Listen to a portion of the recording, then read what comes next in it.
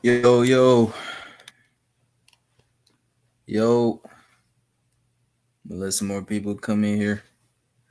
We're gonna talk about these fucking boxing fans, man.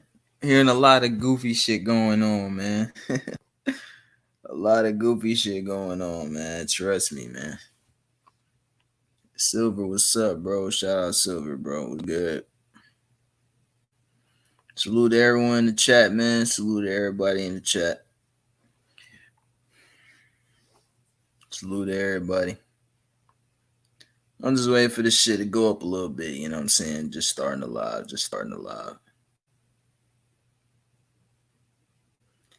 But yeah, man, I'm about to drop straight facts in this motherfucker, man. You know what I'm saying?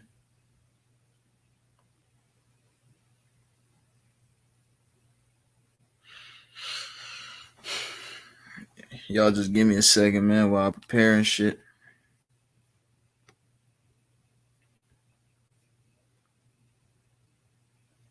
It's the first of the month. Nah, it's not. It's the second of the month now. Yesterday was the first of the month, my boy. You still stuck in yesterday, man. All right, we getting some people in here. You know what I'm saying? I brushed my teeth and counting up. Hey, man, that's what's up. All right, there we go. We got some people joining. I don't know what this nigga talking about. But yeah, man, yo, today we're gonna talk about these clown ass boxing fans, man. You know what I'm saying? And it's not just, let me say this. It's a lot of dudes in the YTBC, man. It's not even just the YTBC. You know what I'm saying? It's a lot of guys in boxing, man. It's a lot of these fucking fans that are just straight clowns, man. Let's get to the point, man. Let's get to the point. Today we're gonna talk about Tank Davis, Canelo Alvarez, Devin Haney, Kambosos Jr. Shout out my guy, Shadow Boxing. Sorry, Shadow Ghost. Shadow Ghost. I apologize. Shout out my guy, Shadow Ghost. I was watching his stream, and he actually made me realize some shit. The shit he was saying, straight facts. I'm sitting here thinking about it. I'm like, man, this dude ain't lying, man. He's speaking facts. He's speaking straight facts. Hey, we got people in here. Hold on. Yo, shout out Retro Boxing, man. Yo, what's good, El Poncho? Can't even pronounce your name. Seven, what's up, bro? Johnny Blaze, what's good, bro? He said it's Silver Surfer on one of those. Yeah, I know. One of them got a wrench. I know. But now, as I was saying, man, today let's first off let's talk about Tank Davis and Canelo Alvarez. All right, both of these guys, man. You know, and shout out to my guy Shadow Ghost. You know what I'm saying? All the credit goes to him. I'm not stealing no ideas or nothing like that. He just made me realize something about the fans of boxing. You know, and just these two guys, Canelo Alvarez and Tank Davis. To me, Canelo Alvarez and Tank Davis are very, very similar. Not the way they fight. Not saying their styles are similar. I'm not talking about their fighting style. But a lot of things they do are very similar. Both guys are power punchers. Both guys give up rounds. Both guys rely on their power. They knock out damn near every opponent they're in the ring with. They rely on their power a lot. So that's why they give up these rounds. And sometimes giving up rounds is not really the best idea in a fight. You know what I'm saying? These guys use their power to bail them out of situations, you know what I'm saying, in these fights. And not only that, it's like both guys are big draws. Let's be honest. Whatever you say, I don't give a shit if you think Rolly and Tank didn't do well or whatever. Tank is a fucking draw. Let's get that out of the way right now. Tank is a draw. Tank is a draw in 135. He's the biggest name in 135. You know what I'm saying? He sold out that Barclays Center. That Barclays Center had, that was a record-breaking thing. Like, bro, he filled that shit up. He filled it up. People came out to see him knock out Rolly. And Rolly's not even a good opponent. Rolly is not the best boxer in the world. Some of these guys don't even know who Rolly Romero is. But they came in to see Tank. You know why? Because you know there's a fucking knockout then and there in every fight he's in. That's why. And that's what the casual fans like. A lot of casual fans watch Tank Davis. You had Madonna in that bitch. You had Marcos Maidana in that motherfucker. Boo Boo, Ryan Garcia, Danny Garcia, Spence. Everybody was there, man. Everybody, bro. There's a bunch of celebrities came out to see Tank Davis, man. And Ryan is another big draw in the division as well. But like I was saying, him and Canelo Alvarez are both big draws. They now Canelo makes way more money, sells way more pay-per-views. Yes, that's true, but both guys are big draws, bro. Both guys are big draws. So let's get that out the way. Tank said he is Canelo Alvarez. Tank looks up to Canelo Alvarez. Tank likes Canelo. He's wearing the no light boxing gloves. You know what I'm saying? He wore it against Isaac Cruz, but Mayweather made him take it off. We know why Mayweather don't like Canelo. You know what I'm saying? So that doesn't matter though. But these guys are very similar, bro. Very, very similar. So when Tank Davis moves up in weight, right, to fight Mario Barrios for a regular belt, all these guys giving Tank Davis credit. Oh yeah, he moved it to 140, man. He fought the bigger man. He fought the bigger man. You know what I'm saying? This and that, this and that. But when Canelo Alvarez moves up to 175 and fight Kovalev, Sergey Kovalev, and knocks him out clean, they want to say, oh, he's one of the weakest champions, man. Bro, Mario Barrios is not a top level opponent at 140. You know what I'm saying? Mario Barrios, he's not a Josh Taylor. He's not a Jose Ramirez. He's not a Regis Prograis. He's not even a Jose Zepeda. You know what I'm saying? But they want to sit here and give Tank Davis credit for that type of shit. It's the same thing, bro.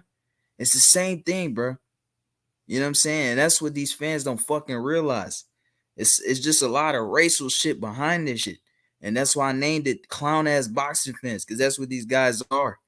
You know what I'm saying? Once again, Tank Davis and Canelo Alvarez are very similar. I'm not talking about their fighting styles. They're both big draws. They both give up rounds in fights. They both rely on their power. They like each other. Tank Davis likes Canelo Alvarez. He looks up to Canelo Alvarez, like I said. You know what I'm saying? And they've done similar things. They both moved up in weight and fought guys in different weight classes. You know what I'm saying? But my thing is like, niggas don't give Canelo no type of credit. They just bash him all day and give Tank Davis all the credit. Like, Tank Davis knocked out Rolly, man. And these guys are sitting there saying he's pound for pound. Are you fucking serious, bro?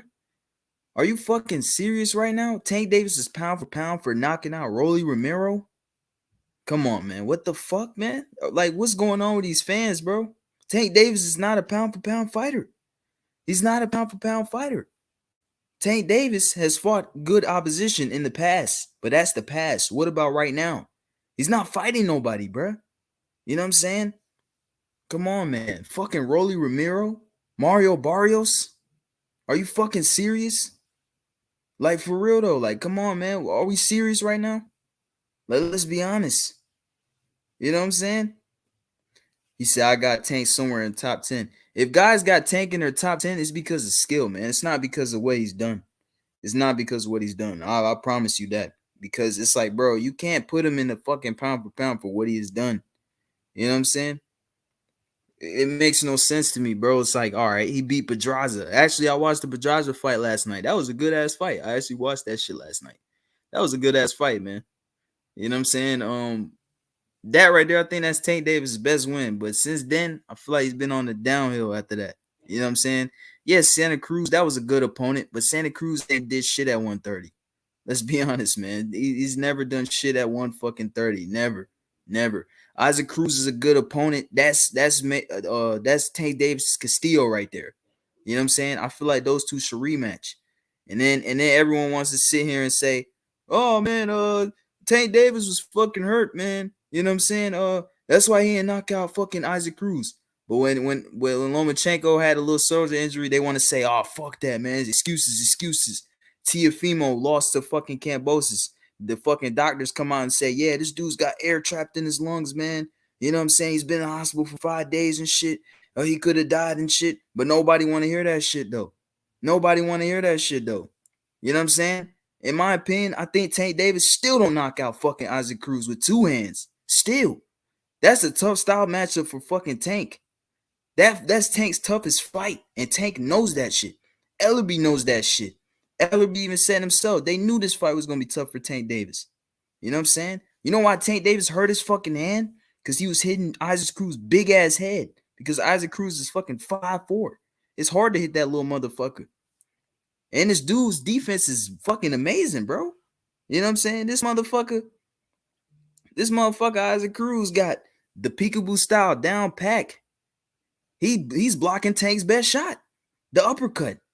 That's Tank's best shot. He uses that shit in every fucking fight. You know what I'm saying? He was blocking that motherfucker. Like, come on, man. Let's just be serious.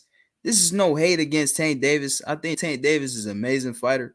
I think Tank Davis has all the skills in the world. But in my opinion, I feel like Tank Davis fights to the level of his opposition. And I don't think that's good. You know why? Because he's not fighting good fighters. Rolly Romero? Are you fucking serious, bro?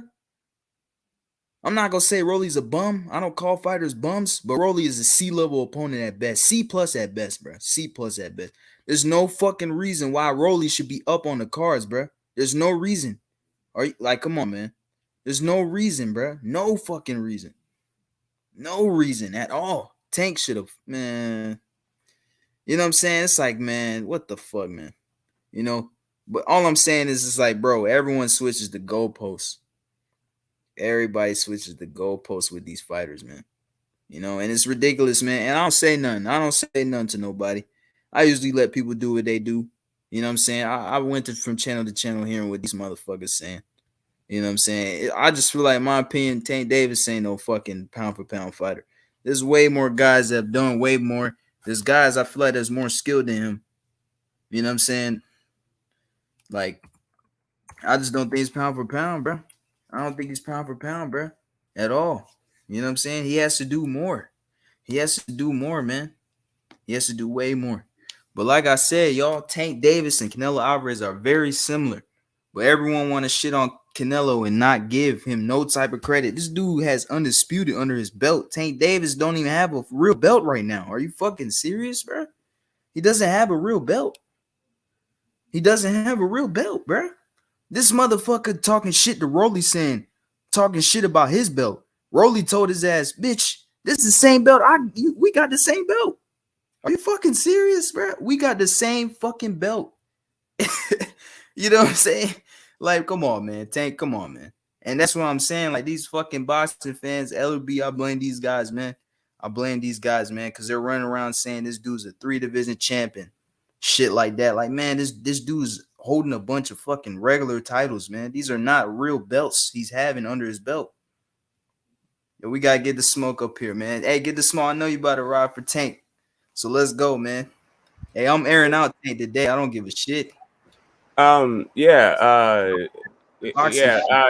So in a 6-round fight, one judge had Rolly up by 1 round. The other 2 judges had all 3 judges only agreed to give Rolly 1 round.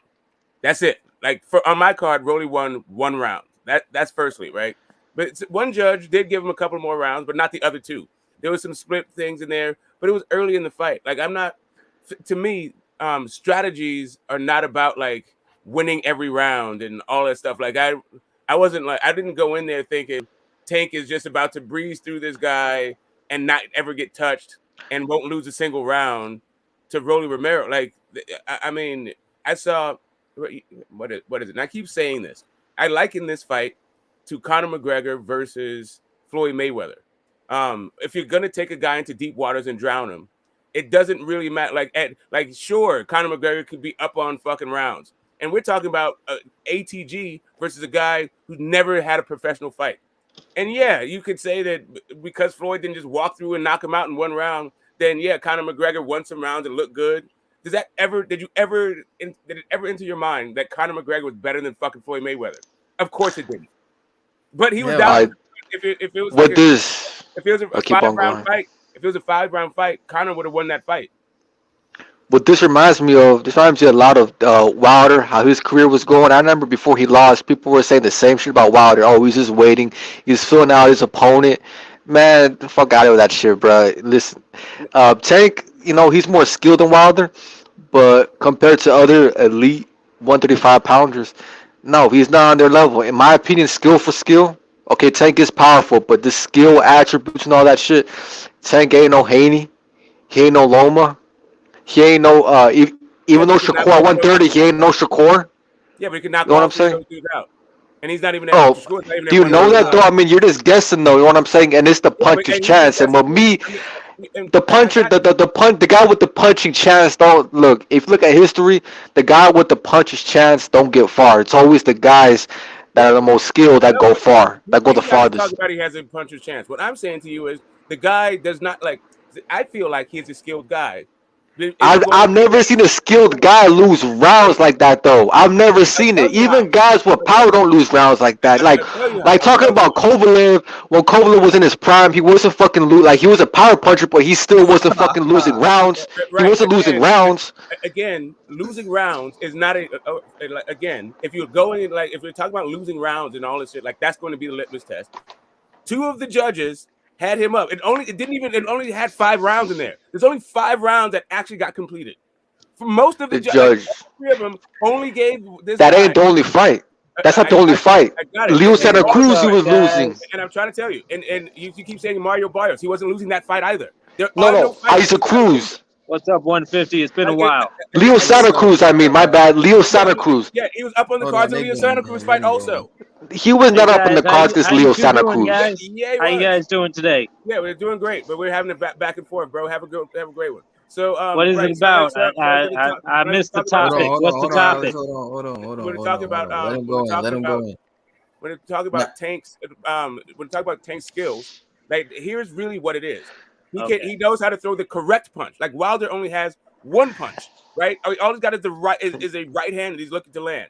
Tank is looking to land the correct punch, and he knows how to land the correct punch. He knows how to choose the correct punch.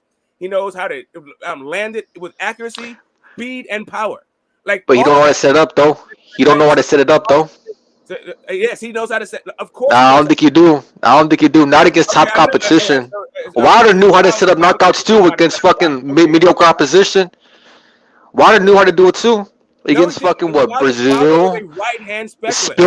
Spilka. Come on, he set up against Spilka, but Spilka ain't no elite opponent. That's right. You know what I'm saying? It's the same shit over and over again. Yeah, Tank he's better technically than Wilder. It's the same shit. It's the same because it's the best comparison. It's a guy that loses rounds and his fucking power bails him out. Everybody loses rounds. No, not like Tank. Not at all. But he's losing rounds against mediocre opposition, though. He's losing rounds against fucking. I want to be mean, but fucking bums. Against bums, bruh. Rolly, you kidding me? Marina's outboxed Rolly. Marina's outboxed Rolly. You're getting outboxed by him? Good Lord, what are you guys talking about? He wasn't losing the fight. In none of these fights was he losing. In my scorecards, he was, and we all know the judges. The judges don't mean shit. We all know why the judges are here. The judges are there. Okay, so listen. So do you justify Canelo winning 5 rounds against Bivol since you like judges so much? What are you talking about? No, because you're so much about judges. Did you see Canelo win 5 rounds against Bivol? Yes or no? We know judges are bullshit. I gave Canelo 4 rounds against Bivol. That's crazy. I can't see 4 rounds for Canelo. What you think about it? The scorecard, bro. Yeah, I don't understand where you coming off. Like you're the fucking king of judges. Have your opinion and keep that shit pushing. It ain't fact. It's just your opinion, like everybody else's. Tank don't be winning rounds against these guys, bro. Like, come on, Leo Santa Cruz, Mario Barrios, Rolly, Ryan. Everybody loses rounds. Shakur loses rounds. Shakur don't lose rounds against competition like that. Hell no, Shakur don't. Shakur don't lose rounds against guys like that, bro. Shakur wouldn't lose a fucking second against Rolly. Jojo Diaz lost rounds against Nakatili. I think he didn't lose rounds against Jojo Diaz. What do you mean, Jojo? You mean the other guy? Oscar Valdez. He lost like 1 or 2 rounds because Oscar Valdez at most. I'm in contest with you, man. I'm not like I'm trying to go. Does Tank beat Ryan? Like Tank versus Ryan, who would win? Like Tank. I mean, Tank beats Ryan, but Ryan ain't shit either. So I'm like, who cares? Like, does Tank beat Shakur, Haney, Loma? Right. So really, what you're saying is, unless he fucking knocks out guys who are not fucking even available for him to fight, he's bullshit. Like, and listen, I agree with 150 when he says if you have him on your pound for pound list, it's because of skills. It's not because of his like resume. But at the same time, I don't really understand. Like, so the fuck what? So they have him on there because of skills. I don't. Who Tank beat? Yeah, there's nothing wrong with that. There's nothing wrong with that. Round against a guy like here's the problem. Retarded. Here's the problem. Go in, Jimmy. No, here's the problem with Tank, right? He's never beat the top fighter in any weight division. He's never unified titles. So for me to say he's a top 10 pound for pound fighter, I feel like that's disrespectful to the fighters that are actually putting the real work in, that aren't going baby bell hunting or fighting journeyman. And as far as skills, bro, he lost 3 rounds in a row to Rolly, a guy with very poor ring IQ, a guy who isn't really versatile, a guy that we saw get schooled by Jackson Marinez a couple of years. Like, come on, man. Isaac Cruz, one-dimensional fighter. Come on, he was tailor-made for Tank, a one-dimensional plodder who's never done shit in the sport. Tank hasn't looked good in the fight since what? Like, listen, I get he's what been in you're the Cherry saying. Garden for 5 years. No, Smoke, I get it. Like, I was on the same No, bus you as you, don't bro. get it because what you're saying is not the.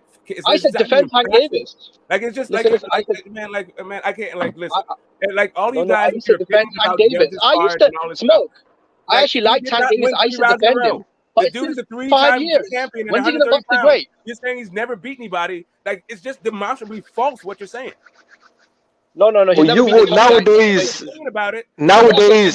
4 belts, bruh. Saying this shit like it's a fact. Nowadays, anybody could be a fucking champion nowadays. So 3 belt now. Man, he beat the weakest competition at 130.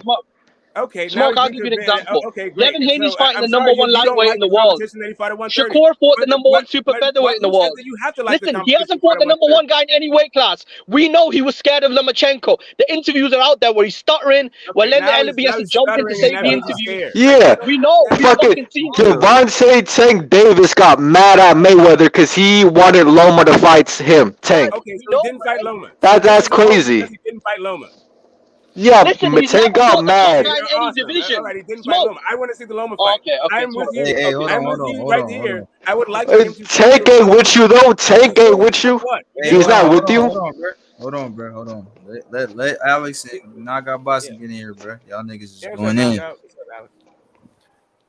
Look, man, I like Tank Davis. I'm not trying to fucking discredit this guy or shit on him or anything. It's just things I feel. There's just certain things I feel about him, man. And the fans, his fans, man. That's the main problem. His fans. That's why I named this shit the way it is. That's why I named this shit the title. Go ahead, Knockout. Go ahead, brother. Nah, I was gonna let Alex go ahead. Alex, you was here first, bro. No. I was just saying hello. How's everybody doing? You know, shout out to everybody in the chat, and yeah. What's up, Knock? Just one quick. I'm not trying to take over the panel. Like the same way Alex just spoke, right, and got his whole thing out. It would be great if everybody could do that. And like in the middle of like a guy giving his point, you don't just start screaming over what he's got to say. Like that would be great. Yeah, everyone go one at a time. I don't like muting niggas, man. I don't like doing that shit. But I will though if niggas keep doing that shit.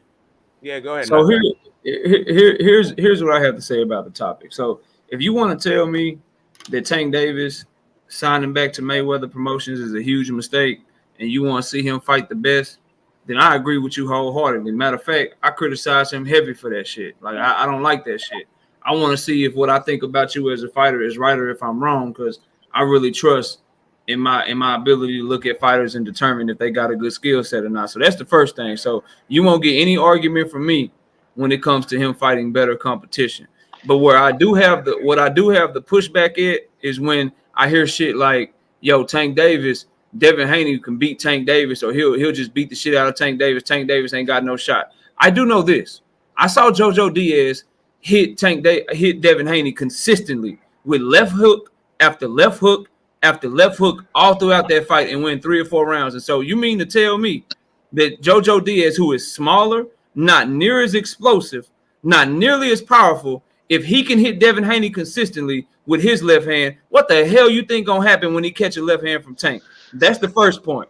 The second point about this whole Rolly Romero thing, if you didn't see Tank Davis setting up that counter left and landing that counter left multiple times before the one that actually put Rolly to sleep, then I would just wonder if you were really either watching the fight, maybe you were cheering, maybe you had other shit going on, but he set that left hand up literally the whole fight, bro. Literally the whole fight, he set that shit up and stopped Rolly in his tracks with it a couple of times before he even knocked him out. So what you're looking at is a knockout puncher with power in both hands that's highly skilled. And the reason you have seen him uncomfortable in fights recently is because the fighter that he was fighting was either long, Mario Barrios, 6-7 inch reach advantage, or a very, very durable come forward fighter that's gonna come forward at all costs, like Isak Pitbull Cruz, who's also shorter than Tank. Tank is used to punching up. He punches up because he's shorter than everyone that he fights. So he was punching a weird angle against fucking Isak Pitbull Cruz, and then Rolly Romero, who is trash. I agree, Rolly is trash, but he's strong as shit and awkward as shit. So the question becomes, these guys that y'all are talking about, they gonna box Tank regular, bro. Devin Haney can't push him backwards, fam. Lomachenko cannot push him backwards, bro. So if you get in there with Tank and you can't push him back and you can't make him respect your power, I don't give a damn who you are, bro. He's fast enough and explosive enough. He gonna hit you.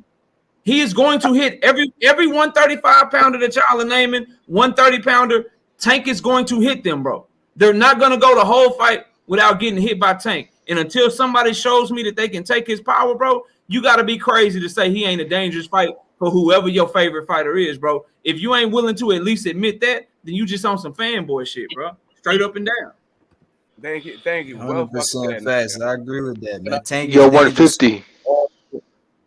Yo, Go like in a rotation so we won't interrupt people, so we can all get a chance to speak. all right. Like, I'm gonna go I'm first done, and then bro. go Smoke, and then That was the only point I Yeah, wanted to go make. ahead. it's gonna go me, Smoke, Los, Jimmy, knockout Alex. That's how it's gonna go. A matter of fact, nah, man, Alright. hell no. Alex, go ahead, bro, because Alex, you didn't say shit. Go ahead, bro. No, I'm What impressed you with think Tank. about what knockout Tank's, saying? What you think? Tank has one punch knockout power in that division, and he's proved it. And so the only question is if anyone else can hurt him in that division. To me, the most interesting matchup with him is Shakur Stevenson. But concerning him and Devin, yeah, I can see that fight happening next year. And depending on Ryan's development with his fight with Javier Puna, that will be a good indication. So yeah, I like Tank. I don't think he's trash or anything. I think he's a top guy. So yeah, that's my stance. Nah, man, I'm just saying Tank Davis is dangerous every single fight he's in. He's dangerous, man. You know what I'm saying? With that power, he has that outlier. You know what I'm saying? He's dangerous all 12 rounds for sure. I'm just saying, like me, to be honest, like when they discredit a guy like Canelo, you know what I'm saying, comparing the two guys, like I said earlier when I first started live, these guys are not they don't fight the same. I just feel like they have a lot of similarities, bro. They're both big draws, they're both power punches, they both give up rounds, they both rely on their power a lot. You know what I'm saying? With the thing with like Barrios, it's like everyone gets Tank credit for that, but they don't get no credit for like Canelo moving up to fight Kovalev or to fight fucking Bivol. It's the same shit, man. And they saying, Kovalev wasn't the best champion. He's not the best champion and shit. Man, Barrios won the best champion. What are we talking about? You know what I'm saying? He's not Josh Taylor. He's not Jose Ramirez. He's not Regis Prograis. You know what I'm saying? That's all I'm saying, man. You right, 150. And first of all, brother, I'm glad you decided to stick around and keep talking boxing, bro, because you're an asset to the community. I'm sorry I didn't say that when I first came up here, but I would just say, bro, don't get caught up in that shit because it's like that on both sides. So for every fan that you might hear discrediting Canelo versus Kovalev, there's somebody that's big up in them, and for everybody that you hear, you know, that's trying to big up Tank Davis versus Mario Barrios, there's people that's calling Mario Barrios trash and shit, acting like it ain't shit. So it's just, bro, people gonna do that shit, bro. They gonna do that shit. So I don't even worry about it. I think they both can fight. I think that Canelo is obviously way more accomplished than Tank Davis, but I think his skills and his talent are undeniable, bro. Like you can't deny that shit. Now, if we want to have a conversation, like I said, about him wanting to smoke, re-signing with Mayweather, you know, allowing them to just put anybody in front of him, that's a completely different conversation. But inside the ring, nobody can deny what that young man can do inside the ring against anybody you put in there, bro. Like let's not act like Pedraza ain't been looking real good since he fought Tank, bro. He got better over time. He got some Yeah, people. that's He got some best people on win, his bro. resume that seem to age like fine wine. Like Isak Pitbull Cruz just put Gamboa old crippled ass to sleep. But let's see who jumping in there with Isak Pitbull Cruz. Some of these wins. Ryan tried to. Ryan that we Scheidel. don't. Some of Um, these wins that we ain't ranking, they El could age Rayo. very, very well, bro. They could Jose age very well. Shout out to Jose Valenzuela. I think Would he's love Yeah, to see him Isaac fight Cruz these ain't no young Isaac Would love Cruz to ain't no watch him. boogeyman. Fucking Ryan calling him out. The Rayo calling him out. I don't, man. Look, Tank. Look, I'm over exaggerate a bit. Tank's obviously not a fucking bum. He has talent and skill. Yeah, he has a puncher's chance in every fight from 130 to 135. But I'm talking about skill sets and attributes and all that shit. Ring IQ. I just like Devin Haney, Shakur, Loma. Those guys are a class above Tank. Now, if you factor in power, yeah, power obviously will makes the fight competitive. But But hold I on, don't. Just you mean, just talking my about opinion. skill. My opinion. I don't see Tank beating them. You know, he has a puncher's What does chance. Devin Haney do in the ring as far as skills to you better than Tank Davis? He's a better counterpuncher. He has a way better jab, better footwork, better defense, a better ring generalship. I think the jab is misunderstood a lot about Devin Haney. But I will give Tank this. Devin Haney to me don't look good against southpaws. But just how easy Leo Santa Cruz was keeping or was outboxing Tank in the first 5 rounds, I can see Devin Haney doing that way better. And I don't think Tank will ever get to Devin Haney. And you want to bring up Jojo Diaz. I think Jojo Diaz, look, styles make fights. Jojo Diaz is better at walking down a fighter and getting all up in his grill than Tank. I've never seen Tank be kind of a pressure fighter like that. Tank is more so like a counter puncher. He comes with you, He but he's a literally aggressive did counter that. puncher. He's an aggressive counter puncher. He's not like Jojo. Jojo gets low and walks in with defense. It goes to the body. It's different styles, man. It's different styles. That's the That's what difference. Tank is more like Tank is more like a Canelo, whereas Jojo Diaz is more like a he's like the dope like a less dirtier version of Chino Maidana, where they just fucking come in. It's different styles, man. And those styles like JoJo, they're hard to keep off you because they're not box they're very dirty and they're just very aggressive. They're not really counter punching boxers like Tank. Tank's a boxer, so first he has to box with you. And I think Devin will outbox Tank before Tank can close the gap. JoJo just closes the gap because he's a different style. I What think you gotta say, Jimmy? Go ahead, so Jimmy. here's Go ahead, Jimmy. go ahead, Jimmy. I'm Let, sorry. let Jimmy go. Go ahead, Jimmy. Yeah, first of all, I want to say it's great to see 150 doing streams again. When I saw that shit, I was like, oh shit, 150 is back. So yeah, bro. Tank's a talented fighter. I mean, that's obvious. Anyone who says he doesn't have any talent and a large amount of it is obviously just either biased or just doesn't know boxing. Look, he's a talented young fighter. I don't think that's the hot point, right? As far as his skills, I have to be honest. Over the last few years, I actually think he's regressed. I thought when he was fighting guys like Pedraza on the way up, he was more dynamic. I think against Isaac Cruz and Rolly, he looked very one-dimensional in both fights. He struggled badly in both fights. His nickname is Tank. Well, he don't fight like a tank because, in his last 2 fights, he spent the majority of the fights on the back foot. As far as the one-punch power thing, I mean, it took him 12 rounds to get rid of a washed-up, one-legged Gamboa. Rolly Romero, I mean, come on, this isn't a guy that's technically defensively sound or is known for his high ring IQ. Him walking onto a power shot is nothing new. I mean, we saw him get schooled by Jackson Marinas a little while ago.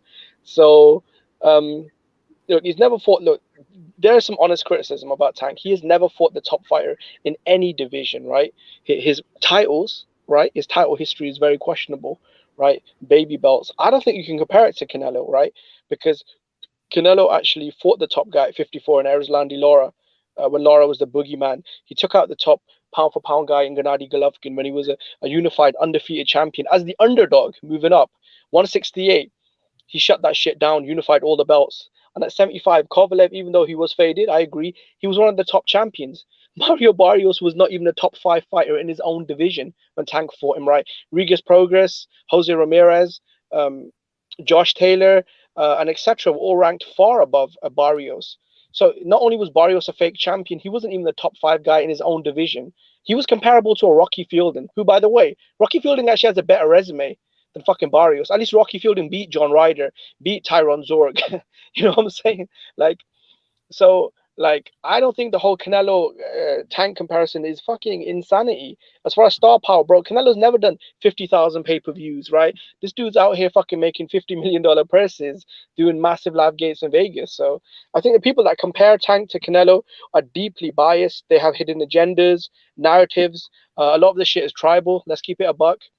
So, me personally, Tank was actually my favorite fighter to watch at lightweight. When he shamelessly ducked Lomachenko, it was what it was. I actually did defend Tank, saying, look, maybe he's young, he's green. The dude's, 28 years old. He spent the last 5 years in a cherry garden. I mean, at some point, I want to see him bust the grape, right? The top guy at 130 is Shakur. He hasn't fought him. The top guy at lightweight is Kambosos. Hasn't fought him. The top guy at 140 is debatable between Josh Taylor and Jack Catterall. He hasn't fought them. So this whole thing about it's unwarranted hate, no, it's very warranted. I mean, for a guy that claims to be a superstar and a top-level fighter, he's not doing anything. He's one of the most overrated fighters in boxing compared to the kind of hype he gets in a pound-for-pound state. So let me sum it up with this question. Who should he fight next? And by the way, I'm almost done, bro. I'm almost done. This whole situation that Devin Haney can't push him back. Bro, if Leo Santa Cruz can push you back, and fucking Rolly Romero had you running around the ring like a headless chicken for 3 rounds, and Pitbull Cruz made you fight scared, Devin Haney, Kambosos, Lomachenko, I'm very confident. Leo Santa Cruz, a fucking bantamweight, push Tank back. This whole no one can push Tank back. Bro, Tank is very overrated and he does fight scared a lot. So, yeah. All right, well, who should he fight next? Who should Tank fight next? He should fight the winner. He should fight the winner of Kambosos Haney next. But I'm trying to figure out what fight were we watching where Leo Santa Cruz was pushing him back and outboxing him and shit. Cause see, y'all gotta understand, bro. Tank is a killer, bro. Once he know he can take your power, he just gonna keep coming to you, bro. And that's what he did to Leo Santa Cruz and broke his ass down, bro. What's impressive about taking the power of a bantamweight that isn't even known for punching a bantamweight? Mm-hmm. I didn't say he was impressive. I'm saying that it's false that he was getting pushed back. Calling him a dog and shit. Leo down. Right. So that's what I'm saying. I hear that. Like, if I can just summarize, like. I feel like people, I think people think that there is some objective truth that all fans should be living under, and that shit's a fucking fallacy. You guys are living in this like some dream world where the only guys worth praise are the guys fighting the best guy that you think is in a division. Like I don't know what you thought of Pedraza, but yeah, he was the top guy he was one of the top guys in the division. And even if he wasn't one of the top guys in the division, so what? Like I don't even understand like why we're creating these kinds of standards or comparing Tank to Canelo unless you just want to do it for your own reasons. But it's just kind of like it's what we do as fans for its entertainment. But I think we take our opinions like way too fucking far. We start talking about them like they're facts, and like the fighters need to be crafting their careers around our opinions about what the fuck they got going on. Half of us, and what I mean by us, I mean fans, even more than half of us, don't even know what the fuck we're looking at. So it's like we like lose our minds because a guy with 2 arms can fucking punch, and who punches people for a living lands a shot on another guy who's way better than him. Like, yeah, that shit happens. Like, you might land a fucking shot on a professional guy, but guess what? You're going to sleep. The chances are, like, yeah, you can like it's not out of the realm of possibility that a guy who sucks fucking ass, like Emmanuel Tagoe, might be able to get a couple of rounds off of a guy like Ryan Garcia. However, one guy's world class, one guy is a regional fucking fighter. That doesn't change just because you win a couple of rounds. And I hear all the time about Canelo being too small for 175 and him moving up. I just want to point out to you guys, and y'all can go fact check this shit, and you can take it for what it's worth. Either it's going to mean something to you or it's not going to mean something to you. Tank Davis from 130 to 140 has been at a physical disadvantage in damn near every single fight except the Isak Pitbull Cruz fight that he has ever fought in. I want you guys to realize Tank Davis is 5'5.5" tall, and I think that's pushing it. I really don't believe he's that tall, but we can go with what they actually say on BoxRec. He's 5'5.5" tall. You know who else is 5'5.5" tall? He's fighting on Tuesday morning early here in America. It's gonna be over in Japan. Monster Inoue fighting at bantamweight. is 5'5.5" tall. Tank Davis has a 67.5-inch arm reach. You know who else has a 67.5-inch arm reach, fighting all the way down at 118 pounds? Monster Inoue, bro. This man is running around this bitch fighting almost 20 pounds heavier than Monster Inoue and knocking shit out just as good, if not more, than Monster Inoue. But we acting like what he doing ain't special, bro. Like, come on, dog. Like he can fight, bro. And All right, what about this? You have to No, what about this? Look, you have to explain to me this one thing. You have to explain to me this one thing that no one is ever able to explain to me when it comes to Tank Davis, bro. I need you to explain this shit to me. If you got Devin Haney beating Tank Davis, I need you to explain to me how JoJo Diaz was able to hit him, but Tank Davis ain't gonna be able to. If you got Lomachenko outboxing and beating Tank Davis, I need you to explain to me how Teofimo Lopez's power can push Lomachenko back and make him question it, but Tank Davis ain't gonna be able to hit him, bro. He too fast and too explosive to where y'all think these guys just gonna go through the whole fight without getting touched up. I saw fear in Tank when they were talking about Lomachenko, because I know what fear looks like, right? I saw Michael Spinks versus Mike Tyson. I know what I can smell pussy. When there was a situation whenever they bring up, Tank started stuttering. When they were asking him, Lomachenko questioned, he basically said Lomachenko questioned your manhood on Twitter. Tank started stuttering. When was that, Jimmy? What year was that? it don't matter what year it was, bro. Yeah, come on. I'm asking. I know Devin Haney made him quit. I know Devin Haney made him quit in sparring. So I've seen pussy come out of this guy a couple of times. I'm just saying, there's a pattern. That's not true, bro. You don't know that. You didn't see the sparring. That's not true. You're just saying it's well talked about. It's well documented. Come on, people in the gym. So let me ask you this: has Tank Davis said anything about Lomachenko since what you're talking about? Listen, mate. Here's the problem, bro. But it was a random fight, and it was talked about for years. Since he's gotten older, has he said anything else about Lomachenko?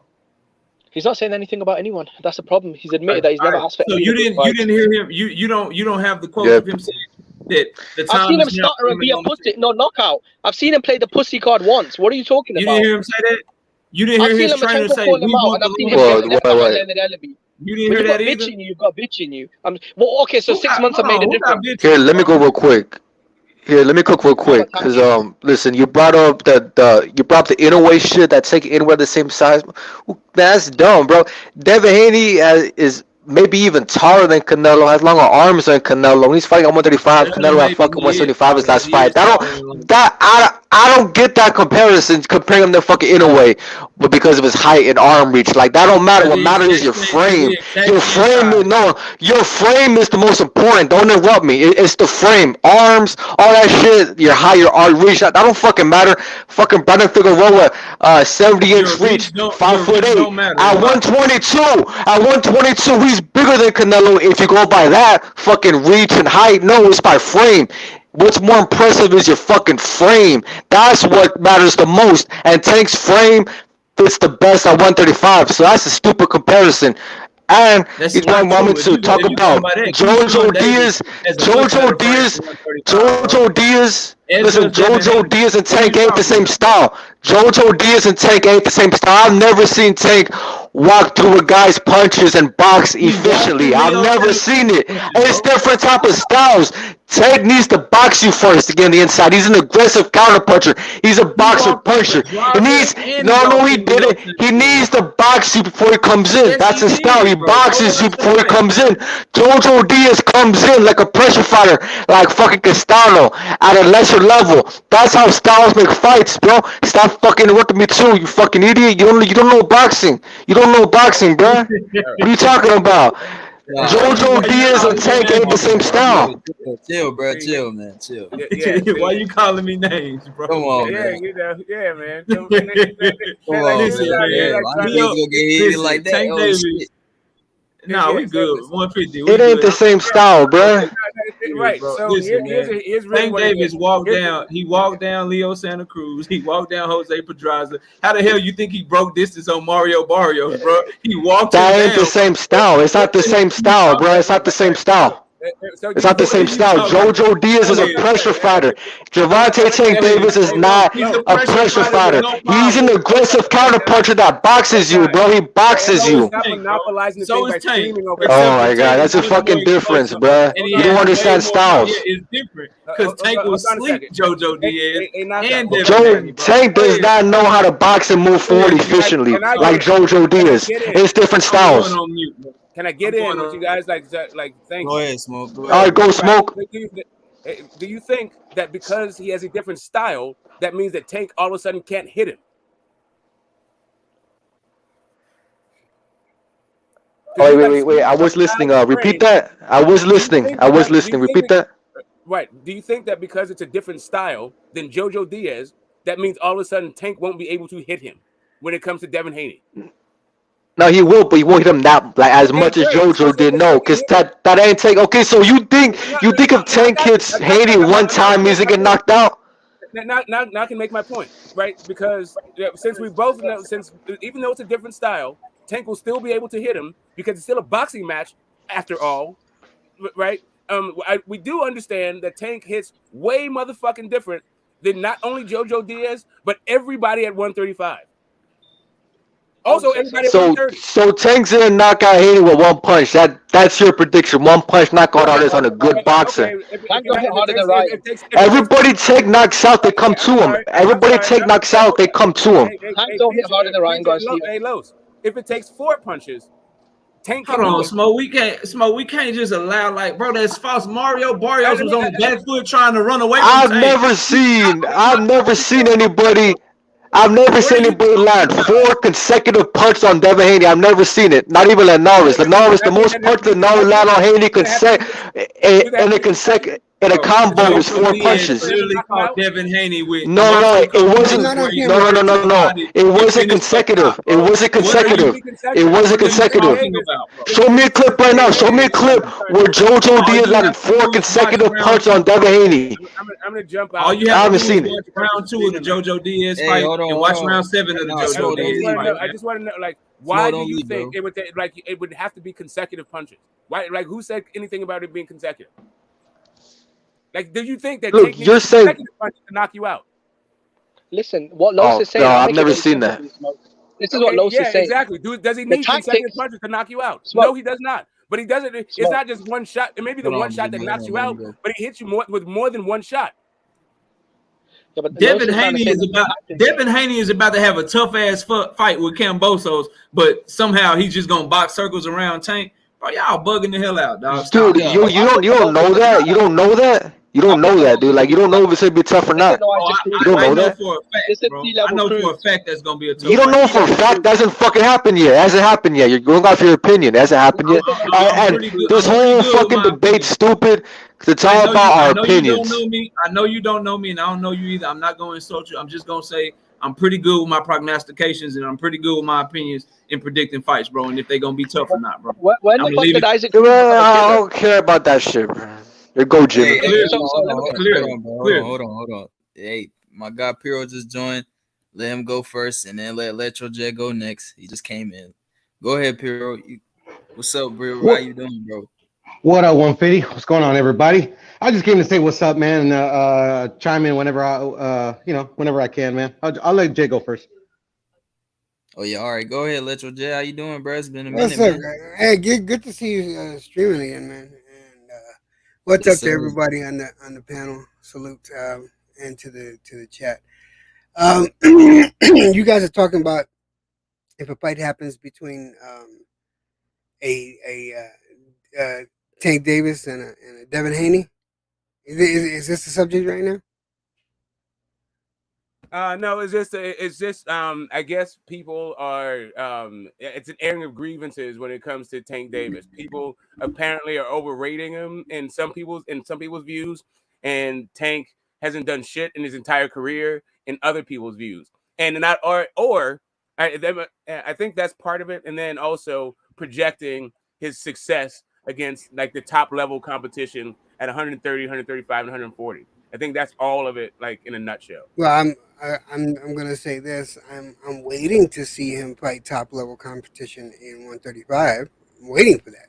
He has fought top level competition in his career, yes, but not at 135. And I'm waiting to see that. And I think he's being held back. He needs to fight.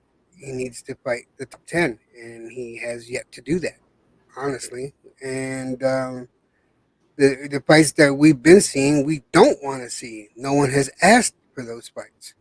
We want to see him against the Haney. We want to see him against the a Lomachenko. We want to see him. Well, at the time, we wanted to see him against a Teofimo, and it's just not happened for whatever reason. And people are frustrated with it. I can see that. I can understand people's frustration. I've always said Tank has a lot of potential, but God damn it, give us a fucking fight. Give us a fight we want to see. That's my grievance right there. Give us a fight we want to see. To be honest, Jed, and the panel, everybody sans Loma and Tio are all kind of on the same level. They all have like one signature win, or not signature win, but like one win, one top 10 win. You know, it's just, you know, Kambosos was able to get that Tio fight. You know, so I think they're I mean, they're all not giving us like huge fights. To be honest, it's kind of the way I see it. Yeah, and yeah, go ahead. Whether it be first of all, Tio and Loma have given us fights. Besides the Loma fight, Tio gave us other fights at a level that no one thought that he would be at with the few fights that he did have. So Tio did give us Tio gave us something. All right. Yeah, that's why I said minus Tio and Loma. But go ahead, brother. Oh, okay. You said minus. I didn't hear that. I'm sorry. yeah. So right. So it's kind of like, all right. So, and all of these dudes, to me, they got padded resumes. We just look the other way. Maybe it's because we don't hold them as such high regard, right? As we hold a Tank. But Tank's handlers are the best at marketing fucking fights in the business. So at this point, like what they're doing is building a business around the fighter. Like whether we like it, whether we like the whole thing or we don't like the whole thing, cool. Like that's what we're fans. We're here to voice our opinions and talk about it like you know, like fans. But I think there's a there becomes a line between how much we praise these guys for like the fights of like Linares and Luke Campbell, or Kome or Nakatani, like. We, for some reason, we're over the moon over these guys, but when somebody else fights Pedraza, it didn't mean shit. Or when somebody else fights Linares, it didn't mean shit. Like he was either old or here. Like when you fought him 2 years before that, 2 or 3 years before that, he was the he was the man. He was the greatest fucking thing to slice bread. When it's Loma's turn to fight him, when it's your turn to fight him, he's washed the fuck up, knocked out, and who gives a fuck about what is going on? And now you have a thing. Like to me. I just want for fans to just take a listen to what they're saying, right? If you as a fan know that you're like a troll or you like another guy, so what you're trying to do is criticize, like maybe even unfairly, the guy that is your guy's opponent. Like to me, man, I just don't understand that part of the fan game. Like if you are a Ryan Garcia fan, you can be a Ryan Garcia fan without like trying to invent ways to make Tank look bad or make Devin Haney look bad. Like it's not that fucking big a deal. Like these are two fighters. Their resumes won't be fighting until they're both up for the Hall of Fame at the same time, and then you have to only let one in. Like other than that, all the shit is comparison. It's just like for entertainment purposes. There's no fucking. You've told me many times, though, Smoke. You've told me many times. Just because a fighter is the same fight, just because a fighter has the same name, doesn't mean it's the same version of the fighter, right? You use that all the time when it comes to Bud Crawford, correct. Right? When Bud Crawford fought Kell Brook, you were very adamant. I use it all the time. Correct. You're correct. You don't have to give me examples. Exactly. Yes, I agree with you. No, but you're being a hypocrite. You're being a hypocrite, right? Why are you asking a question that when Lomachenko fought Linares, it was all great, it was all gravy, but when Haney fought him, people had different energy. What was the reason? Right. Again, right? But I never said guys are trash. Whatever I say, it's not the same Kell Brook. That doesn't mean that Kell Brook's a can all of a sudden, or a bum, or washed up, or none of that shit. I would say something like he's a damaged fighter. He's not the same guy. The same thing you're right. If you were to say Linares is not the same guy, then it would be like, okay, cool. Linares is not the same guy. But that's not what is being said. What's being said is Linares is washed up and a bum. I'll tell you why. Because when Devin Haney fought him, he had been knocked out 3 times in his last 5 fights. Okay, I mean, I hear you, bro. Listen, like I said, I get what But a faded Lomachenko guy, fought him. I get what a He was a risk long guy is. reigning. Listen, Listen, I Lomachenko. understand. I thought it was a good win. Listen, I thought it was a very good win for Devin Haney. He fought an experienced former champion who was still ranked top 10. For me, I thought it was a good Pedraza win. wasn't either one of those things. Like Pedraza was not rinsed. He was an undefeated champion, and apparently, to hear people talk about it, to hear people talk about it, he didn't meet. He like Tank. Come on, never listen. fought anybody. Well, Jose Ramirez just I'm used not trying to Pedraza interrupt as you, a and I'm tune-up. not trying to scream over you. Hold up a second. Just Okay, listen, Smoke. Keep your powder Mario dry. Barrios. I'm not done Mario speaking. Barrios and Pedraza are being I'm talking about used as Pedraza, tune-ups. not Mario Barrios. Keith Thurman. So Listen, Jose Tank Pedraza, Davis' signature wins are being used as a tune-up. Stop interrupting me, bro. Is that embarrassing? I'm asking you, Smoke. Bro, then stop asking me and let me finish my fucking Yo, point. hey, Jimmy, let him go. Fuck Just Jimmy. let him finish. Like I was saying, when Pedraza was, if you were to hear people tell it, it's like Tank never fought this dude. But all of a sudden, when Loma fights this guy, is a good win. But when Tank fought him, like what? He's like a blown up something other thing. Like I don't get these kind of I don't get these double standards we have. Who's saying that for Loma? Come on, Smoke. Keep it a buck. Let's Who not said that? That's Lomachenko's legacy win. When has Lomachenko ever came out? Let's say something real quick. Let's keep it. Come on, you're not being honest. That is very dishonest. That was a very incredibly dishonest statement. We cannot say that Jose Ramirez, Jose Pedraza as a tune-up. Jose Pedraza is the argument to be made that he won that fight, bro. That was a close-ass fight that Jose Ramirez barely won. He did not use him as a tune-up, bro. That was a tough-ass fight for Jose Ramirez. Stop that, bro. No. And then furthermore, we want to talk about Pedraza. Since we're talking about Pedraza, who beat Pedraza? Who beat Pedraza better, Vasily Lomachenko or Tank Davis? So let's stop this shit, bro. Anyway, I'm trying to rebut this. You cut me off. How do you become pound for pound without moving? All right, I guess I want rebuttal. Okay, I guess I want rebuttal then. Yo, like I said, man, that's like I said, that's Tank Davis' best win. That's his best performance. I just watched that fight last night. Bro. That was a good ass fight. Great fight, man. Back and forth. Back and forth. Action to Tank. You go on a lot of panels. 150. You go on a lot of panels. When do Lomachenko fans praise the Pedraza win as a legendary signature win for Vasily Lomachenko? Do they ever bring it up? Never. Nah, never. So I don't know what right, because he's getting his ass whipped by the guy. What is Smoke because talking about? Because he's fucking Loma up. Man, come on, man. Who beat the fucking shit out of Pedraza? If you he beat the shit out of Pedraza. He did beat the shit out of Pedraza. See, now you can't say. That's what happened later in the fight. Hold on, if you look at the first 5 rounds, you'll see Pedraza was winning that fight. Well, according to Pedraza, he was weight drained against Tank Davis. We're doing this shit with Rolly. We're only looking at the first fucking 5 rounds. According to Pedraza, he was weight drained. Guess what? The first 5 rounds of that fight, Pedraza was winning against fucking Lomachenko. No, yes, he was. And when the fuck did Tank blow through Pedraza? That went 9 rounds? So Fonseca went 9 rounds with Tank, right? Ryan Garcia knocked him out cold in 1 round. And Pedraza was never winning that fight. Fonseca went 9 rounds with Tank. What did Ryan do to him? What did Ryan Garcia do to him? Nah, that's dishonest. I was watching the fight. Tank fanboys do. I got you. This is what Tank fanboys do. Forget about our they make up narratives. Let's look at the Lomachenko fanboys are running around saying Pedraza's a legacy blade. Wait, hey, hold on. Judging fights. Maybe Smoke, other guys are better. Hey, Smoke, how can you say fucking Pedraza was whooping Loma's ass when Tank's not? What the fuck? Okay, you saying Pedraza? You saying Pedraza won rounds against Tank? You know what I'm saying? But with Loma, he got his ass whipped. Bro, both guys beat him, bro. Hey, Buck, what I said was, hey, if you take it to look at the first 5 rounds of when it comes to Lomachenko and Pedraza, you'll see that Pedraza was up on his cards. If you take a look at whatever fucking part you want to look at Pedraza versus Tank, Pedraza was not up on the cards. Okay. Why? Okay, Smoke. So based off your argument, why did Fonseca go 9 rounds with Tank, but Ryan Garcia knocked him out cold in 1 round? Why is that? Right, because again, like we're saying, they're different fighters. That was years removed. There you go. Okay. I got you. It was even a different weight class. Oh, come on, they're not different fighters. The journey weight class. Fonseca's always been a cab driver with about double-digit losses. Come on. And then years later, Ryan Garcia fought him at 135.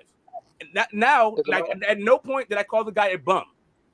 See how I can say how they're not the same guy?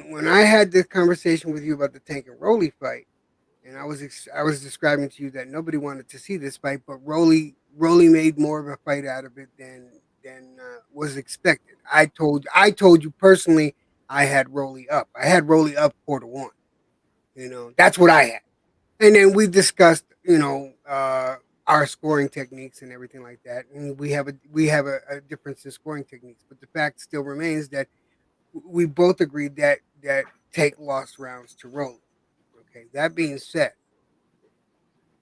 if we're talking about the Pedraza fight, okay, and you said your exact words were that he has a great team behind him. He has great handlers.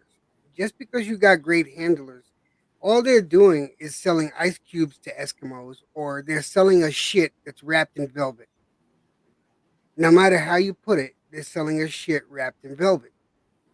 And we're all we are doing is eating shit, no matter how they wrap it up.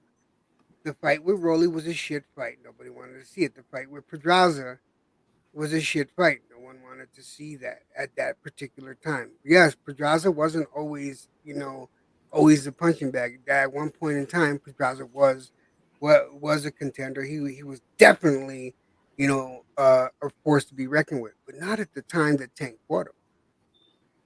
We have to keep that straight. We have to keep that right. I'm just saying.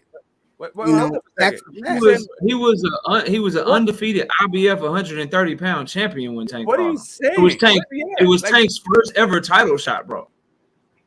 Like, I don't understand. Like, listen, man, I'm a fight fan, right? So when it comes to fights, like, that wasn't the worst fight I've fucking ever seen. It wasn't the best fight I ever seen. But to me, it wasn't a shit thing. Like, the thing that showed, like, really Rolly sold the fight. Like, I wasn't that tripping off the fight. I watched the fucking, I watched the build up with my kid, and then when my kid's like, oh yeah, I like this guy, yada yada yada. I watched fights, so I watched Franchon Cruz fucking become undisputed, and that fight against the fucking European chick, that was a shit fight to me. But they both showed heart. I see. Yeah, but he's been giving us shit fights for half a decade. Real quick though, I'm gonna tell you like I want people to understand this, bro. When Gervonta Tank Davis fought Jose Pedraza, Gervonta Davis was 23 years old, fighting in his 17th professional fight, and it was his first ever title shot. Like, what are we talking about? Like that's not undefeated, and we get an undefeated fighter, and they're like, he's the undefeated champion, bro. What are we really talking about? Who's Canelo fighting at 23? But Floyd Mayweather. Yeah, beyond this whole thing, right? Who's comparing Gervonta Davis to Canelo, though, bro? Hey, knockout, just real quick. When I said that his handlers are marketing, right? You're saying that they're selling his shit, and for me, right? Like, if I agreed with you, I would say that yeah, they're selling his shit, right? But the only thing I can say is I would like different competition. Not that I'm watching shit. What I'm watching is some master. Like, what I'm watching is like I said, a guy who knows who knows what the right punch is. He can throw that punch with accuracy. He can throw it with speed, and he can throw it with power. Why do you watch him on a heavy back, man? Not done, Jimmy. He's not just looking for a right hand to land. He's seeing what you do, and then he's constructing what shot he needs to hit you with. Everyone does that. What's your point? That's what I'm watching. I'm not watching shit. You guys might not appreciate stuff like that, but I do. Was you a fanboy? Just say no. I don't. Yes, a fight. A fight. If somebody else was doing it, I'd be a fan of them doing this shit too. I can appreciate what Canelo does. I can also appreciate what Bivol does. I don't need for just that to happen because I can appreciate fights. What fighters do in a fight, whether it's a winning effort or a losing effort, I can appreciate that. But the same fans are trashing Canelo. They love him through. I can appreciate that for Rolly Romero. Come on. I can appreciate that Rolly rolled out a jab and fought in a way, and he had a good game plan and showed some wrinkles that he never showed in any of his fights. I can appreciate that shit. I can also appreciate the fact that Tank was setting this dude up damn near from the middle of second round and walked him onto something. And I'm talking to my kid while this shit is happening. You guys are talking about how great Rolly is doing. I'm seeing this dude slide down a razor blade. So we're not even watching the same fights when it really comes. You see Jackson Marina school Rolly Romero though. No, come on, I did. Correct. You're absolutely correct. Like the issue is not whether or not I thought Rolly Romero can fight. I never thought the dude could fight. I've never changed my opinion on whether or not I think he can fight. But so the high level time, I can recognize what he did well. I can also recognize that Tank wasn't fucking tripping off this dude. He was playing with his fucking food and knocked him the fuck out. And you guys are over here talking about it shit. Okay, great. If you don't like You shit get like walked that, down, running around the you ring. don't like it. But I nobody don't know, is, bro. first off, nobody's sticking a gun to your fucking head. They're not selling you anything. Either you fucking want it or you don't. They're offering you something. You don't. Nobody's shoving this down your fucking throats. I like it because I'm a fight You don't fan. keep the same energy, though. I don't sit there and watch it and then bitch about it for fucking Hold on, 3 let me weeks get in afterwards. there, man. So we can't have standards. Y'all know who get in there. will walk down a fighter that they know is bigger and stronger than them and try to walk them down and just punch. You know who would do that shit? A stupid ass fighter, a dumbass fighter, a dumbass fighter does that shit. The man fights, and that's why I hated. That's why I hated this fight from the jump, because I said So if Tank Davis, if Tank Davis starts this guy, Smith. So Canelo didn't walk down Jimmy. Hold on, Jimmy, Jimmy, let him go, let me bro. talk, Let him go, bro. That's why I hated this fight from jump, because I knew if Rolly was somewhat competitive and Tank starched his ass, or if Tank just went in there and walked through him, or if Rolly Romero, God forbid, lasted all 12 rounds, no one was gonna have anything positive to say. They were still gonna shit on Tank, and that's why I hate him taking on fights like Rolly Romero. So I agree with you when it comes to the actual fight, but to act like Rolly Romero somehow gave Tank a tough ass fight and there's some blueprint out there, bro, Tank set him up and executed that shit to perfection. That's all you need to say and move on to the next one. Anything else is hating, bro. It just is what it so is. why didn't Canelo do that against Yildirim then? Why didn't Canelo jump on his bike for 6 rounds, run around the ring against a guy that was naturally bigger? Anthony Yildirim is way more trash than Rolly Romero, bro. No, he's not. No, he's not. This is the same Anthony Yildirim, right? That beat fucking The same one who lost his last fight and hadn't been in the ring for 2.5 years before fighting Canelo. You realize that, right? They're both bombs, though. That's my point. What did Canelo do to Rocky Field and walk their ass down? They're not bummed. And guess what? Canelo had inside knowledge because Anthony Yildirim was his sparring partner. By partner. Jackson Marinas. Give me a fucking break. He The was his motherfucker sparring got partner, topped bro. by Jackson Marinas. You can't do that shit. I have a question for Jimmy. I have a question for Jimmy. Give me a fucking break. Don't hype up, bro. You fucking Hold dog. on. I need Let me to get in there, rectify, bro. if I can get a chance, I need to rectify something I said, Yeah. and I need to apologize because it came out wrong. I'm sick, and you got to excuse me for that. What I meant to say was, when I said, don't give us, you're just feeding us shit. I'm talking about Tank's last few fights, and I was using Pedraza as an example.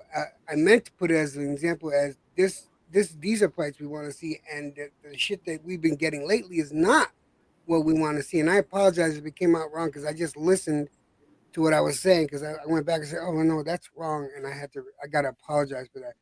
Now Pedraza, right now, I think a lot of people are, I think everyone has Pedraza right now correctly. I think he's like, right now he's not a factor to be dealt with. He's a good, in my opinion, he's a good gatekeeper. Journeyman, yeah. But I again, I just want to apologize for saying what I was talking about. You got to excuse me for being. We all make mistakes like that up here. It's all good. But Yo, I got let a me question talk for Jimmy. about the Tank Davis. I got a question for Jimmy. Like, who do you think Ryan Garcia fought that wasn't a bum? Like, I've heard you call everybody a bum. So, has Ryan Garcia fought somebody that's not a bum? This is my point, right? Avni Yildirim beat Anthony Durrell. I'm asking you. The decision was so controversial. The decision was so controversial. The WBC made it mandatory again. Okay, when the hell? I mean, come on, like you're saying, Avni Yildirim who beat Durrell. Let's keep it a buck, right? The decision was so controversial. The WBC reordered him as the mandatory, right? He beat Anthony Durrell for the world title. He should have been the fucking champion, bro. Okay, the Rolly got schooled by Jackson Marina as a fucking B-level fighter. Okay, I'm being very generous when I say they're on the same level. Very generous. Okay, so Anthony Yildirim, you are. Very generous. Rocky Fielding. So now that you've totally mischaracterized Rocky Fielding. Rocky Fielding was Anthony Yildirim. Rocky Fielding. I'm talking the knockout. Who's more proven? Keep it a fucking buck. Mario Barrios or Rocky Fielding? Okay, gotcha. Who's a better Keep it a fucking buck. Again, who's a better fighter? They about the same. They about the same. No. Who's more proven? No, you're not listening. No, you're not listening. Answer the question. Who had a better resume heading into the fights? Rocky Fielding or Mario Barrios? Keep it a fucking buck. Oh no, Rocky Fielding, I believe, had a better resume Well, there than you go. Mario There you go. Barrio. There you go. What did But Canelo do? He walked him down, resumes knocked don't him out. matter when it come to inside the ring, Bro, Jimmy. Like, Rocky Also, Fielding it is doesn't fighting at matter. light heavyweight. I'm sorry. Hold up a second. Don't play the victim. but I'm saying, don't play the wait, victim card for you time. said Hey, no, Don't hey. play the victim no card. Rocky Hold on a Fielding. second. Hold on, Don't Smoke. play the You victim talk I got about a question. Smoke. Y'all went back and forth for a minute. He was talking to me, but I feel what you're Yeah, saying, I'm talking Jimmy. to But knockout. these are facts, bro. Like these are facts. Like this ain't my opinion. Here is a fact. Avni Yildirim hadn't been in the ring for 2 years before fighting Canelo. Fact number one. Fact number two, Avni Yildirim is Canelo Alvarez's former sparring partner. So you know what? Canelo already knew how his power felt, how he punched, how he moved. So he had no problem just going in there, I agree, walking it's a him shit down. fight, though. I So, agree, it's a shit bro, fight, like, though. I'm not saying that Rolly Romero is a good fight, bro. I've said multiple occasions that fight is trash, but to act like Avni Yildirim is No, somehow better than Rolly, bro, like, stop that I shit. said Like, I'm being kind. No, Rolly, come on, bro. Look at Avni Yildirim was coming off a layoff. But Rolly was coming off a robbery win. So what's better? Istanbul A or some robbery shit. win or a Who's layoff? not a bum? So What's wait a minute. better? So Rocky Fielding. Wait, Who hold- did Rocky Fielding? Is everybody Rocky Fielding fought a bum? Who did Rocky Fielding fight that is not a bum? I hear everyone that you say Tank Rocky fight is a Fielding bum. beat more top 10 guys. Smoke, you're not. Now, This is which the one problem. wasn't the bum? A lot in of your the Tank opinion? fanboys hate facts. No, A lot John of the Ryder, Tank asking you John about Ryder's your not a own bum. thing. Like, John Ryder beat Callum Smith for real. I think didn't Rocky Fielding beat John Ryder? Yeah, Yeah, he beat did. John Ryder. Am I tripping? Yeah, he ain't a Beat bum. John He like Ryder. He beat Tyron Gore. he like a beat level fighter, and he beat Callum Smith. in my Not right, but you're not calling people bums. That was a now. close fight. I would say Jimmy beat is. him. It was a close I'm trying fight. to figure out what Jimmy like. It Jimmy sounds just like hate if Jimmy just hate don't like Tank, a bro. guy. He don't like When Tank. he don't like a guy, that means he's fighting bums. No, When he I'm does just saying, like let's a keep it guy, a buck. you No, won't you answer the guys are never question. this fucking fair with I other literally fighters. asked This is you, my who problem. did You guys are never this fight that's not fair a bum? with other fighters. In though. your This is my opinion, difference. in your I keep opinion, the same motherfucking who energy. did fucking Ryan Garcia Jimmy, fight? what fighter that am I is a not bum? fair with, Jimmy? I'm speaking in general to the Tank fans, especially Smoke. Okay, so Yo. great. Rocky So Fielding was a so war-proven great. So champion. you got Smoke right The here. Mario Barrios. So great. So who Listen. did Ryan Garcia fight that's not a bum, in your opinion? Who did Ryan Garcia fight at 135? Ryan Garcia fought a top 5 At any consensus weight, at lightweight. any point, who did he fight that's not a bum Something. to you? He's got a better resume at 35 than Tank. I'm What are you asking you, who talking do you about? think is not a bum? I didn't ask about comparing resumes. You said that everybody Tank fought is a bum. I never So said that. now I'm asking you, since everybody that Tank fought is a bum, is everybody that Ryan Garcia fought, are they bums also? Is I'm not everybody saying, that when you say everyone Richard Tank fought is a bum, Is I everybody thought that you Richard were trying to Froning put a fought a Brazil bum? way. Like at a Luke certain Campbell point, is better. how do we Luke evaluate Campbell is a any of these better win fighters? than anyone Tank has fought a lightweight. So now What are you talking okay, about? so which one of them under bum? Is Luke Campbell a bum or not? No, he's not. He was a top 5 Okay, lightweight. great. He So gave Luke Campbell Lomachenko a is not top a 5. bum. Luke Campbell is not a bum, but Mario Barrios is a bum. Listen, you're not listening though, Smoke. This is the fucking problem. Okay, He moved up to win a fake belt. He Okay. moved up to win a fake belt. And the dude's 30 Okay. years old. Ryan Garcia is Okay. 23. Luke You're Campbell comparing a never won a prospect to a belt fucking at all, champion. ever. You're comparing a prospect to a champion. What the Who's fuck are the you talking champion? about? Hey, who's You 30 comparing years Tank old? Davis to fucking Canelo Alvarez. Hey, who's 30 years old? Hey, Tank is 27. You don't have to stretch it out like that. He's Who's 28. 27. But yo, can I Yeah, say you're 28. something? literally Yo, can I say comparing Tank something? Davis to fucking Canelo Alvarez. Let Callie get in, bro. Go ahead, bro. Callie, what's up, bro? What's up, everybody? I've been listening in. See, here's the thing, right?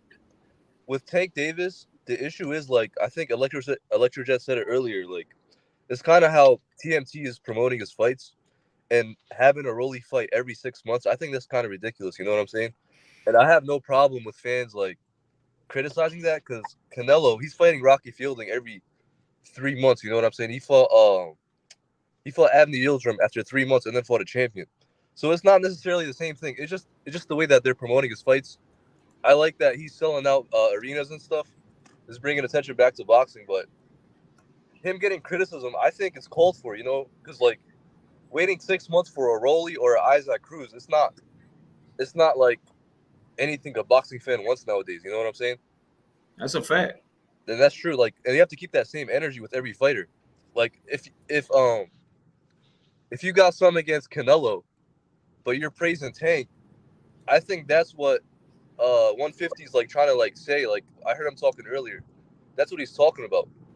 See, Like, this you is got the to keep difference that same between energy Canelo. with every single fighter. You know, you can't downplay Canelo and then big up Tank, because Tank every Yeah, but 6 you months he's fighting these low level fighters. You know, so it's like Right. you got to keep Of it course all the you way can. around.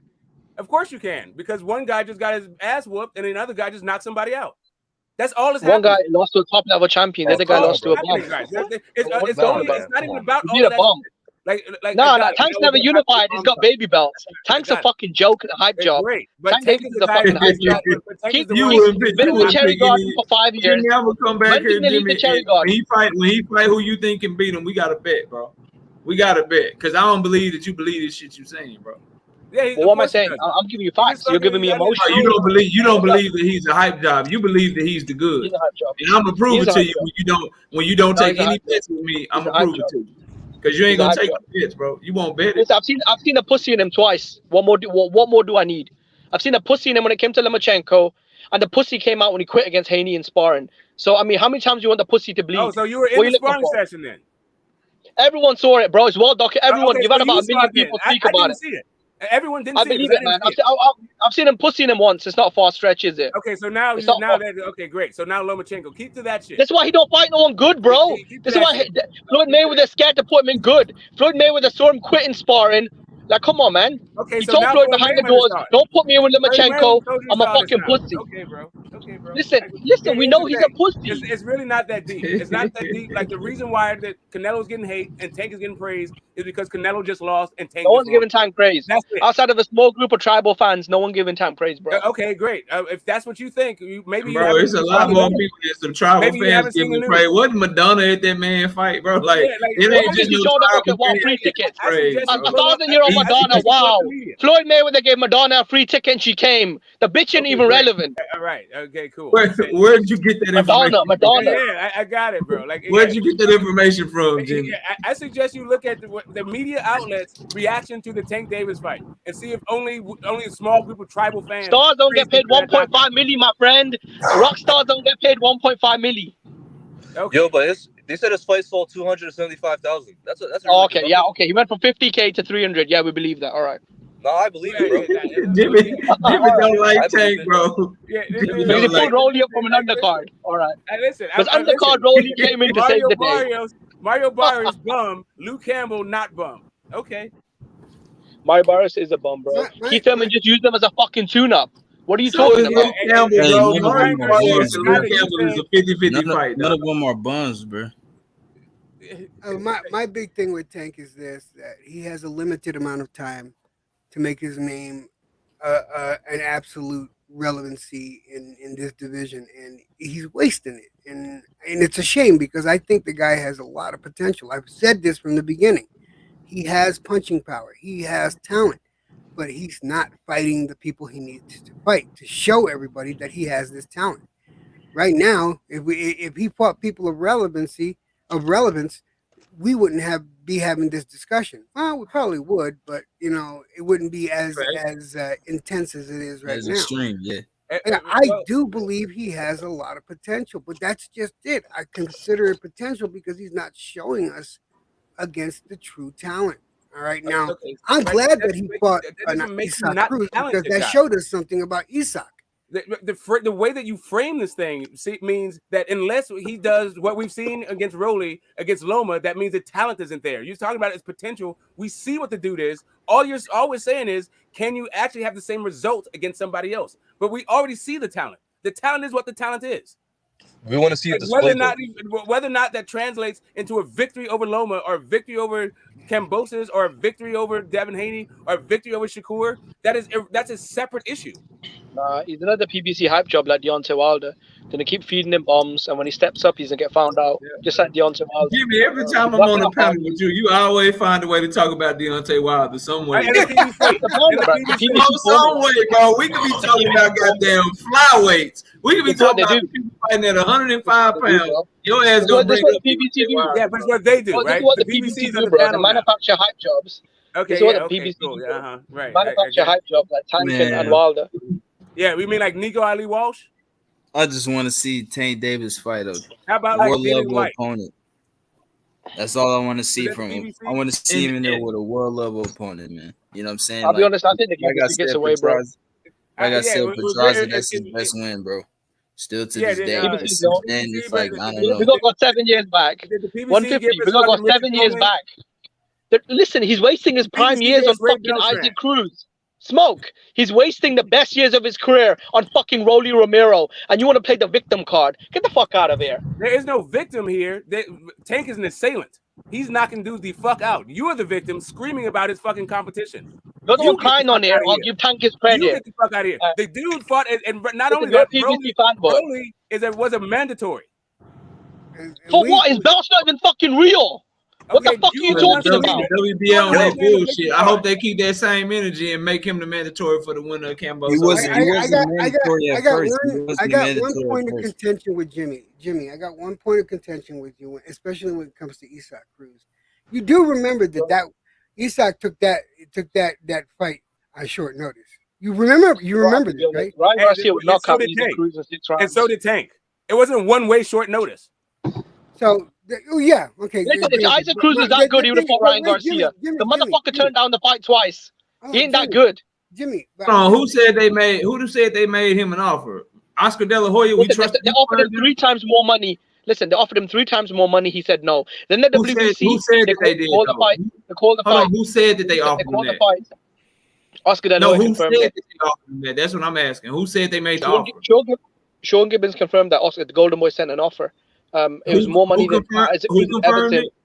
All right, bro. All right, cool. No, who confirmed it? I'm asking you, hold bro. on a second. He said Sean Gibbons. Sean Gibbons. Okay. So we got Floyd Mayweather giving Madonna tickets, right? Fights, but Tank is supposed to. PBC are known for giving away free tickets. Smoke, you're old enough to know better. PBC always give away free tickets. Come on, this is nothing new. Great, cool. Let's everything you say is the fact, right? Even though you pulled that shit out of Unicorn's ass. Cool. Let's say it's a fucking fact, right? So let's go with that. You're saying, and you're. But no, what the fuck does that mean? What the fuck does Madonna being there got to do with anything? I'll tell you. What the fuck has that got to do with his legacy or his star power? Some washed up bitch was there. Okay, so some washed up bitch was there. Who cares? Ask any fighter, if they want Madonna to some show up. Some washed up bitch was there. He's down there 100 years old. All of them had a hit record. Bro, Madonna had a hit record before I was fucking born. What the fuck are you talking about? Like, all you care about is fucking, like, I guess if Nicki Minaj or fucking Megan Thee Stallion showed up, that'd be more like to your liking. You know, if Taylor Swift was there, I'd be like, okay, great. Taylor Swift, great, cool. Name the fucking person. The point is, Taylor Swift. The A-list motherfucking pops, like former aging pops or whatever the fuck you want, an A-lister was there, and you want this guy to leave the fucking promotion that's bringing out these kinds of stars, so he can fight some guy that you want him to fight. Oh my God, you're out of control, bro. You want his whole career to be dictated to whether Madonna is there or not. What the fuck are you talking about, Smoke? Awesome. He gets paid $1.5 million. His pay-per-views keep flopping, and he's fighting bombs. His pay-per-views keep flopping. He's fighting bombs. He's got baby belts, and you want to revolt by Madonna was there. Why are you playing the victim card? Fucking washed up bitch. That's irrelevant. Why are you screaming like a victim? She's worth 1.2 billion. You're just in your fucking feelings. Smoke, be honest. You can't say he in his feelings when you the one yelling, bro. Yeah, like I'm just trying to put on the show. And knockout, I like putting on the show, man. I'm not gonna lie. I hear you, dog. I hear you. Yes, you like to do that because you're in your feelings. That's what you are. You like to be in your feelings. I actually do like Tank. Look, all jokes aside, I'm a massive fan of Tank Davis. He's actually my favorite fighter. One of my favorite You can't say all that bullshit. Then say you a fan of Tank, dog. Everybody trying to hear that shit. It's been mate, it's been 5 years. I want to see a good fight. Why am I the bad guy? No, you're not. I want to see the same shit, bro. I ain't saying you the bad guy. You can't be a Tank. This is the fans airing their grievances. And this is why fucking boxers don't listen to fucking fans. Because all the shit that you're talking, that's what I'm saying. Like, what if I was a boxer, I wouldn't listen to a fucking word any of you had to say. Listen, if I can criticize my favorite fighters like Canelo and Joshua, and they're actually busting a grape, what am I supposed to do? Ignore what Tank is doing? Listen, bro, I actually think he's got a great shot at beating a lot of guys at 35, 40, and even 30, which I don't think he'll be able to make again. I don't think he's fight at 40, but go ahead. Yeah, but I want to see the fights. You know, when he moved up to 140, I knew who the top guys were. He fought none of them. At 35, he's fought none of the top guys. At 30, the Pedraza win, okay, that was a good win. But come on, bro, like, we got to go 8 years back against B-level Pedraza. Is that it? Like, he's spending his best years fighting Rolly Romero and Isaac Cruz. I mean, I don't know what to tell you, man. Still got some years in his prime. He only 27, bro. He'll be all right. He still got time, but he needs to make. He need to turn it up though. Like he needs to turn it up, man. No more Rollies. and all this other shit. Mario Barrios. I want to see a world level opponent in there, man. This fight, this Rolly Romero fight, man.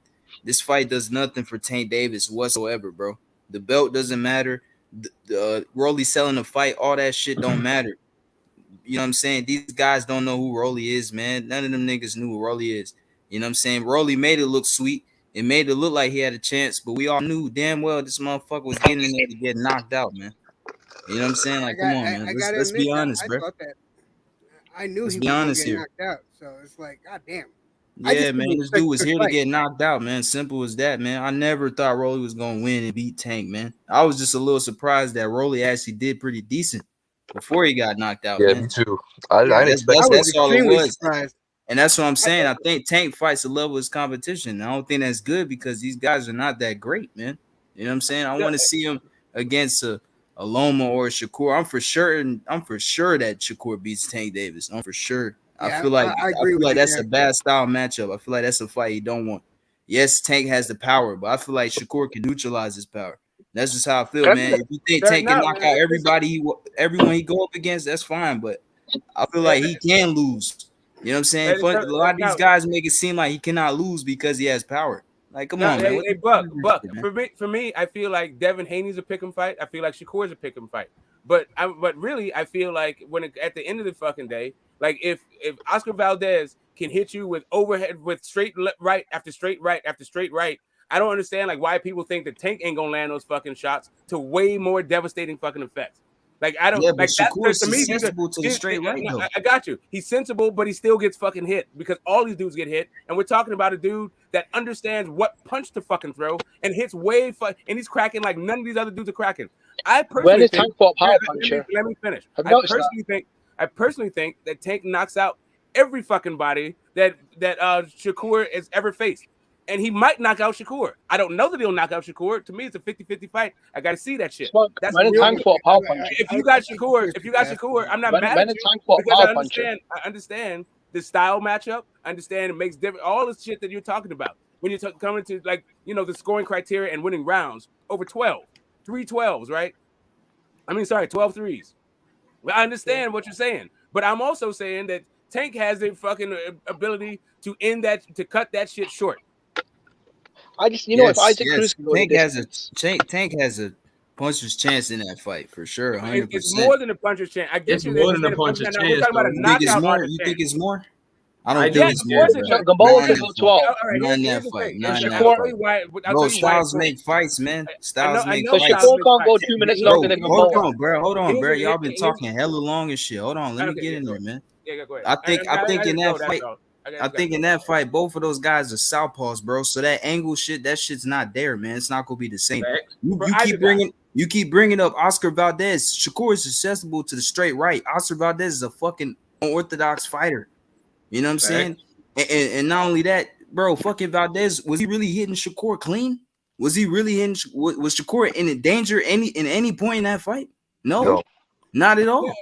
He was racking up points. He destroyed Valdez. To be honest, he destroyed him. So what are we talking about, man? It's the same thing we're talking about with Rolly. Sure, you had fucking moments that were like kind of cool, but that shit didn't even go fucking. It didn't even make the halfway mark. Much less go to the fucking judges.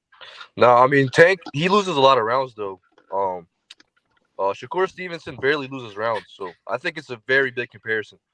Okay, again. So Shakur like if you go by the most generous scorecard for Rolly, it would be the same fucking amount of rounds that Shakur lost against Valdez. The only issue is that Valdez went the entire fucking distance and Rolly did not. The only difference is Valdez was the number one fighter. Let me say this real quick. You say the angles won't be there for Shakur because they're left-handed. The angles won't be there. I mean, the angles won't be there for Tank. Oh my God, Smoke Valdez was the number one champion in the division. Rolly was a journeyman.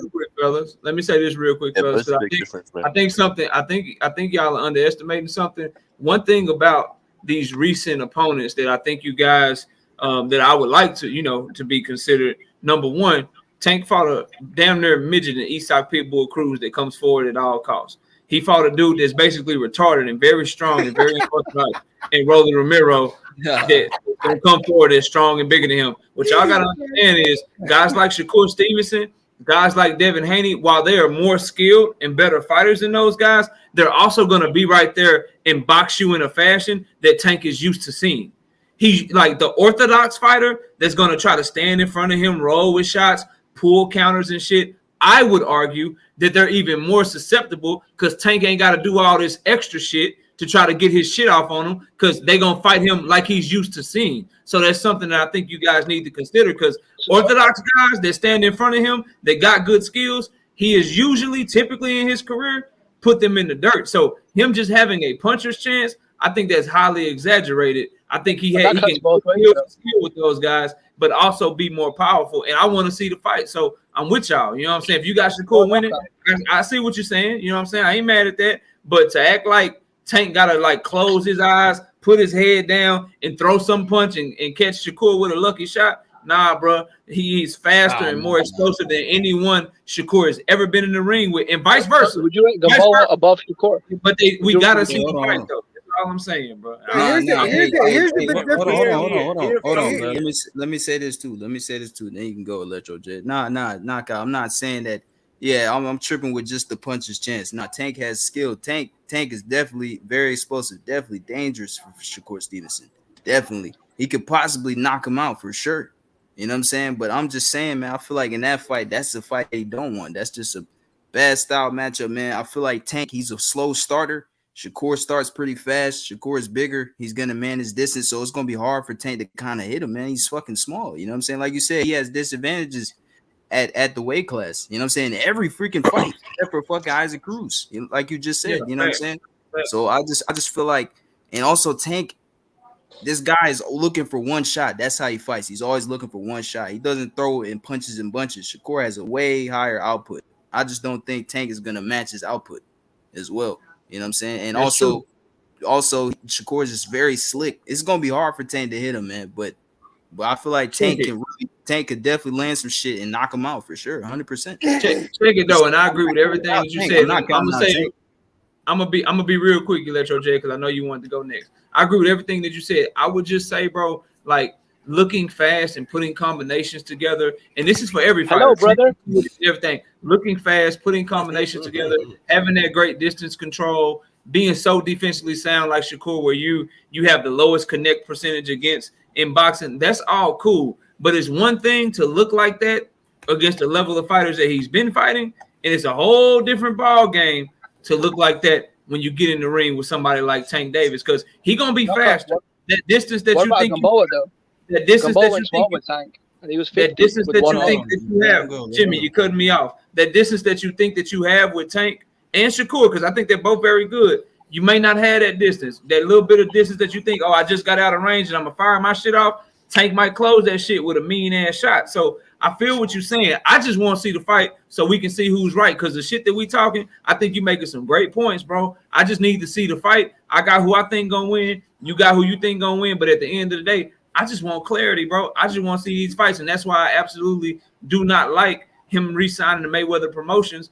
I reserve the right to change my mind, though, because if their next announcement is a big fight, then I'll be like, oh, all right, cool. That's why you resign. They promise you the big fights. But if it's some more bullshit, I'm gonna criticize his ass just like I've been doing, bro. And that's really well. The thing is, though, KO, I mean, who potentially could they announce as being a big fight?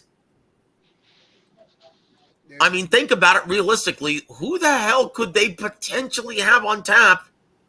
Okay, for Tank Davis, and hold on, and constitute that as being a big fight. I'm sorry. Go ahead, the only one, Joe, that I think, because I know they tried to make the fight before, that's realistic.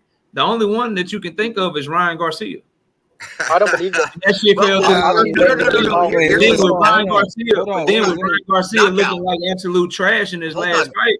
That don't even hold on, knockout. Let me tell you why that. Yeah, but let Jed go. Jed was about to go. Yeah, Jed was about to go. Oh, I'm sorry. Hey, how you doing, EJ? What's up, Joseph? How you doing? Doing well, brother. I just want to make a comparison, and my comparison is this: if you look at the last three fights that Shakur has compared to the last three fights that Tank has had, all right. Now I get it. Tank is a popular fighter. He's got people that are excellent handlers that get in. But if you look at what Shakur's doing, Shakur's, in my opinion, doing it the right way. He's proving his worth by fighting the people that he needs to fight. He has not had a shit opponent in years. In the past 2 years, Shakur has not had one shit opponent. In the past 2 years, how many shit opponents has Tank had? That's number one. That's number one. Okay. Now, if you put these two fighters together, I think Shakur has one or two more fights to be able to clear out that division, and then I believe he's going to move up to 135, and then Tank has a lot to worry about. Tank has a lot to worry about because if Shakur goes to 135, he's fucked. And there's a lot of people in that division that are going to be fucked. Because you got somebody with some extreme talent. I would consider this, EJ. I would consider this, bro. Like, I hear what you're saying. I like Shakur's level and who he's fought at 130 pounds, but you got to understand, bro, the talent gap between 130 and 135, because one of those big wins you're talking about is Jamel Herring. Did you see how Jamel Herring looked against Jermaine Ortiz, bro? Like, what do you think will happen in the fight between Jamel Herring and Isak Pitbull Cruz, or Jamel Herring?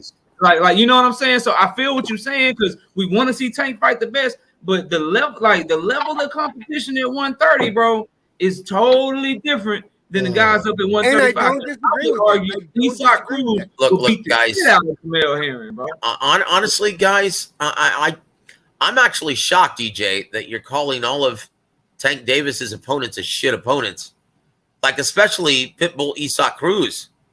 That guy can fight. He's a tough guy, and he's hold on. He's a legitimate top.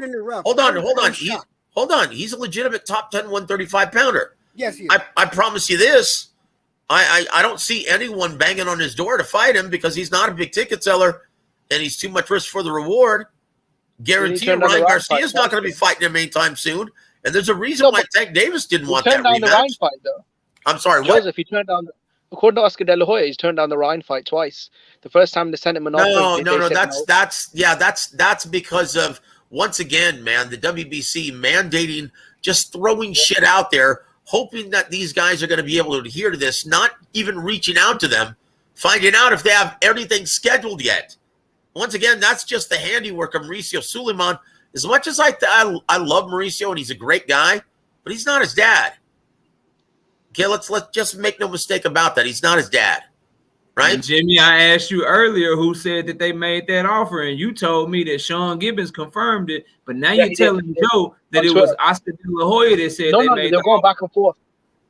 No, listen, bro. Knockout. They were going back and forth on Twitter. That's a moot Sean point, Gibbons man. and Oscar were going back and forth on Twitter. That's a moot point because they already had negotiations for upcoming fights already in the works.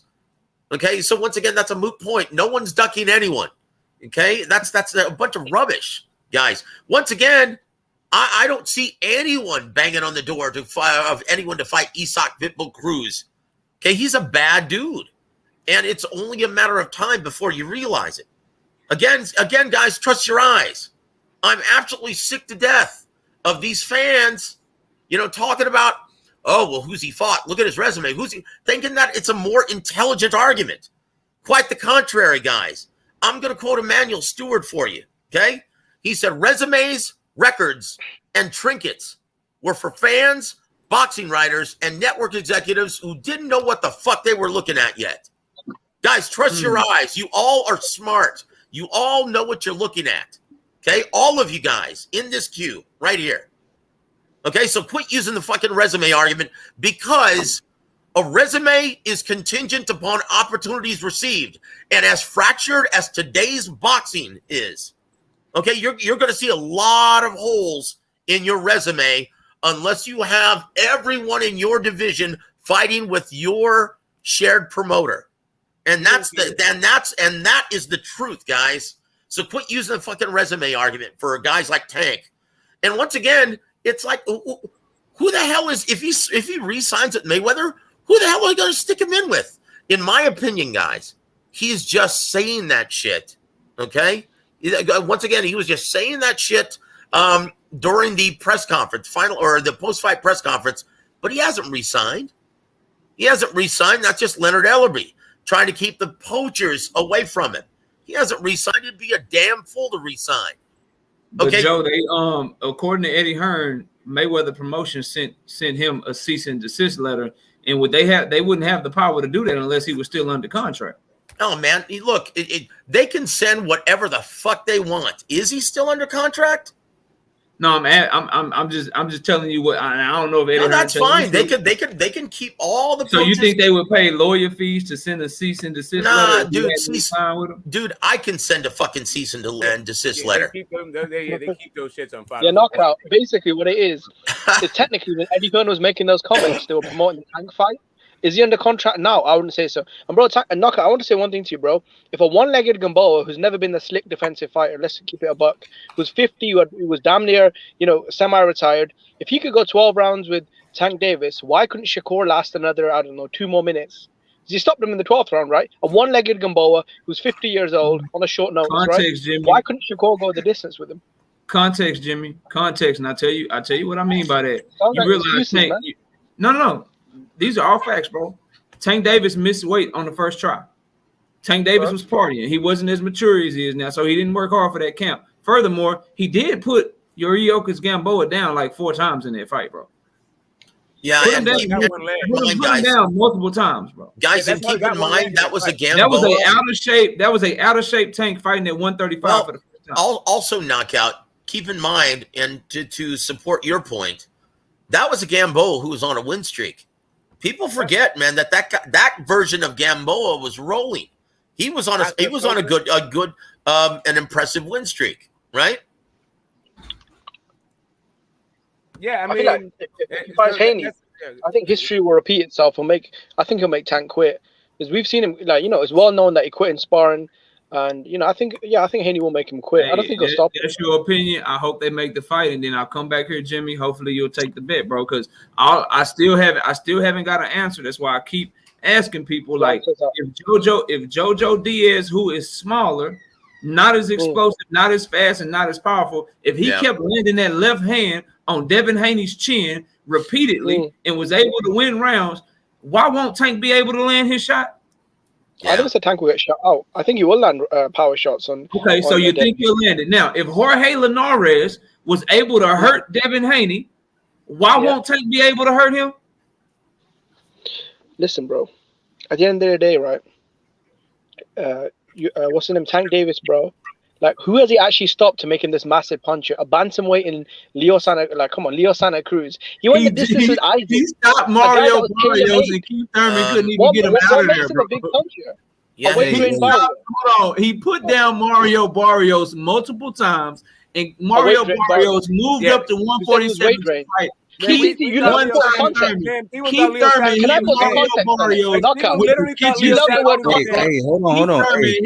Keith Thurman hit Mario Barrios with everything but the kitchen sink and couldn't even put him down. As a matter of fact, Mario Barrios almost stopped Keith Thurman with a body shot, and he hurt him. Tank Davis stopped that guy. You love using context when it benefits Tank, right? But I can't use context when it benefits my point, right? Mario Barrios came out publicly and said, I'm fucking weight training. Hey, hold on. Hey, let Raider get in, bro. Raider been waiting this shit. Yo, LA Raider, what's good? What's cracking, my boy? What's up, panel? How's it going? How you doing, brother? Good, bro. I'm gonna figure it out, Raider, so we can finish this fucking bet. And we can What's up? I said I'll figure out the thing, so you can send me that for that bet, that Castano bet. I see what you're doing. Yeah, all right. No, I just haven't figured it out yet. I'm convinced I could tell Jimmy that he's from the UK and he would argue. Hey, I've been trying to get at Smoke so I can pay him for like the past 2 weeks, and he hasn't even replied. It's on me. It's not you. It's me. It's not you. It's all right, man. It's cool. It's all good. That bottle will be at your doorstep whenever you want it. Hey, but hey, speaking about Tank Davis, man, I just hopped on. I saw you were live. I'm like, let me hop on. Being nosy. What was y'all's bet, real quick? What was y'all betting on? We bet on. We made the bet before the first fight, and he had Castano, I had Charlo, but it was a draw, and we just rolled it over. Yeah, we rolled it over. Castano was doing good till he got caught, bro. He was doing good. Yeah, he made made some mistakes. And that's the way the cookie crumbles. I didn't mean to make you digress though, Ray. To go ahead and talk your shit, bro. My bad. Nah, no worries. No, we were talking about you guys were talking about Tank, right? Tank and Gamboa. Was that was a subject you guys were talking about? I don't want to go off subject. Yep. We're just talking about Tank Davis. Tank Davis fans, Tank Davis in general. Like, apparently some people are praising Tank but hating on Canelo, and it's just kind of like really what's going on with fans in boxing. You know what it is, bro? At least for me, I think, I like Tank, right? But I just don't like the way that either he's moving or they're making him move, right? As far as not fighting these top fighters, right? Because he hasn't fought a top 3 fighter since Paulo Pedraza, right? Either 130, 135, or 140, any of the weight divisions that he's fighting. And I think that's what fans want to see, right? And I'm pretty sure you guys want to see that too. And I think there's that frustration right there that people want to see that, and it seems that people are not getting those fights, right? Same with Jermall Charlo, right? They want to see him in these bigger fights, and it's just not happening, bro. So and you know what? Real quick, Joseph. The issue, I think, is the way you just framed that thing. In a 4-belt era, you want him to fight a top 3 guy. It doesn't matter in any era. Well, then you got to throw Leo Santa Cruz in there, right? Because Leo Santa Cruz would be a super champion. Okay, but so he's like at least one of the top 4 guys, right? Yeah, but was he a top 3 guy? Hold on, let me finish. Was he a top 3 guy at 130 though? When he just had one fight there? I don't think so. I'm saying, that's what I'm saying. Like, I said a top 4 guy because it's a 4-belt era. No, but he wasn't a top 3 guy at 130 though. Well, how do you be a top 3 guy in a 4-belt era? I'm Well, just saying, my whole point is, why is that even a metric? Okay, well, I mean, that's what I said. A top 3. Okay, you want to say top 4? Then okay, top 4, whatever. I'm just saying usually the top 3 guys in any division, people know who they are for the most part, right? And Tank hasn't fought in any of those guys. No, top 3 is a good argument. I thought the elite were the top 5 guys. Like, to be perfectly honest, I thought we're talking about this whole idea about like elite guys or top 5. Is that like you get a top 10? That's pretty fucking elite. Top 15 is literally what the sanctioning bodies use to call these champions to fights out of. But you're gonna go like top 3, like out the top of your head. Yeah. Like, and this is why why are guys younger than Tank doing more like, heavy who lifting? is the best kind of shit? Shakur can fight Oscar Valdez. Valdez can fight Berchelt. Lomachenko can fight Tio. Kambosos can fight Haney. But Tank is outside of Lomachenko, he's the oldest guy, and he's still watching on doing fucking nothing. We have to keep giving Tank a pass because, I mean, I have fans say to me. That's what I'm saying, bro. Like, come on, guys. We got undisputed at 140, right? He's the oldest as well. He's an old man compared to them. Shakur's what, 23? Come on, man. The dude's about 28 years old. He's in his prime. He keeps giving us Rolly. So when has top 5 not been the elite? When has that not been in a metric for the elite? Like a top 5? Wasn't in the top 5 of 35. Hey guys, you want to talk some reality? Let me just give you. Here's the biggest obstacle, right?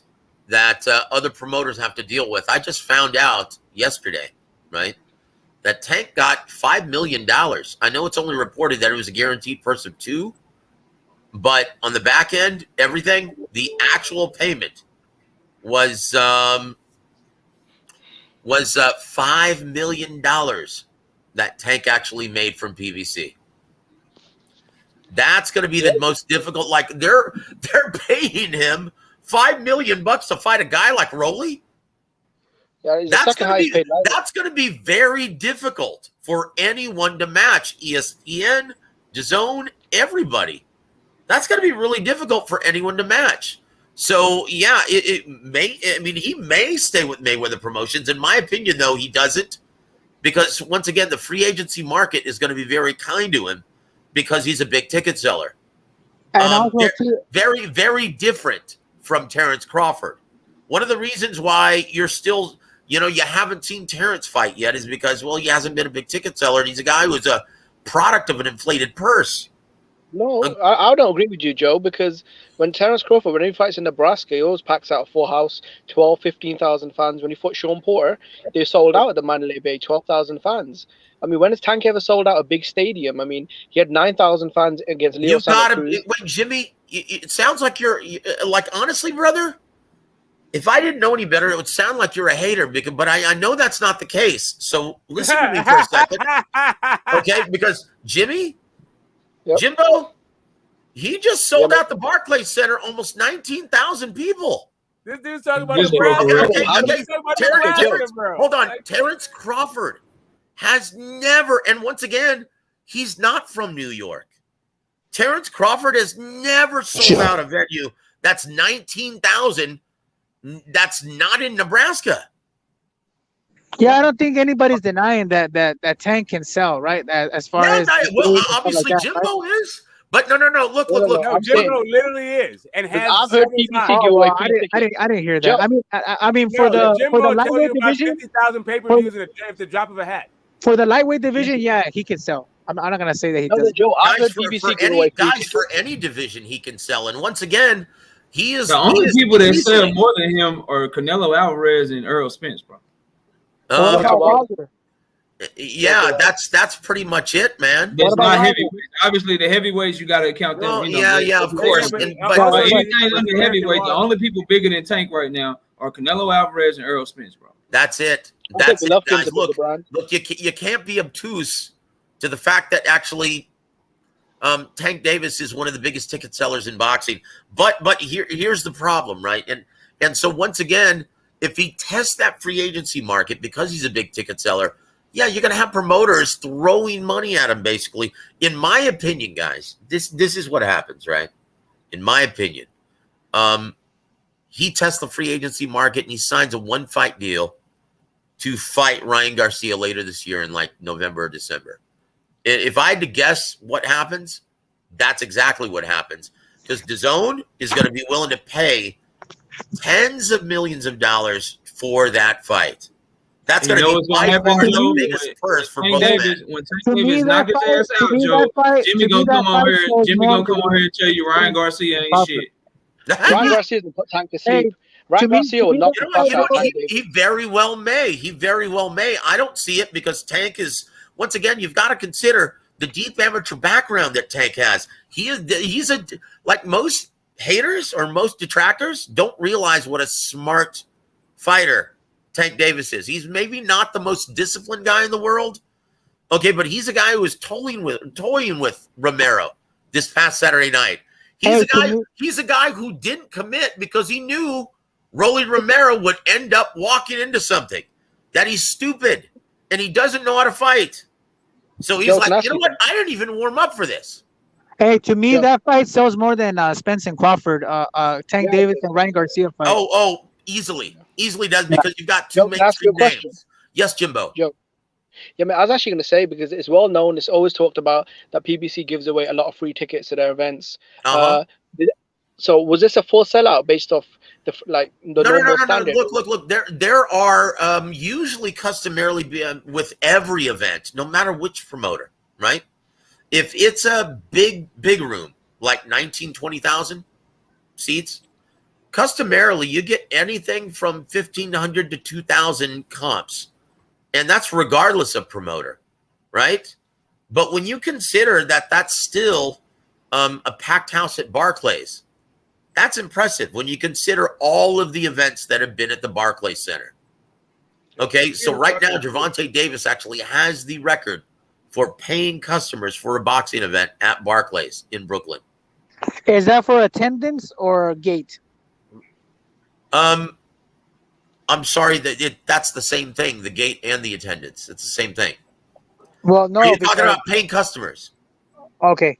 Is that what you're talking about? Yeah. Okay. Well, yeah, like I said, every single event has anywhere between, if it's a big room like Barclays, like 19,000, anywhere between 1,500 and 2,000 comps. It wouldn't surprise me if there were anywhere between there, right? But that's standard for a big hall like that, big room like that. Like Serrano versus Taylor, guarantee you there were anywhere between 1,500 to 2,000 comps. That's standard. Yeah, no. But my question was, as far as the record, was it the gate was like how much money it made in the gate, or was it the record was the attendance? How many people attended the fight there? For a boxing event, I'm not sure exactly. I'm not going to find that out until later on this week or next week when I contact the New York State Athletic Commission. But from what I was told, it's the number, right? Not the proceeds. right? Yeah, Just the attendance. Okay, Okay. so that's what you meant. Okay, I'm sorry, Yeah. Raider. Yeah. No. No worries. No worries. Joe, is there any word of where the Golovkin trilogy will be, or Canelo? I'm sorry? The Canelo Golovkin 3 fight, they haven't announced the venue. Have you heard where it might be? Like some rumors behind the scenes. They should have that in Well, Mexico, bro. well, look, it has to be. It has to be at an MGM property, right? Because the MGM Grand owns the T-Mobile Arena, expect it to be there. It's a much bigger capacity venue. Well, not much bigger, but it is bigger capacity venue, right? It's still owned by the MGM. So expect it to be at the T-Mobile Arena, as most Canelo events are, right? They should do it, why don't they do it at the new stadium, though? What you guys call it? Because the MGM doesn't own that, and my guess is whoever owns that facility, and my guess is the city of Vegas owns that facility. My guess is they're not willing to put up the kind of site fee that would attract that kind of event. I mean, you're talking about to be able to win that kind of event, you've got to put up a site fee of probably between $15 and $20 million. Damn. Because I think it was a big stadium. Do they have a? Does Canelo have a more fans there than MGM? Of course. But look, I'm sorry. Who asked? What was that? No. I asked, does Canelo have like a contract with MGM that he owns? No. It's just that they're always willing to put up the biggest site fee of anyone who is interested in staging those kinds of events. Is that how the Bivol fight was there because of the site fee in Vegas? That's absolutely correct. Because once again, it's Matchroom Sport trying to alleviate the guaranteed purse demands of Canelo Alvarez. I mean, come on, man. If they're going to guarantee him a $53 million purse for one fight, and then you've got Gennady Golovkin, who's going to be earning a career high payday of almost $20 million. I mean, dude, you're talking about trying to alleviate the cost of a $70 million purse for just the main event. Yeah, you're going to want to put it to where the highest site fee, the biggest site fee possible. Right. What about in Mexico City? Would that Allegiant be an Stadium? option? Once again, Allegiant Stadium. Look, it depends on who owns it. Allegiant Stadium, the owners of Allegiant Stadium, and who owns that facility? Even it's not Jerry Jones. I think it's the Raiders. It's the Raiders. Is it the Raiders owner? I know that's where they play, but who actually owns the venue? I think that's a big deal, right? Because Jerry Jones, the reason why he always pays those site fees at least once or twice a year for Errol Spence Jr. or whomever wants to fight there, is because he gets everything, right? And once again, people don't realize this. When he pays for the site fee, he gets it all. He gets the parking, he gets the gate, he gets the concessions, he gets it all. He gets his money back, right? But he can't compete with the big dollars that the MGM Grand will actually bid. No one in America can compete with the casinos because they make so much absurd money on the gaming tables during that entire weekend. So even though that's a stadium, what about in Mexico City? Once again, the stadium, and once again, I'll talk about stadium, right? Well, here's the problem. Jerry Jones, like if you look at what the live gate is for a stadium, like because they want to fill that stadium, the tickets are much less expensive than the tickets at a casino, right? Because they want to pack like 40, 50,000 people in those stadiums. Okay, and when you look at the gate, right? Like when you look at Canelo versus Billy Joe Saunders, right? How many people were at AT&T Stadium? 72? Yep, like 73. Was that it? 73,000, something like that. 72, okay, how much was the live gate? How much was the gate? I think it was about $10 million. I think. Yep, exactly. How much was the live gate at the second Canelo versus Triple G fight at the MGM Grand? I'm not sure, to be honest. Was it over 20 million? I think. Yeah, it was more. I know it was. Yeah, more. it was 24 million. Yep. It was the third largest gate in the history of boxing in Vegas, right? So once again, these guys can't compete The tickets, they because it's at a mainstream venue and they want to fill up that venue, the tickets aren't nearly as expensive, right?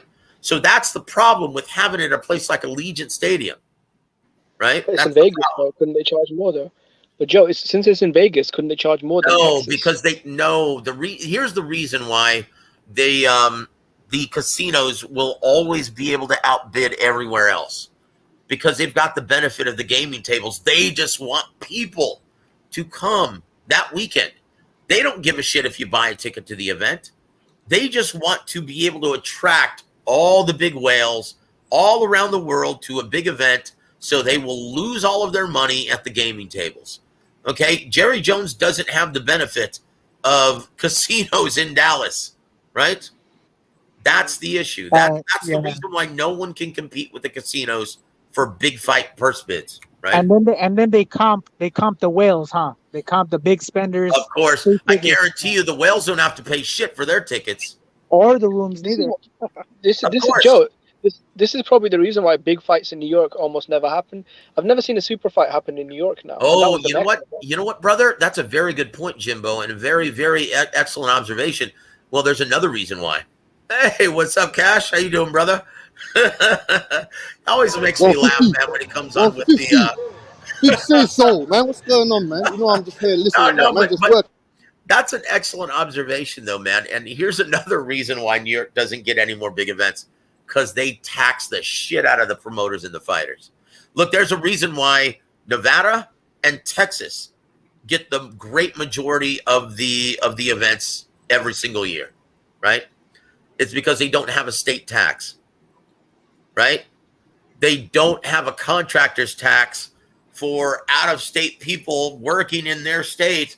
Like Nevada and Texas are the cheapest places to stage a fight if you're a promoter and a fighter.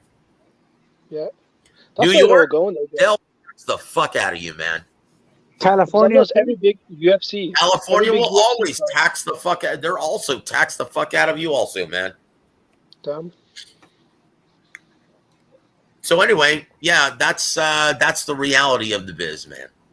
But yeah, guys, it really makes me cringe though when I hear fans just completely demolishing these guys, trying to stand them up, saying, "Oh, who's he fought? Oh, who's he fought?"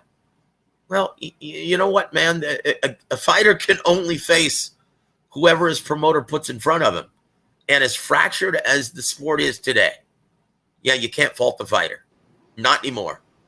You can't fault the fighter. It's understandable. I understand why you guys want to see the best fight the best, as do we all. But come on, guys. You know, it's like quit beating these hardworking guys that take punishment for your entertainment. Quit bashing these guys, man, ad nauseum. I mean, it's a constant thing when I'm on these chats, when I'm on these forums. Yeah, but you know what? Sometimes it's frustrating because you see other guys doing it, like Errol Spence. He's fighting the best guys. Jermell Charlo, he's fighting the best guys. Well, once again, it's when they have the luxury of having everybody that Jermell Charlo's fighting. Guess what? They fight for the PBC. Everybody they run behind a big machine. They got a machine. Everybody that you see Errol Spence fighting right now, guess what? They're on the PBC. And the one big fight that we want that's taking so long to make, you know why it's taking so long to make? Because Bud Crawford been with Top Rank the whole goddamn time. Right. Yeah, you know, now we might get the fight. So that's what why. What about 168? What's going on at 168? Yeah, that's it. I mean, think about this. This is why I always say, you know what? This is why Matchroom Sport is trying to milk this as much as they can, right, with Canelo. Because after John Ryder, whatever his name is, like anyone wants to see that damn fight. But after that, they've got nothing to do business with Canelo. Okay, so after that, he's done with Matchroom Sport in his own. After that, realistically, he's done. And I know Eddie Hearn will say, well, you know, we're working on a rematch next Cinco de Mayo weekend with Dimitri Bivol. No. They're done. They're done after this, guys. He's not fighting Bivol. Hell no, dude. He ain't fight. He'd be stupid to fight. Look, yeah, Reynoso, look, Eddie Reynoso and Canelo Alvarez, they're not that stupid. Okay, and once again, Matchroom Sport and DAZN, they're out of the Canelo business after John Ryder. That's it. So, guys, it's only a matter of time before you see your desired smoke for Canelo, and that's all the PBC fighters, right? Because once again, and Knockout has the beat. All of these promoters are. Look, have you wondered why we've seen so many great fights this year? Because promoters finally got it. Hey, you know what? Our strategy from this point forward has to be monopolize all the talent in one division so we can put on the best fights. Look at the middleweight division. There's a reason why no one fights each other. Because they're all different promoters, bro. That's it. That's it, guys. So once again, you cannot fault the fighters. So please stop doing that. I think the only thing that I would add, Joe, that I would slightly disagree with, you can somewhat fault the fighters if they become free and they see where all the fights are in their division, but then they go sign elsewhere. That's where I would have a problem. So, like, if Terrence Crawford right now, if he sees, like, look, okay, I want to be undisputed at 147, I might want to move up to 154, see what I can do at 154, and I see that all the fighters fight on Showtime, and the majority of them are PBC fighters, but then I go sign to DAZN, or I go sign to Top Rank, now I can criticize your ass. Well, Knockout, I would say yes, but when you consider, and look, let's take the Canelo example, right? Because I think that's what you were referring to, right? Well, no, I'm referring to Terrence Crawford. Tank Davis right now has a decision to make. No, look, guys, Knockout. I can tell you quite honestly, and I can't say much about it. Terrence has already signed an advisory deal with Al Heyman. Look, I want to interject and say Tank Davis is the biggest boxer in all of boxing. He had Madonna ringside. And being that he had Madonna ringside, you know he's the biggest. Oh, Jimmy's gone. Fuck. That's not true. Come up here trolling, Tony. Get out of here with that trolling shit, man. He had the Ivory Queen herself ringside. Oh, who gives a shit, man? That doesn't mean shit. Okay. I mean, that's a good look. Like, don't get me wrong. He tapped in with the culture, but that don't make him the biggest, bro. Like, yeah. Look. Wait, going back to what we were talking about. What were we talking about, Knockout? We were talking about like we can blame. I was saying we can blame the fighters. Here's why, Knockout. Here's why. Smoke is not it. Yeah. Here's why you can't. Okay, once again, to be honest with you, Joseph. Hold on. Terrence Crawford already has an advisory deal with Al Heyman. That fight's getting made. In fact, don't be surprised if it gets announced within the next 2-3 weeks. Okay. As far as Canelo, don't be getting me excited up here, Joe. No. I'm telling you. Listen, man. Let me ask you a question, man. Hold on. I'm telling you, you can start getting excited because that fight is happening. Let me ask you, man, a question, fam. This is what I don't understand. Why does it have to be like that? What are you saying, fam? Why does it have to be like that, fam? Why does it have to be the promoter? Oh, he can't fight. Why does the promoters have to be the be all and end all? Like, why can't that? I don't understand. I don't get it. It's not. And here's the problem. I just want to interject this real fast. Okay.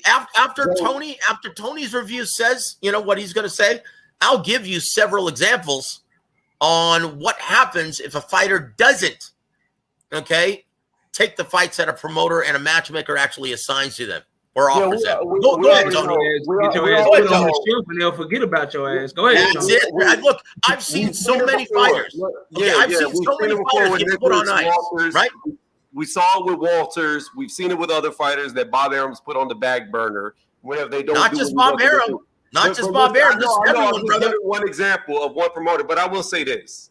Yes, the promoters nowadays do have a big part to play with it. However, it's still on the fighters as well, because when you have, say, Tank Davis, since he was used, when you have him coming out saying, they're trying to set me up, whenever Mayweather was going to make the Lomachenko fight at 130, that's an issue. He needs to be held accountable. Now, recently, when he comes out talking about, I'm about to take the training wheels off, that tells you when he says, I never asked for a fight, that's a problem. Oh, geez, dude. There are issues that can point back to the fighter, and at times they do need to be held accountable for what they say, because you have to take what they say as being true.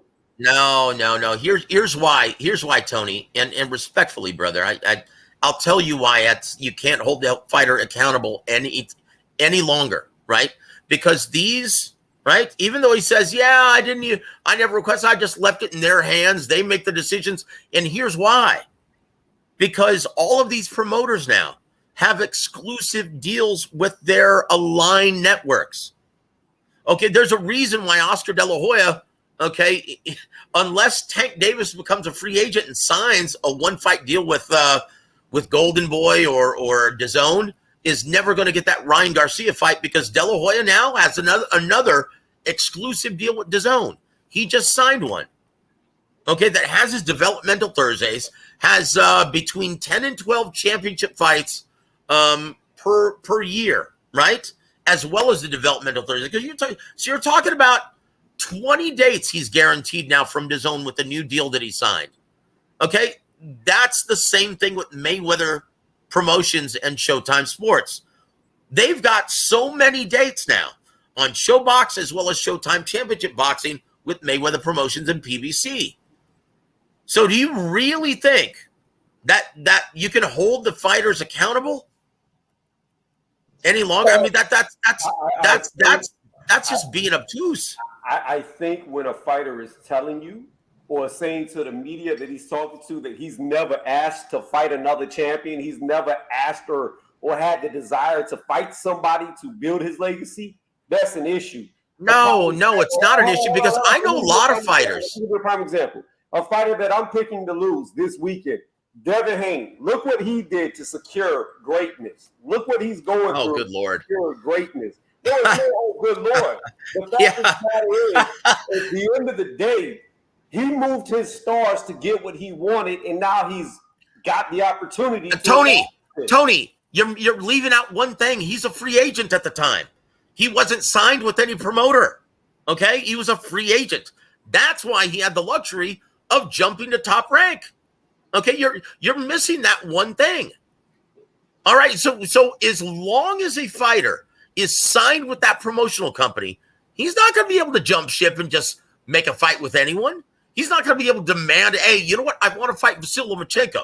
If you're Tank Davis, and they're going to laugh at him and say, well, shit, there's no way Bob Arum is going to allow Vasily Lomachenko to fight over on Showtime, and we sure as hell aren't going to let you go and fight on ESPN.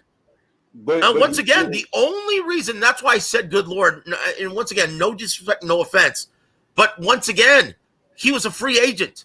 He was at the end of his contract with DAZN and Matchroom Sport. So here's my rebuttal. But yet Bob Arum did it without aiming to get Tyson Fury versus Deontay Wilder, not once, but 3 times. Moving past that. Twice. But he didn't, though, bro. Hold on. But he didn't, though, bro. 3 times. After the first fight, Bob Arum, Tyson Fury went and signed to him as his American promoter. Yep. The very first thing Bob Arum did was put him in 2 fights instead of going directly into the rematch with Deontay Wilder. After the second fight, the other thing Bob Arum did, he advised his fighter to go try to make an Anthony Joshua fight, and he had to go to arbitration to be forced to fight the third time, bro. He was trying to do everything he could not to do business. That was for the trilogy, and he was already contractually bound to have the trilogy. But they tried to fight it. And once again, guys, you're talking about. Listen to this real fast. Another point to this. Right now, the litigations that are going on, part of the lawsuit case that Terrence Crawford has is he was promised to fight Errol Spence. Bob Arum did not deliver because he said he wanted Errol Spence. That's a part of the case going on right now. That's a fighter telling his promoter, "Get me that fight," because his promoter did not get him that fight. Now they're having a court case about it. So listen, I ain't calling Terrence Crawford. I don't want to call Terrence Crawford dumb. I don't want to call Bomac dumb. But to sign some shit where a promoter is guaranteeing you a fight with a fighter that they have no control over, that's some dumb ass shit. And so Tony, Tony, your last not. But the thing that's crazy to me is you have fighters, you have clear fighters, even in today's era, that can go for top 5 fighters after top 5 fighters, but then you have guys like Tank Davis who scrape the bottom of the barrel. Oh, jeez. Hey, 150, real quick. Hey, I gotta bounce, my boy. I'll catch you guys on the next one. Everybody on the panel, peace out. Peace out. Take care, Raider. Once again, I already explained that. I already explained how that happens. I don't understand where the breakdown is in understanding I'm going to that. criticize him and The only thing I just want to see who he resign to, Tony. If he resigns where they ain't got no fights for him, unless they offering him some big ass guarantee that we can't even fathom, then I'm gonna have questions. Like, do you really want the fights? Because he can go get a 1-fight deal or a 2-fight deal at ESPN for the fights that we want to see. He can go do that easily. So that's what I'm waiting to see, bro. He already said what's going to happen. He's signing with Mayweather, and he's going to take the star away from Isan Cruz. So they're going to do the rematch. That's his next fight. Well, look, the only reason why that may happen, okay, is because I just found out, and I stated this earlier before you jumped on, Tony. Yeah, I found out he made $5 million rock, man, for this Rolly Romero fight. That makes him easily the highest paid. Well, Kambosos is making $10 million for this Haney fight, but yeah, other than Kambosos, that makes him easily one of the highest paid fighters in the world, as well as one of the highest paid lightweights in the world. I mean, so that's the only thing that really makes this questionable whether or not he tests the free agency market. But if I'm sorry, man, if you're advising Tank Davis, you've got to tell him, look, dude, you're a big ticket seller. You know what? You just put your hat out there, right? Put your name out there in the free agency market. You'll have all of these thirsty promoters and these networks throwing money at you just to get your next fight.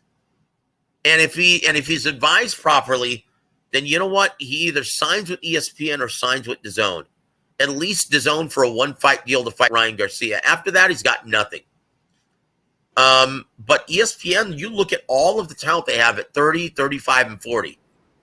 Okay, that looks to be his best bet. But is Top Rank and ESPN going to be willing to put forth that kind of money to where they're guaranteeing him $5 million like Showtime Sports and Mayweather Promotions? Mm-hmm. It's a good question. What about him going directly? Because I brought this up. Why not do a Jerron Boots Ennis? If he don't want to deal with Bob and he's worried about Top Rank, why not see if he can just get a deal directly with ESPN? Okay, well, see, that's where I said free agency market is going to be much kinder to Tank Davis because he's already a big attraction. He's a big ticket seller. Guy like Jerron Boots Ennis, and once again, it's not him directly. He's signed with Cameron Duncan Promotions. Okay? Mm-hmm. Okay, so it's not him dealing with Showtime and Steven Espinosa directly. It's Cameron Duncan. And he also handles Brandon Lee, the Korean Hands of Stone. So when is Boots going to get a big fight then? You don't get the winner. If the winner of Bud and Spence decides to stay in 147, they fight Boots next. They won't. Or somebody gonna vacate a belt and he gonna be fighting for the vacant IBF. That's it. Look. Whoever wins undisputed, if they don't engage in an immediate rematch, they're gonna vacate all the titles and create all of these opportunities for all of these hungry young fighters at 47. But I'm just so happy that we're seeing all of these tired old round robin PBC participants either retire or move up in weight. I am sick to death of seeing that shit. To be honest with you, man, I'm so happy we're seeing Virgil Ortiz, Jerron Boots Ennis, Terrence Crawford, Errol Spence Jr. We're also seeing Stan Jonas. We're seeing. Oh, you talking about because Danny Garcia about to fight Jose Benavidez? You know what? And let me tell you something. Honestly, Tom Brown, he needs to have his head checked.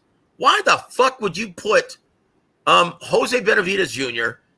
and Danny Garcia together in the same ring? Two counterpunchers. Guys, it's going to be as boring as, once again, if there's no knockout, like what we just saw, Tank Davis versus Rolly Romero, two counterpunchers waiting for their opponent to commit first. That's the way it's going to look.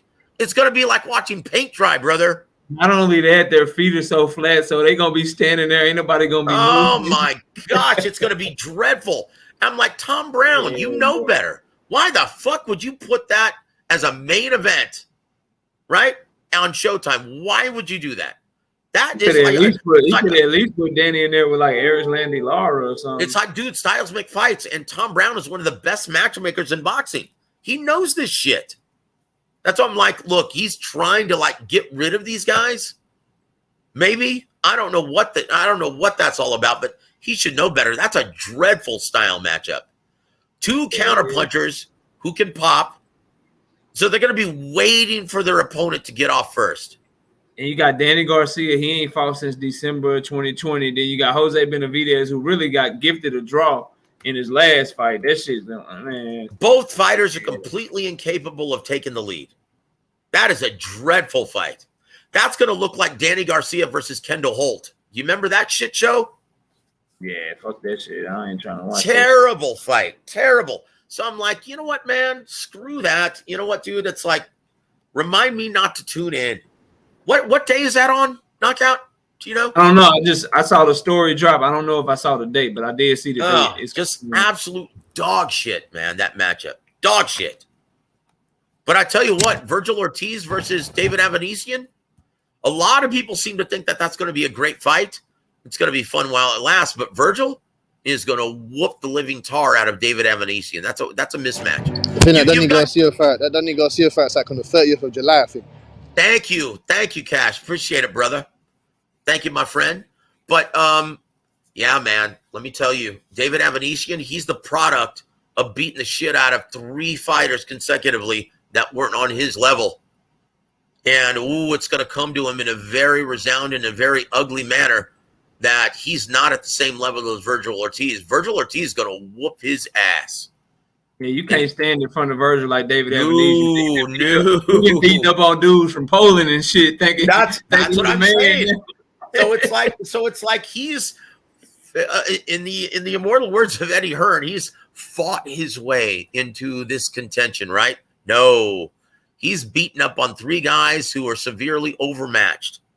Now, boy, he's going to get it. He's going to get it in a big way. And Virgil Ortiz is going to make it look easy. He's going to whoop his ass. So, there it is. Yes, sir. I don't really believe so. What? You like David Avanesian? I think he's a good fighter. He's a good fighter. He's no. He's entertaining, and he is a good fighter, but he's not elite. He's not even close to being that. And once again, he can get knocked the fuck out as what's his name? Kavaliauskas just showed. Look, and once again, there's no shame in getting knocked out by Igas Kavaliauskas. That guy is arguably the hardest puncher at 47, right? Deep amateur background, 2-time Olympian from Lithuania, right? But yeah, there's a reason why he got knocked out though from Igas Kavaliauskas. He tried to fight him in the pocket. Okay, you're going to get caught, and the same thing's going to happen with Virgil Ortiz. Okay, he's going to get controlled by the jab, and he's going to end up getting knocked out with that big overhand right once he commits to the jab and starts eating on those feints. That's it. Virgil hungry too. Like I've been hearing him talk lately since coming back from his little diagnosis. He gonna come out to prove a point against Kavaliauskas, man. Yeah. And not Kavaliauskas, against Avanesian. And that Avanesian trying to fight in the pocket and trying to, go head to head and try to exchange left hooks to the body. That shit ain't gonna work with Virgil. Virgil left hook is Virgil fuck around and have him taking the shit in the ring, man. That shit ain't gonna be nice at all for Avanesian. And let me ask you something, Knockout. Have you ever seen someone defecate in the center of the ring? I have not, no. I have. I was calling a fight at the regional level one time. Guy got blasted in the liver, and he took a shit right there in the center of the ring. I can just imagine. Started running down his leg, and it was absolutely disgusting. Damn. Did they have to stop? Did they stop the fight? They had to stop the fight, right? Of course they did. Yep. Yeah, fuck that. Oh, disgusting, man. Yeah. Oh, these poor guys. I mean, did he ever fight again? Like, you can't fight again after no shit like that, bro. You gotta go do something else, man. Yeah, well, they ended up scrubbing the we took a 30-minute intermission. They ended up scrubbing the canvas, and then they made sure that they dried it with a couple of big fans, and then it was disgusting. But the reason why I'm bringing it up, that actually happens. Someone takes a shit in the ring because he gets blasted by a liver shot. Yeah, that's why I said it. I know it can happen. I just ain't never seen this shit, bro. But Hey, 150. I'm gonna hop off, bro. Joe, I'm gonna hop off. Tony, I'm gonna hop off. Tony, I'm live tonight at 7:30. You can come pay me my debt, bro. Hey, you already know that wasn't a bet I wanted to take. I don't even know why you made that dumbass pick, bro. Like, you just be trolling sometimes, Tony. I think you just pick like, underdogs. You be picking underdogs and shit so that when you hit one, you look like a genius. It wasn't like no real legit anything. There was no breakdown. What I'm saying, hey, bro, like, what bet was that, man? Man, he bet me that Rolly was gonna beat Tank, bro. Oh my gosh! Oh my gosh! No, Tony, you just lost all credibility, brother. No. When he first came to my channel, he asked, "Did I want to do the bet?" I was like, "Nah, I ain't gonna make a bet on this fight." And then I said later on, "F it," left him a message like, "You know what? I'll take the dumb bet just for the fun of it." Hey, what is your channel? Tony just like to stay in shape and shit. He just using it as a way to stay in shape. Is that what I got some more suckers, Joe, because there was a bunch of people that was in my chat telling me that Rolly was gonna go the distance. So I bet everybody. I'm gonna have people doing push-ups all night tonight on my chat. Oh, geez. Bet, we have a legit real bet over. But see, I don't even know. Here's the thing, Tony, and I ain't giving nothing away. But I don't know if we can keep that bet because I might be picking who you picking. So well, I don't know yet. If I do pick the other guy though, then we got a bet for sure. Well, we've got to make sure that there's actually a fight, right? First, you got to make sure that both participants actually make weight this Friday. Yeah, that's true. That's true because Devin Haney is a big ass 135. He's a big dude, and he's been struggling for the past year and a half to make weight. We'll see what happens. I mean, both guys are professionals. I'm anticipating that both guys make weight. There's no way Devin Haney cannot come in weight. Now he knows what's going on, man. He knows the angle. He's this very disciplined. Well, no one tries. Look, Cash, no one tries to not make weight, brother. But it happens. Okay? Especially when you've been struggling for the past year and a half to make 135. And admittedly says, look, if the belts weren't on the line, we would already be competing at 140. Right? I think he'll make weight because what would be the point of going to Australia, signing a multi? Well, like I said, no one tries to not make weight, right? No one tries to not make weight. That's what they were saying about Benavidez when he lost. That's what they were saying about Benavidez. Exactly. No one tries to not make weight, but knockout. God bless you. And Tony, do you have a channel? What's your channel? Tony's Reviews. But the reason why Benavidez missed weight is because they caught him on cocaine. Cocaine is a known cutting drug. A lot of people do cocaine to be able to cut weight, whether it be in wrestling. No. That was on a different occasion. He missed weight. He lost his. No. Listen. He first got caught on cocaine. Okay. Yep. When he came back, he missed weight after being caught. What I'm telling you is, the reason why he missed weight is because they had already caught him on cocaine and he didn't want to risk it again. So he didn't have that cutting agent available to him like he did prior to being caught on it. You know what that says? I mean, honestly, because when you look at that stuff, right? That doesn't stay in your body long. That means you must have done it the night before the fight or the night before the weigh-in. That's what that says. Huh? I think he was just partying, David, because wasn't he 166? I'm telling you, it's a cutting drug. It's a cutting drug. Well, there are a lot of diuretics, right? There are a lot of diuretics that aren't on that list. I mean, why would you sacrifice that? Like that's got to be the dumbest thing I've ever heard from any championship fighter. Right? To do blow the day before your fight. I mean, you need your head examined, brother. It can stay in your system up to 72 hours because of it's 2 days, 3 days. Look.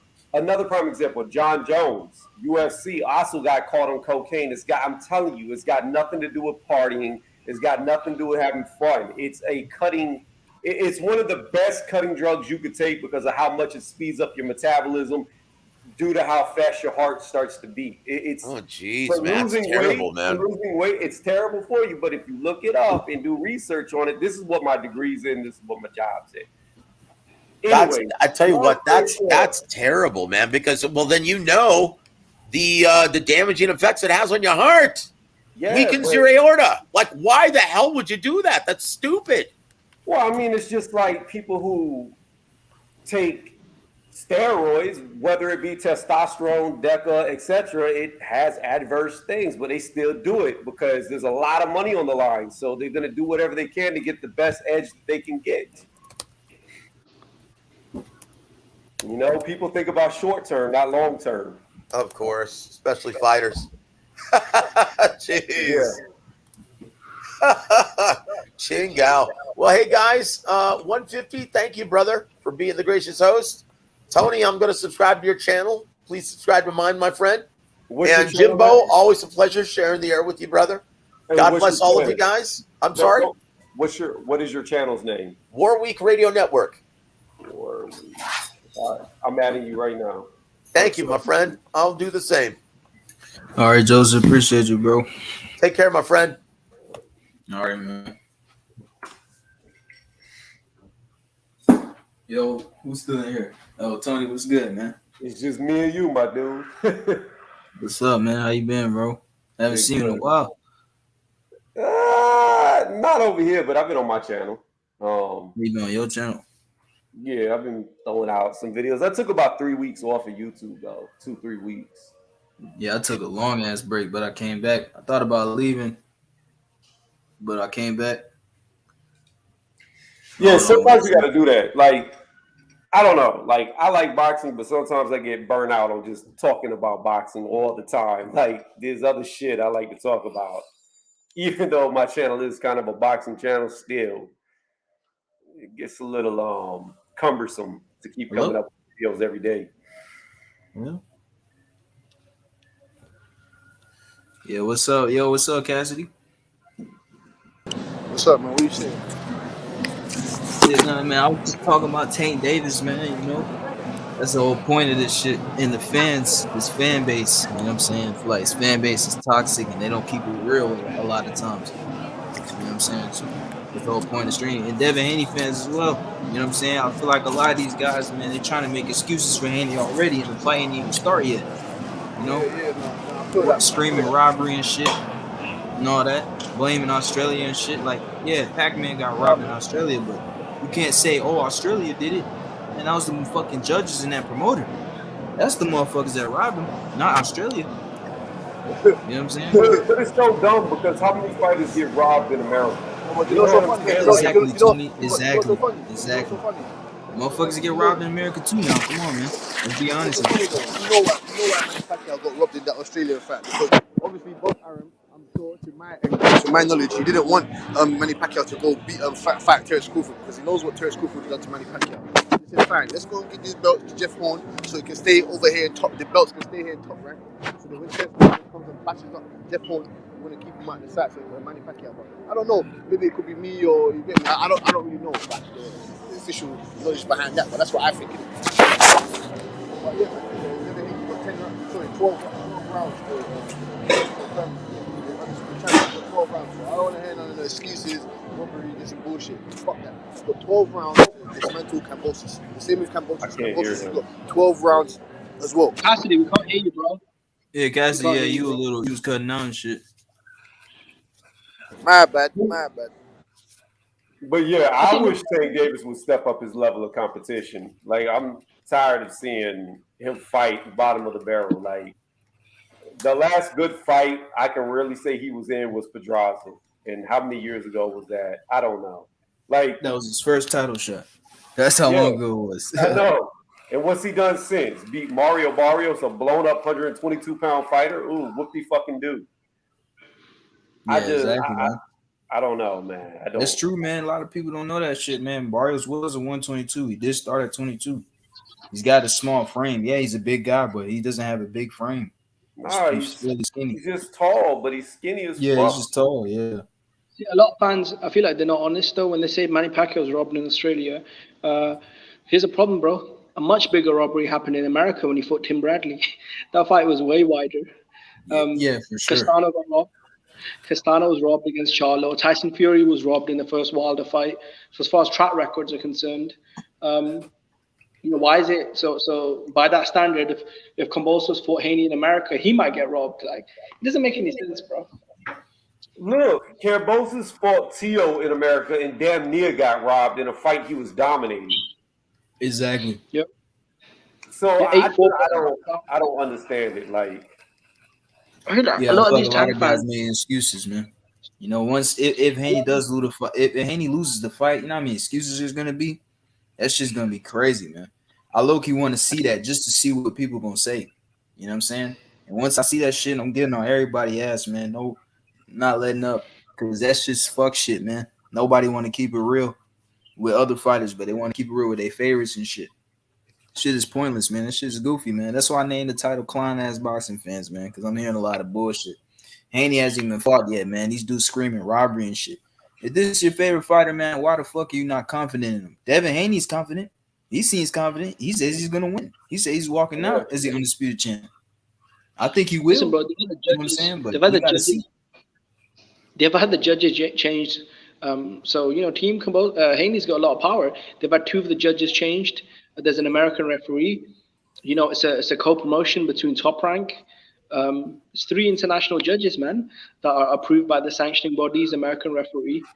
I mean, look, man, it is what it is, man. And not only that, man, I think Bob Arum wants Devin Haney to win. I think he wants him to win. This is the first time he's on Top Rank. I feel like Bob Arum wants to promote him, and he can look at Haney. He's like, okay, maybe he's like the next Mayweather or some shit.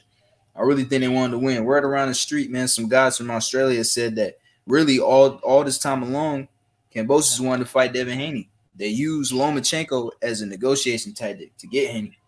That's what I heard. And these dudes from Australia that said that. Shout out my boy Jed Kyle.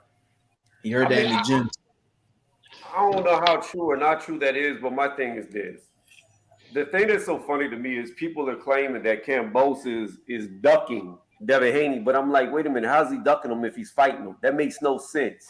What people don't understand, and what Kambosos says several times, and I even said it before he was saying it, he didn't have to fight Devin Haney whenever Lomachenko fell through. He could have fought anybody because he's the franchise WBC champion. That means no mandatories. That means he's not obligated to fight anybody in the WBC rankings. So we picked Devin. I don't understand what the issue is. Bro, look, at the end of the day, Tank Davis doesn't want to fight top-level fighters because he's not fighting them. Ryan Garcia doesn't want to fight Devin Haney because he's not fighting him. Kambosos wants to fight Devin Haney. That's why he's fighting him, right? Like, who else out of the top lightweights has given Devin Haney an opportunity? So this whole, like, fucking bullshit that they're saying that Kambosos was ducking this and that. Kambosos just fought Teofimo. He's fighting Devin Haney. And after that, he wants Lomachenko. Like, who else wants that level of fucking... Who else is walking through fire like that? Bring me Tio. Bring me Haney. Bring me Lomachenko. What the fuck is Tank Davis doing? Rolly Romero. Come on, man. Isaac Cruz. Gamboa. Cherry. Yeah, I'm sorry. Cruz will get knocked out by Ryan Garcia. I don't see that fight going 6 rounds. I think Isaac Cruz gets sparked super early in that fight. He's going to walk right into a left hook and go nighty-night. I agree. I mean, the way he plots forward, he's kind of made for Ryan Garcia's big left hooks. Like, there's a reason why they turned that fight down twice. Like, if it was easy, they would have taken it. Yeah. Yo, we got Boston Chief up here. Boston Chief, what's up, man? What's going on with it, guys? How you doing? Thanks for letting me on. Yes, sir, bro. How you been, man? I've been busy. How about yourself? Yeah, I've been a little busy too, but shit, I'm trying to get shit together, man. But now today, man, we talking about Tank Davis and shit, Devin Haney, Kambosos, man. What do you think division, about it? Yeah, the lightweight division as a whole, man. Yeah, what do you think about this topic? Well, I mean, we've been talking about it's been the most potentially talented division in boxing, but it's the testing has been postponed for a long time. Ryan getting in and out of the ring, Floyd saying he's going to protect Tank, Loma being in war. I mean, there's a lot of factors to why this is, but I still think I think it's starting to come to the point where everyone's got to start drawing their lines and crossing over now. And one of them is going to be this weekend. You know, Haney's been calling for people. Whether they've been avoiding him or not remains to be seen. The fact is he's finally getting a shot. That is the actual fact. He's finally getting a shot, and he needs to prove himself, or else people are going to call him a hype job. Yeah, I think he's about to get dog walked. Yeah, I don't argue with you at all. I don't. I think that it's a very good shot the very good chance that he's going to get surprised, thinking that he's going to outbox a brawler, and the brawler might be able to be too rough for him. I think Haney can win the fight. I got him winning 8-4, 7-5, but I think a lot of earlier rounds he's gonna rack up a lot of points, man. But once he gets later into the fight, man, Devin Haney likes to slow down. He gets hit a lot more. He's more stationary. That's when Kambosos is gonna come alive. Devin Haney is susceptible to the left hook, man. You know what I'm saying? He doesn't really have a lot of experience with southpaws and shit like that. So, and I know Kambosos ain't a southpaw. He's an orthodox fighter, but the left hook is one of his best shots, man. He uses that punch a lot. He did it against Teofimo a lot. He likes to throw the jab and then the left hook right after that. And then he'll throw in the overhand right occasionally.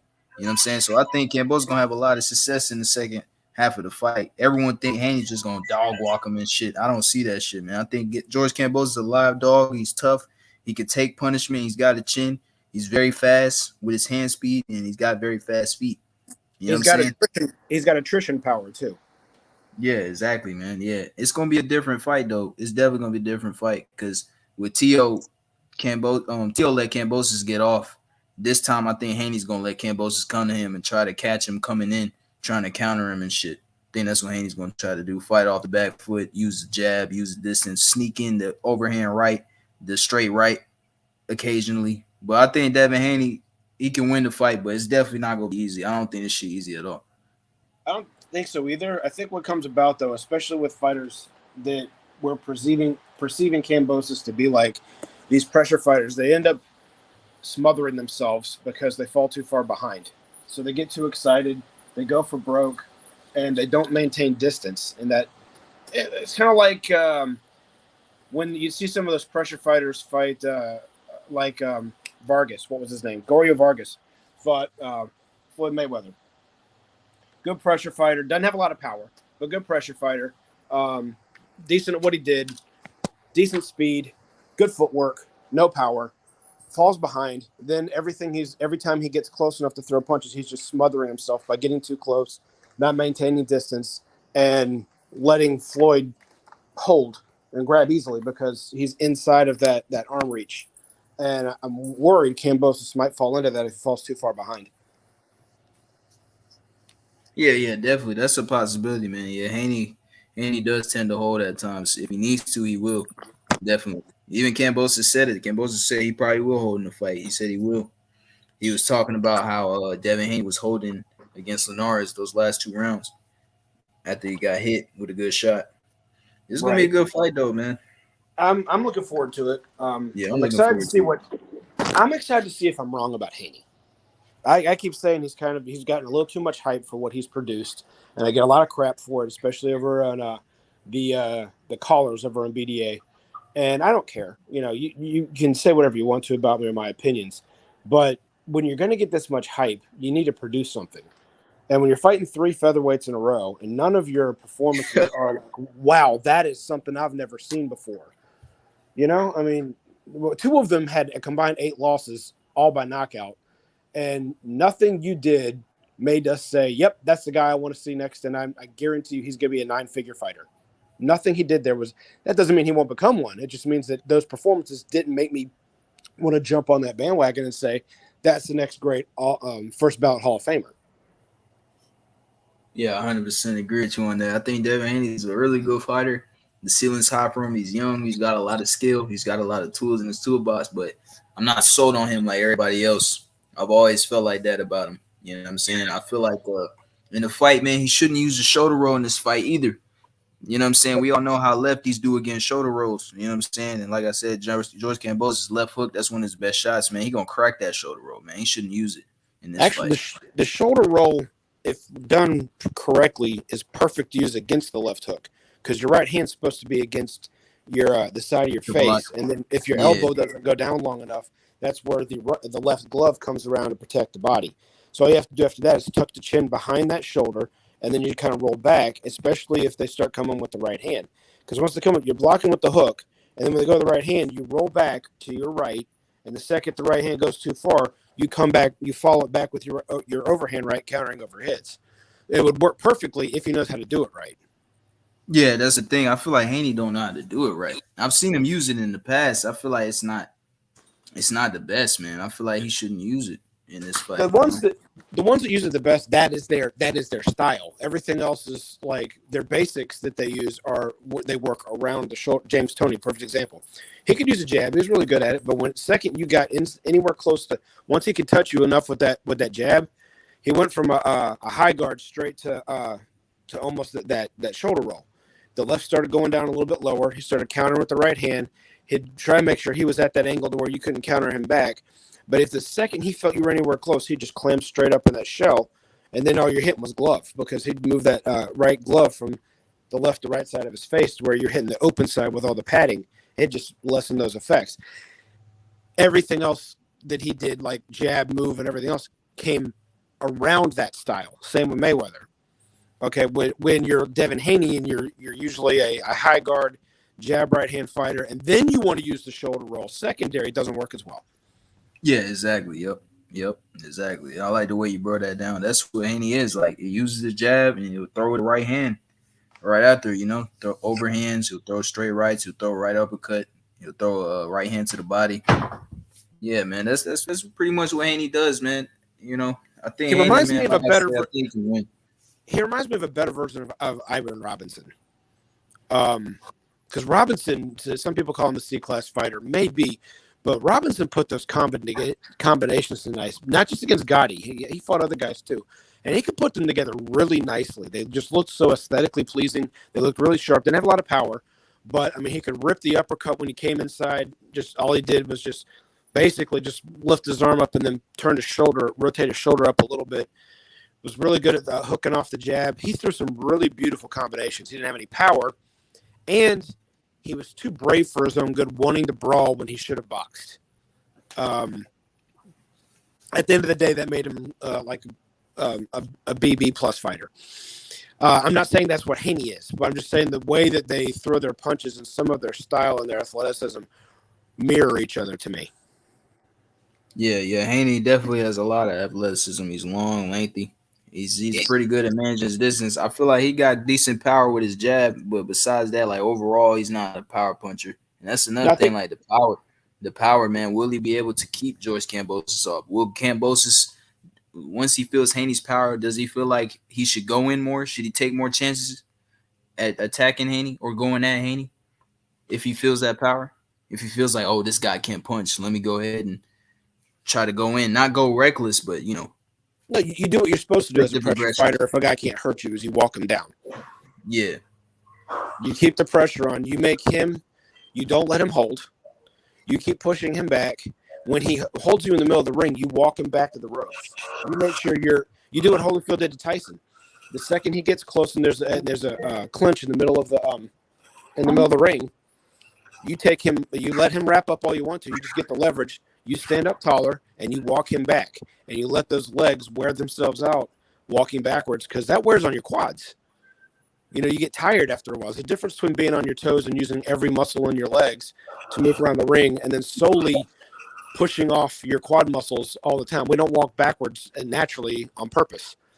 That will wear you out. So, yeah, that's the best thing that Kambosos can do. If it doesn't hurt him, pressure him, keep coming, use your jab. Don't just jab to the head, jab to the chest. Chest and shoulders. Best plan for him. And then, like I said, when they get close enough, if he goes to hold, make sure you're walking him backwards to where he's on his heels. Yeah, man, that's a beautiful plan right there for George Kambosos. Definitely, man. And by the way, man, what the fuck is the undercard for this fight? Does anyone know? I don't think nobody knows. No, you got Jason Maloney. You got the two Maloney brothers. You got Jason. What's his name? Trevor Brown. Not Trevor Brown. Sorry. Lucas Brown. You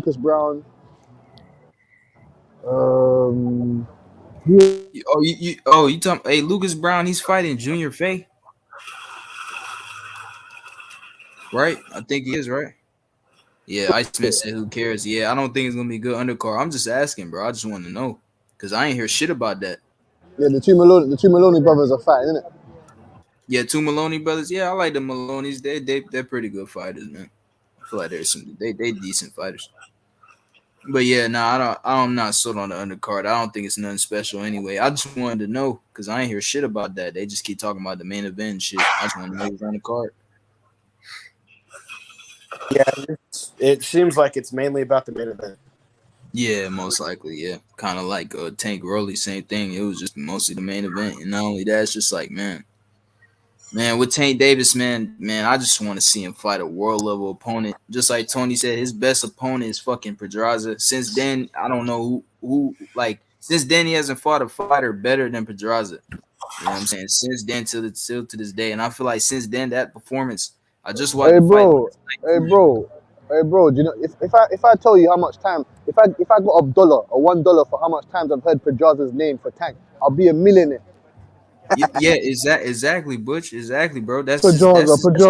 Okay. Fuck Pedraza now. Where is the rest of the top 5 opponents, man? That's what I'm saying. Yeah, man. That's what I'm saying. Like Santa Cruz was decent, but man, he never did shit at 130. Isaac Cruz. The thing about Isaac Cruz, a lot of guys didn't know nothing about Isaac Cruz. Everyone thought he was gonna get knocked the fuck out. And once he got in there with Tank and gave him a tough ass fight, everyone was fucking surprised and shit. You know okay, but is Isaac Cruz that good, or is it the fact that he pulled a Castano and overachieved in a fight? We really don't know yet.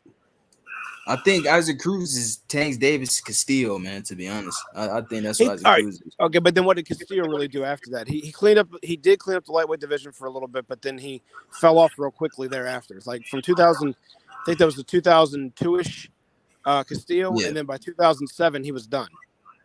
No, I think that's trash. You think Cruz is trash? I don't think he's trash. I think it's pure trash. I think Cruz gets beat by every top fighter at the division. Like, I don't think he survives with anybody. I think they all beat him easily. Like, the dude, he literally runs in like a bull charge and just swings wildly. Like, he overwhelmed Tank, and that's the only reason why Tank looked bad. He'd easily get outboxed by him. That's what I'm saying. You got to respect Cruz's style. Like, the dude is not skilled. Yeah, you got to respect Cruz's style, man. You got to respect it. His style is difficult. His style is like Maidana's. He's got a Maidana type of fight. If you can make any fighter uncomfortable in there, your style is arguably accounted for. You get me? He's got a difficult style. He's a short fighter. He's about 5'3", 5'4". He's got a big, strong head and no neck. He's a difficult fighter for anybody.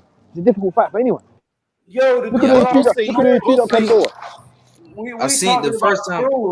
We talking about Cruz like he's elite. He's already lost to a fucking cab driver.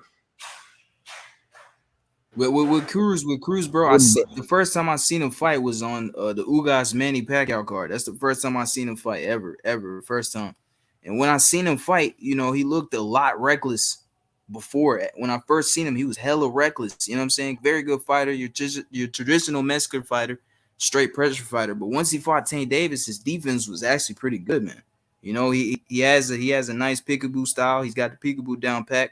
You know, and he was blocking Tank Davis' best shot, the fucking uppercut. Tank Davis throws that punch in every single fight.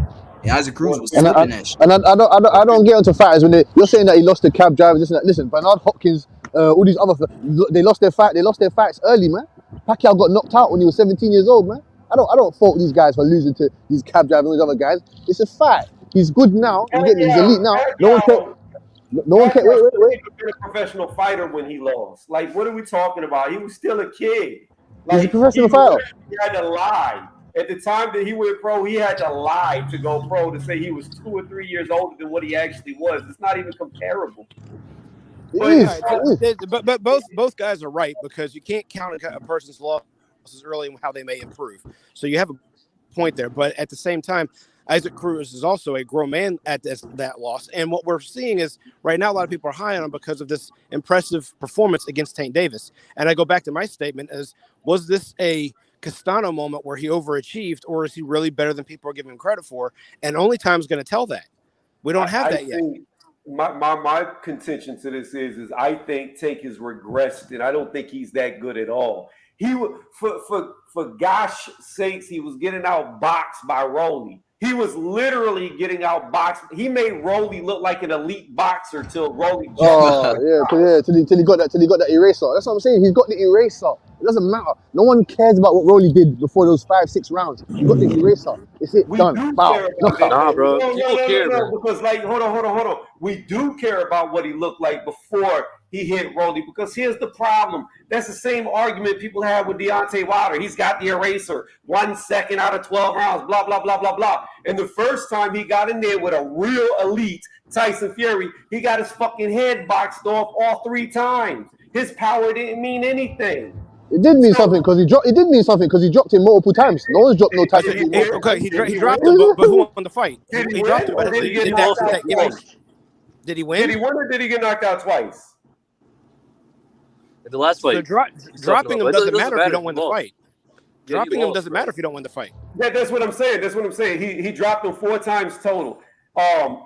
Did 1-0. Deontay win any, or did he get knocked out twice out of the 3 fights? Well, he lost convincingly. He lost, but I'm just saying to you that if you got that eraser, I'm saying to you, if you have that eraser, there's always a possibility of you being dangerous. Yes, you can be getting out boxed. I got a phone Yes. call. Hold on. I'll be Yes, right you back. can. No problem. Yes, you can be getting I hear outboxed. that, Yes. and I hear that, and I respect, because you are correct. At this level so far, and we have to take the fact that with Cruz being a tough guy, we don't know exactly World Elite how good he is, but we do know his toughness is world class. Is that just the exception to the rule, or is that power going to translate to all the other elite lightweights and Shakur Stevens moving up? We'll find out, hopefully. But at the moment, we have to acknowledge this. You got Santa Cruz, who was feather-fisted at bantamweight, so you knew he wasn't going to knock Tank out at junior lightweight. You've got Isaac Cruz, who we still don't know how good he is. He may be a flash in the pan. He may be really the goods. We'll find out. We've got Barrios, who we know was not an elite fighter, and then we've got Rolly, who we know was not an elite fighter. What's got in common against all these things? Tank was working, and they were holding their own with him until his power showed up. So his power is elite, but his skills may not be. They don't appear to be, because these guys are. I mean, Santa Cruz is not a B-rate fighter, but at 130 he is. So, and the rest of them are B plus at best, and they're holding their own with him. So is that point correct? The fact that he's possibly regressing, if he was ever there to begin with, because like the gentleman said, if they had $1 for every time they had to mention Pedraza to validate the fact that Tank's got skills, that one fight, the guy, you said yourself, you'd be a millionaire. Okay, so what else? Everybody else we've named lately is either, Cruz, definitely way above the weight class he belongs in, and everybody else is a B plus fighter, and they're holding their own with him. You put Loma in there with any of those guys, none of them hold their own with him. He may not knock him out the way Tank does, but none of them hold their own with him. You put them in with Shakur Stevens, I don't think they hold their own with Shakur Stevens, even though I don't think Shakur Stevens knocked them out either. But skill-wise, they don't hold their own. So where is Tank on a total world level aside from having the eraser? Yeah, exactly. And that's one thing about Tank. I think Tank, he fights the level to his competition, man. I think that's not good because these guys are not very good, man. That's what I'm saying. Like, I'm for certain, I think Shakur, if he moves up and fights Tank Davis, he will beat Tank Davis, man. I think that's a bad style matchup for Tank Davis. I think he will neutralize Tank Davis's power, man. You know I wasn't high on Shakur Stevens until the Valdez fight. And a lot of guys wasn't. I always thought Shakur was good, man. I always thought he was a good fighter. I thought he was good too. There's something about if you don't have power, I think your time's limited. But Shakur seems to have an IQ that thinks that he can negate that I won't say flaw, but that lack of what everybody else has got, because he really doesn't even sting guys very much. He turned Valdez's face red in a couple rounds, but that was Valdez's fault. Valdez had no IQ of what to do in that fight, and I don't even think they had a game plan, which is, I guess, the reason why a lot of people are leaving Reynoso now, because he's been exposed. When your corner does not, I'm not even a retired trainer. I'm a former amateur trainer, hourly waged employee who's got a gut bigger than George Foreman's. And I can tell you that I already know that I had everything I saw that was wrong with their game plan from Valdez against Shakur. His corner as a professional trainer should have known better. You gave up the foot battle and you didn't use your jab. So those are two things from a lefty versus a righty that if you're not even going to try to establish, he didn't even attempt to establish. So if you don't try to establish those things, the likelihood you're going to win the fight off of a Sunday punch, and you better be a real knockout puncher to get that, is slim to none. You have almost no chance to win the fight because you're already 3 steps behind in a 2-step ball game. And they didn't even come close to trying to establish anything that was going to be effective to try and mount anything off of. They sacrificed the right hand to become more of a jab. So you've given up a power punch to be a rangefinder, which is the furthest away from your opponent. You didn't try to establish the jab at all, knowing it wasn't going to land. I get that. But if you don't try to establish the jab against the lefty, you are going to lose. And then on top of that, you let him put his foot exactly where he wanted it, to where he was outside of range of almost all of your shots. He had the angle all night long. If Shakur even knew how to hook off the jab more, he could have rained hooks in all day because Valdez did not have the foot placement to stop that from happening.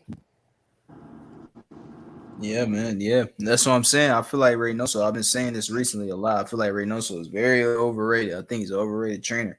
This is 3 times in a row. Julio Cesar Martinez, Canelo Alvarez, and Valdez, man. It's 3 times in a row. Once they get in these fights, these guys have no answers. Reynoso has no answers in the corner for none of these guys.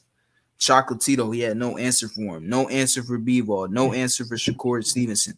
He's just telling them bullshit. He told Canelo, use your fucking experience. What is that going to help him? You're not teaching him to move away from the left hand. You're not teaching him to lay off the ropes. You're not teaching him to, hey, use your jab, bro. Go to the body more. You know what I'm saying? Shit like that. He's not telling them shit. You know what I'm saying? I feel like Reynoso is very overrated, in my opinion.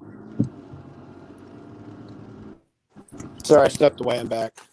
No, you good, bro. You good. Yo, Cali, what's up, bro? Yeah. Can you hear me? Yeah. Loud and clear. Yeah, loud and clear. Yeah. I was gonna say about Isaac Cruz. What do you guys think he's gonna do next? I think they might do a rematch. Yeah, I still think Tank Davis still don't knock him out. You know what I'm saying? I think that dude's just that tough. That's the dude he's not gonna knock out. Yeah, man. A lot of people trying to blame his hand and shit. You know what I'm saying? They were saying, "Oh, Tank Davis' hand is hurting shit. Oh, he hurt his hand." You know why he hurt his hand? Because Isaac Cruz is little as shit, bro. He's 5'4". Tank was hitting his head all night. You know what I'm saying? That's the only time Tank had a disadvantage in a fight. Most of the time, he has a disadvantage every time because he's a smaller guy. You know what I'm saying? But yeah, I think he would never knock out Isaac Cruz, you know, even with 2 hands, you know. And Isaac Cruz, like I said, his defense was really good in that fight, man. He was blocking Tank's best shot. You know, a lot of the shots came off the glove, man. Tank ain't really hit him clean in that fight. You know what I'm saying? So, shit, that's a good point. Yeah, man. From what I've seen, Isaac Cruz, I don't think he's trash or anything. I think he's actually pretty good. I just don't know how he's gonna go against the other guys. I don't think he'll beat a Vasily Lomachenko or Shakur if he moves up. And even a Ryan, man, I feel like he get caught by a left hook. He's gonna come right into it. I feel like. Yeah, but you think Ryan's gonna knock him out? I mean, if Tank hits him with his best shots and lines him up, he can't hurt him. Well, you have a good point. Ryan's leverage on that hook, being as tall as he is going to be a little bit different. Plus, let's face it, he's a 140-pounder weighing at 135. Yeah, for sure. Hell yeah. Ryan's Tank maybe also, because we don't know what he balloons up to in between fights on a regular basis, but it looks like he's starting to make 135 a lot more comfortably. Yeah, he's way more disciplined for sure. That's why I give Tank credit. He's way more disciplined because in the past he was very fat. You know what I'm saying? He was missing weight and shit. You know, so he's more disciplined now this time around. Yeah, he looks very light at 135 now. Yeah.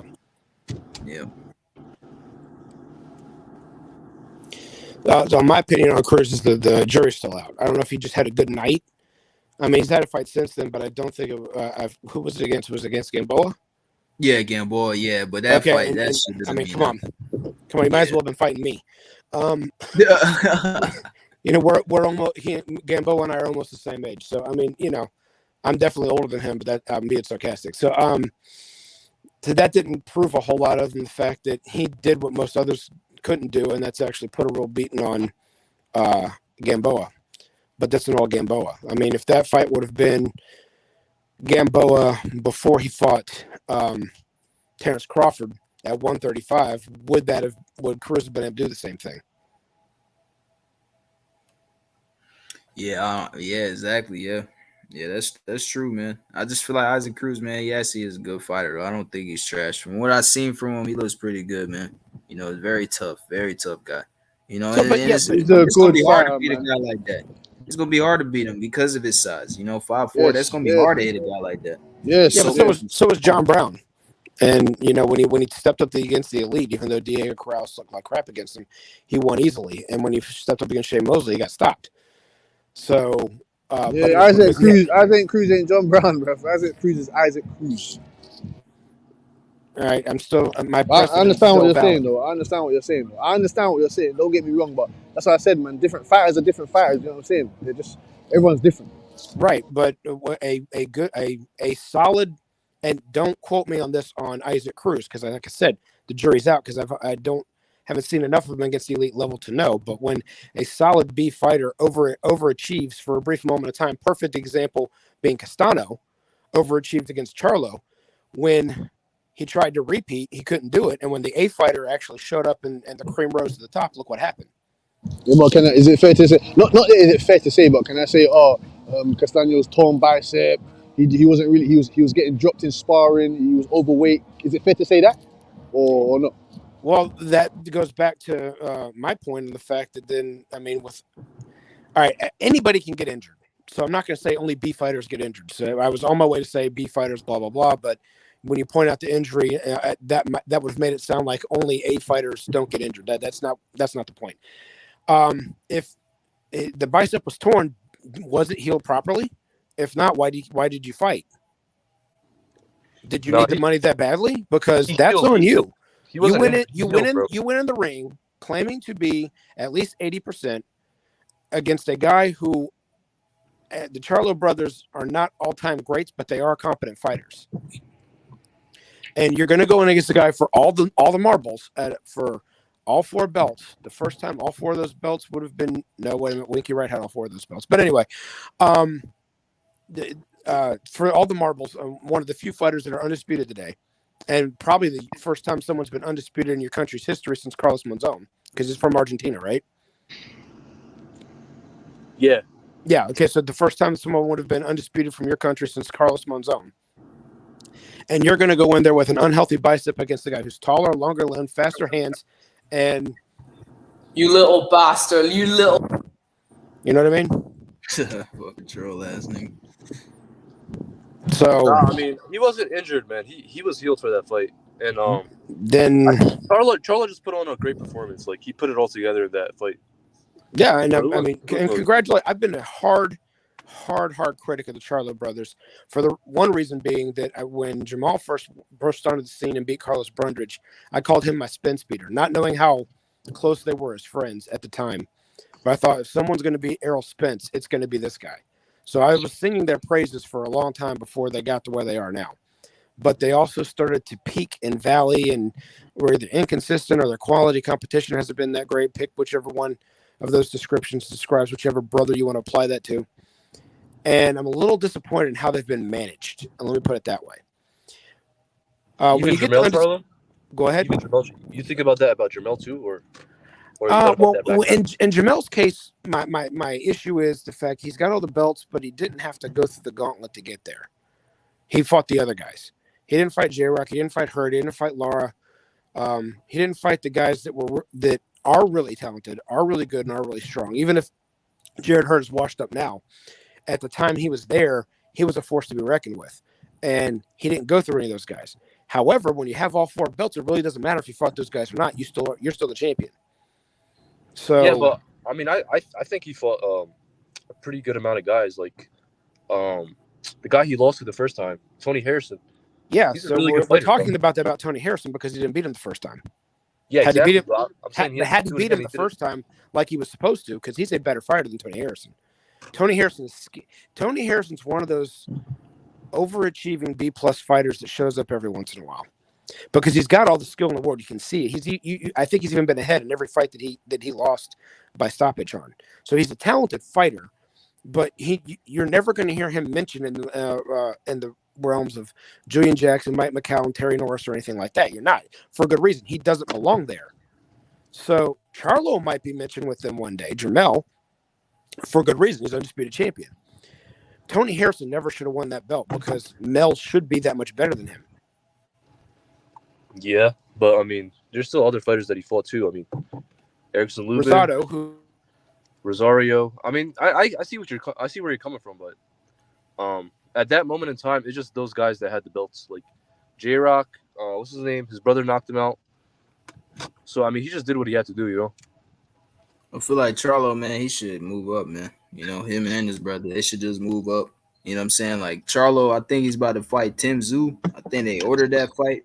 I think that's really stupid. Bad move by the WBO. I think they're trying to end fucking Tim Tszyu's career early or some dumb shit.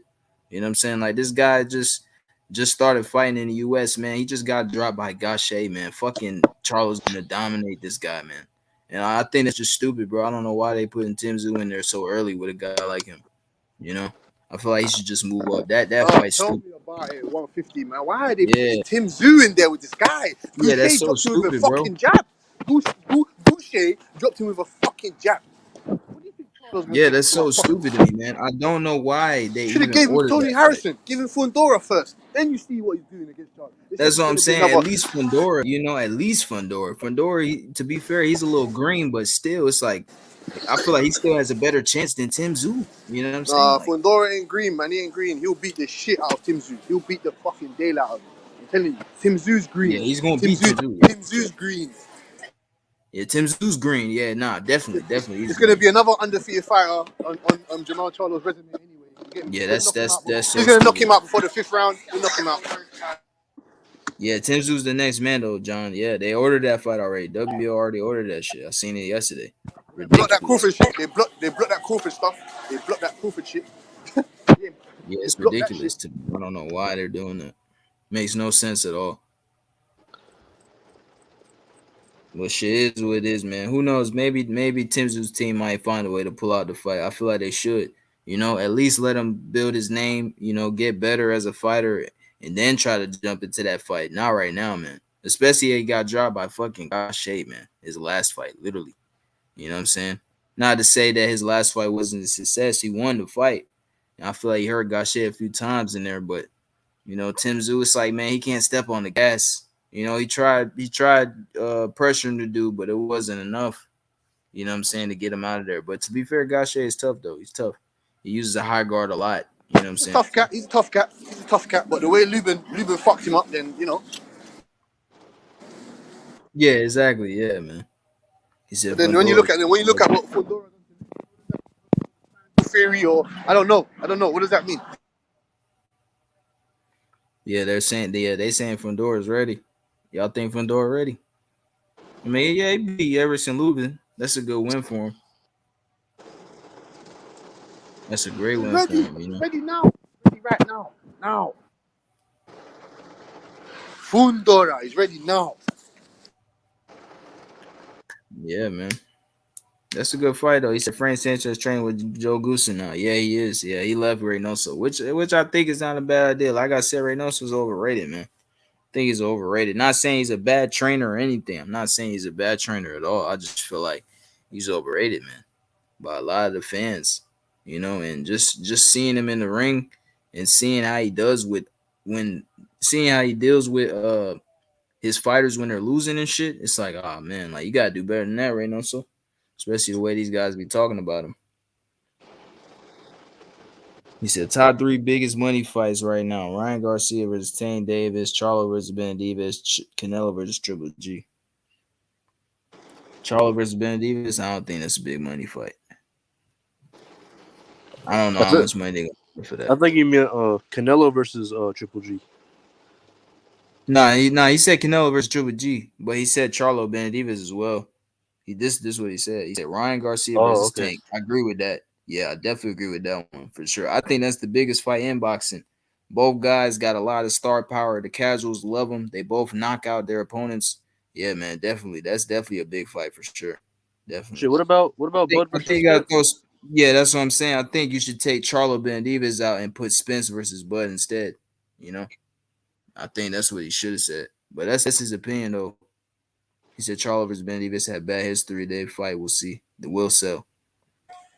So what do y'all think about the fight this weekend with Haney and Kambosos? I just got back. I just want to say this real fast about Reynoso. I don't think he's that good of a trainer. I watched Valdez get outboxed and by Shakur, and then I watched Canelo get outboxed the exact same way against Bivol. We've always known that Canelo had issues with movers, and he, to me, has not improved at all when we actually saw him in there with a good, legit technical boxer. Outside of that, I find it hilarious that after so many of his fighters have been popped for PEDs, now they're all losing. Now that the microscope's on his cap. It's just, I don't believe in coincidences. And after the herbal tea, it's just like they're taking loss after loss after loss. So I don't know how good of a trainer he actually is. He said AJ Usyk too. Yeah, that's a big money fight, but Joshua gonna get most of the back end money. Usyk gonna just get what he get, you know. I think Usyk still beats him though. I think Usyk might even knock out AJ this time, to be honest. I think he might stop him. But nah, Tony, yeah, man, you made some good points though. I agree with you on that, man, for sure. You know what I'm saying? I just think I can't give up on him. I'm not gonna say he's a complete shit trainer, but I think he is a decent trainer, for sure. But yeah, like I said earlier, yeah, man, he had no answers for those guys, man. None of them, you know. So shit, I heard everyone's leaving him too, like Frank Sanchez and Andy. Yeah, Frank Sanchez would go Joe Goosen. Damn. Yeah, that's tough. He's with Joe Goosen now. Yeah, man. I think that's not a bad move, you know. Frank Sanchez, I think they're really good friends with Ryan Garcia, and you know, Joe Goosen, he don't play around. He's not a bullshit trainer, man. You know, and Joe Goosen, the type of trainer he is, he's like the guy, like he sees what you can do in the ring, and he's gonna try to better that. He sees what type of attributes you bring into the ring, and he's gonna try to make it better. So I think overall he's gonna make Garcia and Frank Sanchez better. The only thing about Garcia is he gotta stay focused. He gotta, I think mentally up there in his head, I feel like I'm not gonna say he's not prepared, but it's like, man, mentally he's not there all the way. You know what I'm saying? I feel like he's not as committed to boxing like some other guys, you know. And I feel like if he can stay committed, stay working, put in that work, Garcia's ceiling is very high. You know what I'm saying? So, you know, I would love to see Tank Davis versus Ryan Garcia. I feel like Ryan Garcia definitely has a chance in that fight. You know what I'm saying? So, yeah, Ryan he's active now, at least, you know. Yeah, he's about to fight Fortuna. He's fighting Fortuna July 16th. I think he's gonna knock Fortuna now. I think he might knock him out early. He said 150 was the best trainer in boxing today. I think Ismael Salas is a real good trainer. Manny Robles, Sugar Hill is a very good trainer. Who else is a very good trainer? I would say Freddie Roach, but I feel like Freddie Roach regressing right now. And that's because of his disease, his Parkinson's. But a couple years ago, yeah, he was one of the best for sure. Damn, who else? Derek Jones, right? Derek James?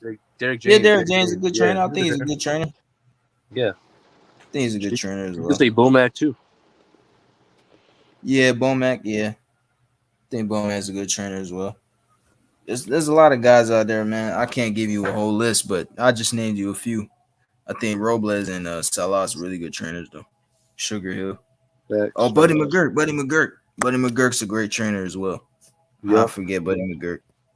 Yeah. I can't say who's the best. I don't know who's the best, but you know what I'm saying? I feel like there's some good ones. See, Canelo and Valdez were high-level fights. It's easy to look like a great trainer when your boxer spends 5 years in the cherry garden.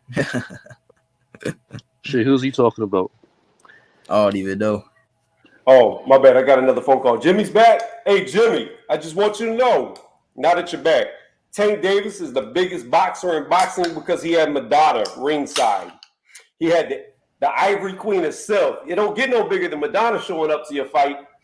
The biggest female singer in all of singing. Yeah, man, bro. That's what I'm saying. I made the comparison to Canelo and Tank Davis earlier when I first started the stream, and I'm not talking about accolade wise. Obviously, Canelo has way more than Tank Davis, obviously, but I feel like they have a lot of similarities. Both guys give up rounds. Both guys have star power. Both guys, they rely on their power a lot. in every single fight. Tank Davis even said it. He's Canelo Alvarez. You know what I'm saying? He's Canelo Alvarez. He even said himself. He tried to wear the no life, no boxing gloves. You know what I'm saying? But Mayweather made him take them shits off. You know what I'm saying? I feel like they have a lot of similarities, bro. Both fighters, they don't have the same style, obviously, but you know, they have a lot of similarities. You know, and my thing is, it's like guys want to discredit Canelo for the Kovalev win, but it's like, okay, they say, oh yeah, Canelo moved up in weight to fight Kovalev, but Kovalev wasn't the best champion though. You know what I'm saying? But it's like, come on, bro. Like, Tank Davis moved up to 140 to fight Mario Barrios, and then guys want to sit here and say, oh yeah, he beat Barrios. They want to give him credit for that shit though. Like, Barrios obviously wasn't the best champion in that division. You know, you still got Jose Ramirez. He didn't have a belt. He doesn't have a belt anymore, but he's still a top dog. Regis Prograis is still a top dog. He doesn't have a belt either. You know what I'm saying? Jose Zepeda, Josh Taylor, Jack Catterall. You know what I'm saying? There's still good guys in that division, man. That's way better than Barrios. That's my thing. I don't know how the fuck you gonna discredit Canelo for Kovalev. I understand Kovalev. Yeah, he came off a war. Yeah, he did. Yeah, he had a rehydration clause on him, but come on, man. Kovalev is way better than fucking Mario Barrios. You know what I'm saying? This dude beat Andre Ward in the first fight. I fucking watched that shit last night. Man, this dude beat him, man. I don't give a shit what no one say. Andre Ward got fucking dropped. How the fuck you gonna tell me he lost? I mean, he won. You know what I'm saying? Nah, like, Ward lost that fight clear as day, but I wanted to say this. Mario Barrios isn't a real champion. He never was a real champion, and Tank doesn't hold a real belt. And the reason for that is, at 140, even though it should be Catterall right now, we have an undisputed champion. Undisputed, meaning there are no other champions besides this one, and that's Josh Taylor. Unless Mario Barrios' name was Josh Taylor, then Tank didn't win anything. Yeah, exactly, man. Yeah, man, that's not even a real belt he's fighting for. At least Canelo fought for the WBO strap. That's a real belt he had. Yeah, he dropped the belt, but man, that was a real belt. This belt, this WBA belt, that shit ain't real, man. You know what I'm saying? Yeah, bro, that's my thing. Like, Tank Davis was talking shit to Rolly, talking about his belt, and Rolly told him straight up, "Bitch, this the same belt you got." Yeah, like, what the fuck? But come on, Tank. What the fuck are you talking about? Y'all got the same exact belt. Come on, man. He said it's the same fucking belt. I was dying. Nah, but Mario Barrios. Nah, but Mario Barrios, you seen the fight before? He fought a Russian prospect for that belt. I forget his name, but it was a really close fight that could have went either way. And I knew Mario Barrios was like meh, like he wasn't all that good, you know. And as soon as the fight with Tank was announced, I knew that shit was. I knew he was gonna get knocked out. Yeah, I give credit. I give credit to Tank. Yeah, I give him credit fight too. only because Keith Thurman went the distance with the guy. You know what I'm saying? Yeah, Barrios moved up in weight, but that's the thing. Like, Mario Barrios had a contract, man. That fight was gonna happen. You know what I'm saying? He had a contract. He had a 2-deal contract. They had to find Keith Thurman an opponent. That's why Barrios was in the fight in the first place. You know what I'm saying? Yeah, he went the distance with a welterweight, and he actually looked pretty good because he hurt Keith Thurman with that body shot. But he took a lot of damage, man. He got his ass whooped, man. He's just a fucking punching bag, man. Mario Barrios sold his fucking soul, bro. He sold his soul, bro. He sold his soul for some money. He did. Yo, Cassidy, he's just there to be a punching bag, bro. Literally, bro. He sold his soul, bro. I'm telling you, for money, bro. I'm telling you. Don't kill me, man. We saying that's I like Mario Barrios because you see guys like him.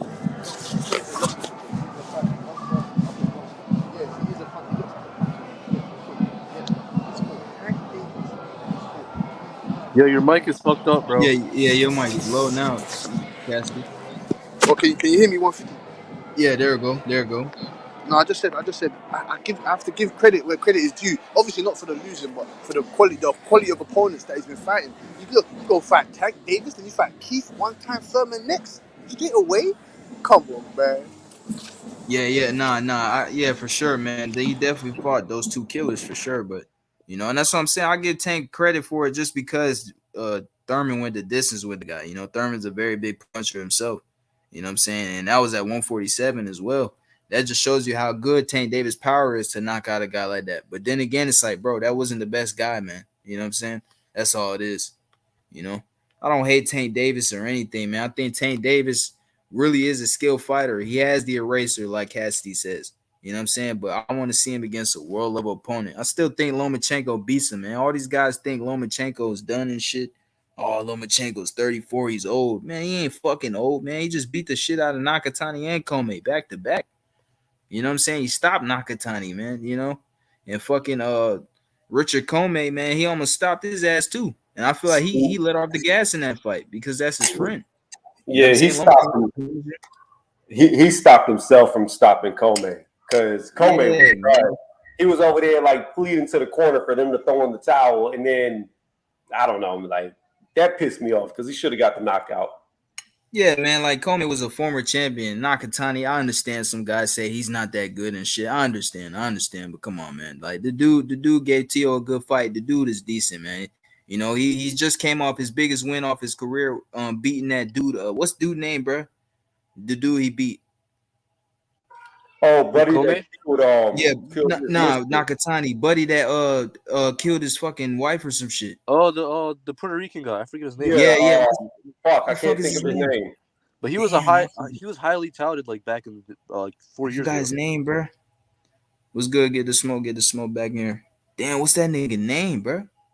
Yeah, I can tell you, Felix Verdejo is a guy that you're talking about. Verdejo. Yeah. Man. Just came off the biggest win of his career. Yeah, he took some punishment. Also, Felix Verdejo wasn't that good, right? So that's the issue. See, really, it's like who would decide to praise and who would decide to criticize. Like we have to understand, like as boxing fans, all of this, like sometimes we get overly reductive. You don't have to read too much into. People are criticizing Canelo because he lost, right? And then praising Tank because he won. But instead, people want to like look at nuance and context to praise Canelo in a loss and criticize Tank in a win. Okay, fine. That's how boxing fans are. I'm just gonna say this. That's how boxing fans are. We don't have to like. Let's not make our heads explode because of it. Like it's just kind of. It is what it is. No, I feel you, Small. I'm just saying, but with me, I pick B-Ball to win. I never seen Canelo beating Dimitri Bivol. I picked Bivol to win since the beginning. You know what I'm saying? But with Tank Davis, like, man, he just fought Rolly, man. You know, that's all it is, man. Rolly ain't a bum. Everyone says he's a bum, but man, he's not a bum to me. You know, he's not the best fighter, but he ain't no fucking bum. What do you think of what do you think of Monster's opponents since he fought Nonito? Well, yeah, Monster's last two opponents, I was discrediting the shit out of Monster. Those last two opponents were trash. I'm not gonna lie. Those opponents he just fought, those last two, those guys were garbage, bro. Yeah, Maloney was okay, but the other two were trash. Saying, like, Maloney was all right. No, Maloney was all right. Maloney was all right. Yeah, but the last okay, two, those last two, right? So do you think Maloney is better than Isaac Cruz? Yes. It's like on the same level. It's like the same level. Maloney's way better than Cruz. So not according to Ring Magazine, he's not. I don't care what they say. Nah, bro, Maloney was like top 5. Hold on. Let me say this: Cruz hasn't even won a title. At least Maloney had. Wait a minute. If you're saying Maloney has a title, then how does Tank not have a title? What are you talking about? Maloney didn't have no fucking real title. Like, what the fuck? Yes, he did. He had the WBA Super. I don't know. WBA Super never had one when Monster fought him. I gotta look that up because I didn't. Okay, I know he fought a guy that Hispanic guy, but I don't know if it was like for a real belt. I thought going into that fight, if I remember correctly, Inoue had the IBF, Maloney had the WBA Super. And then Inoue got. Hell no, that was no fucking unification. No, that's not true. Are you out your mind? That was no fucking unification. The fuck? No, there's two Maloney brothers. I think there's one at 115 and one at. No, right, you're talking about the guy that fought Franco. Yeah, you're talking about that guy. Not the guy that fought fucking Monster. You're talking about the other Maloney brother that fought Franco. You thought that Monster Maloney fight was a fucking unification? Fuck no. Jason Maloney had had won the IBF World Bantamweight title. He was a good opponent. And Dipian, I think, was a mandatory. Mandatory. Listen, all I'm saying to you is this: like, it's not really that deep. Like these guys, like the guys that we pick for some reason we like to give context and give guys passes, and then other ones we throw under the fucking bus. Like I remember I was about to bet Raider off of fucking Mario Barrios and Tank Davis before the fight. He's like, this is finally a fight. Mario Barrios is a real dude. Now I'm gonna give Tank his fucking credit. Fast forward like a year and a half, and now Mario Barrios is the biggest fucking bum, and we're right back to saying Tank never fought anybody. Let me ask you something, Smoke. Did Jason Maloney lose to a cab driver like Isan Cruz? The Isan Cruz lose to a cab driver? I don't know what you're talking about, man. Like I don't like again. You don't know the guy. That's a legitimate question. No, you're not asking me a legitimate question. You don't even know if the guy drove a cab. You're just talking shit. He was a Mexican cab driver. Okay, like you don't know what the fuck that dude did for a living. You don't know if he fought. You don't know if he's a real one or not a real one. You just call him a cab driver just to talk shit. What are you talking about? The guy he lost to had 5 losses. Okay, great. And okay, Ugas has 5 losses. Is he a cab driver now?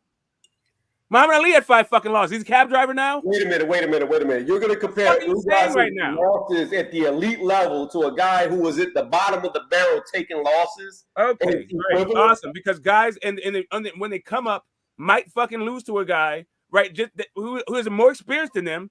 Oh, yeah, God. That shit happens. That doesn't mean that all of a sudden he's a fucking bum. Oh, gosh. There is a reason why Cruz has ducked Ryan Garcia twice. There is a reason. Because he's not good.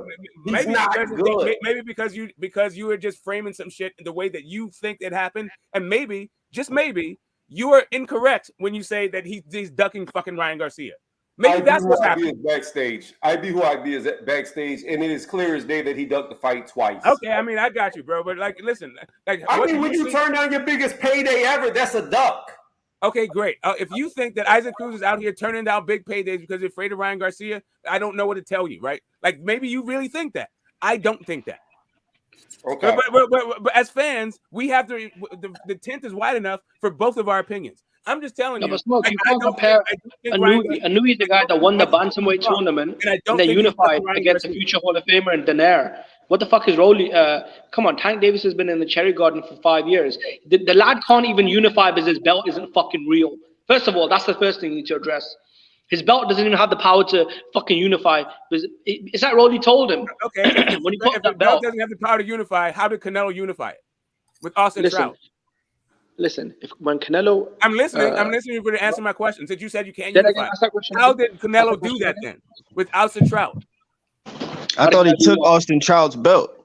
Yeah, when he beat Austin Trout, he took Austin Trout's belt. Correct. He unified with Austin Trout's belt. Which was how the fuck can you unify with a regular belt? Smoke, what the fuck are you talking about? You can't unify with a regular belt. Okay, you're saying that, but Canelo did it. So maybe you're just wrong. No, you're wrong. The WBA make it clear. What's good, little bro? It was good, bro. Damn, man, I haven't heard your voice in a long ass time, bro. Yeah, we've been cooking, bro. I've been coming through and shit. You know, I just been so focused with the baby and shit. You know, I'm still off work from that COVID shit, but I go back Monday. Oh yes, sir, man. Oh yeah, you did been focused, bro. I remember you had the baby, man. Yeah, man. Congrats. I just been focused, bro. Appreciate you, bro. Appreciate you. I just been handling it, but I pop through when I can on anybody's panel. I join anybody. I support everybody. I'm just saying, I haven't heard your voice in a minute. Yeah, I support everybody, bro. I be everywhere, but I ain't been on shit. I'm just trying to hear these niggas cook. This nigga Jimmy already, you know, spoke on what I was about to speak on and shit. So y'all can keep cooking. I'm trying to understand something. Wait, Smoke, you said Austin Trout had the same belt as who? No, I said Austin Trout had the WBA regular. Canelo was the WBC champion. He unified those fucking belts, even though Austin Trout was the regular champ. So when you talk about how you can't unify with these belts, you're not correct. No, but the thing is, right? Hold on. The thing is, though, you don't need that belt to be undisputed, so it doesn't really matter. You could unify it technically, yeah. It doesn't matter when it comes to undisputed. But whether or not it's a real belt, it mattered when fucking Canelo fighting Rocky Fielding. Smoke. So if Kambosos and Tank fight, whose belt will be on the line? Whose WBA belt will be on the line? Right. No. I'm asking you a question. If Tank and Kambosos fight, whose belt will be on the line? If Tank and Kambosos fought? Yeah, whose belt will be on the line? That's why Rigondeaux and Casemiro wasn't a unification. The WBA told Rigondeaux, you got the regular belt, you can't unify with Casemiro. You want me to answer your question? Guillermo Rigondeaux, Smoke, let me explain something. Smoke, let me explain something. I mean, you're just saying Guillermo Rigondeaux. like nothing you're saying. No, I'm giving you facts, Smoke. If you don't like it, bro, I mean, look, man, fuck it. That's just how the biscuit crumbles. You're trying to make, Jimmy. That's just how the biscuit crumbles, man. I'm just making. That's just how the biscuit crumbles. Like, here's the thing: the WBA Super, like one of the stipulations is that it has to fight the WBA regular within 18 months. So that's what the WBA regular is about when it comes to the Super belt, right? You have to fight that guy. That's the only mandatory you have is a WBA Super. The WBA regular has the mandatories. You can unify with the WBA regular. No, you can't. No, you can't. He literally just fucking listen. We can tell. I just told you, Guillermo Rigondeaux couldn't unify with Casemiro. Okay, why didn't Guillermo Rigondeaux unify with Casemiro? Armando just put up another one. Brandon Figueroa and Luis Nery. That's if there's no super champion in the division. Right now you're there's no active super champion in the division. Okay, great. So that you can unify with this belt. No, you can't. You can't. Okay. It's not regular belt, then it's just a belt. There is, listen. Anyway, there's only a regular and a super belt. There's two belts. It's demonstrably Smoke. Okay. Why didn't? Okay. Keep it a fucking buck. Why didn't Rigondeaux and Casemiro unify then? The WBA and the WBO told Rigondeaux, you're the regular champion. Right. You've got the fucking fake belt. You can't unify. Just like Tank, he's got the bitch belt.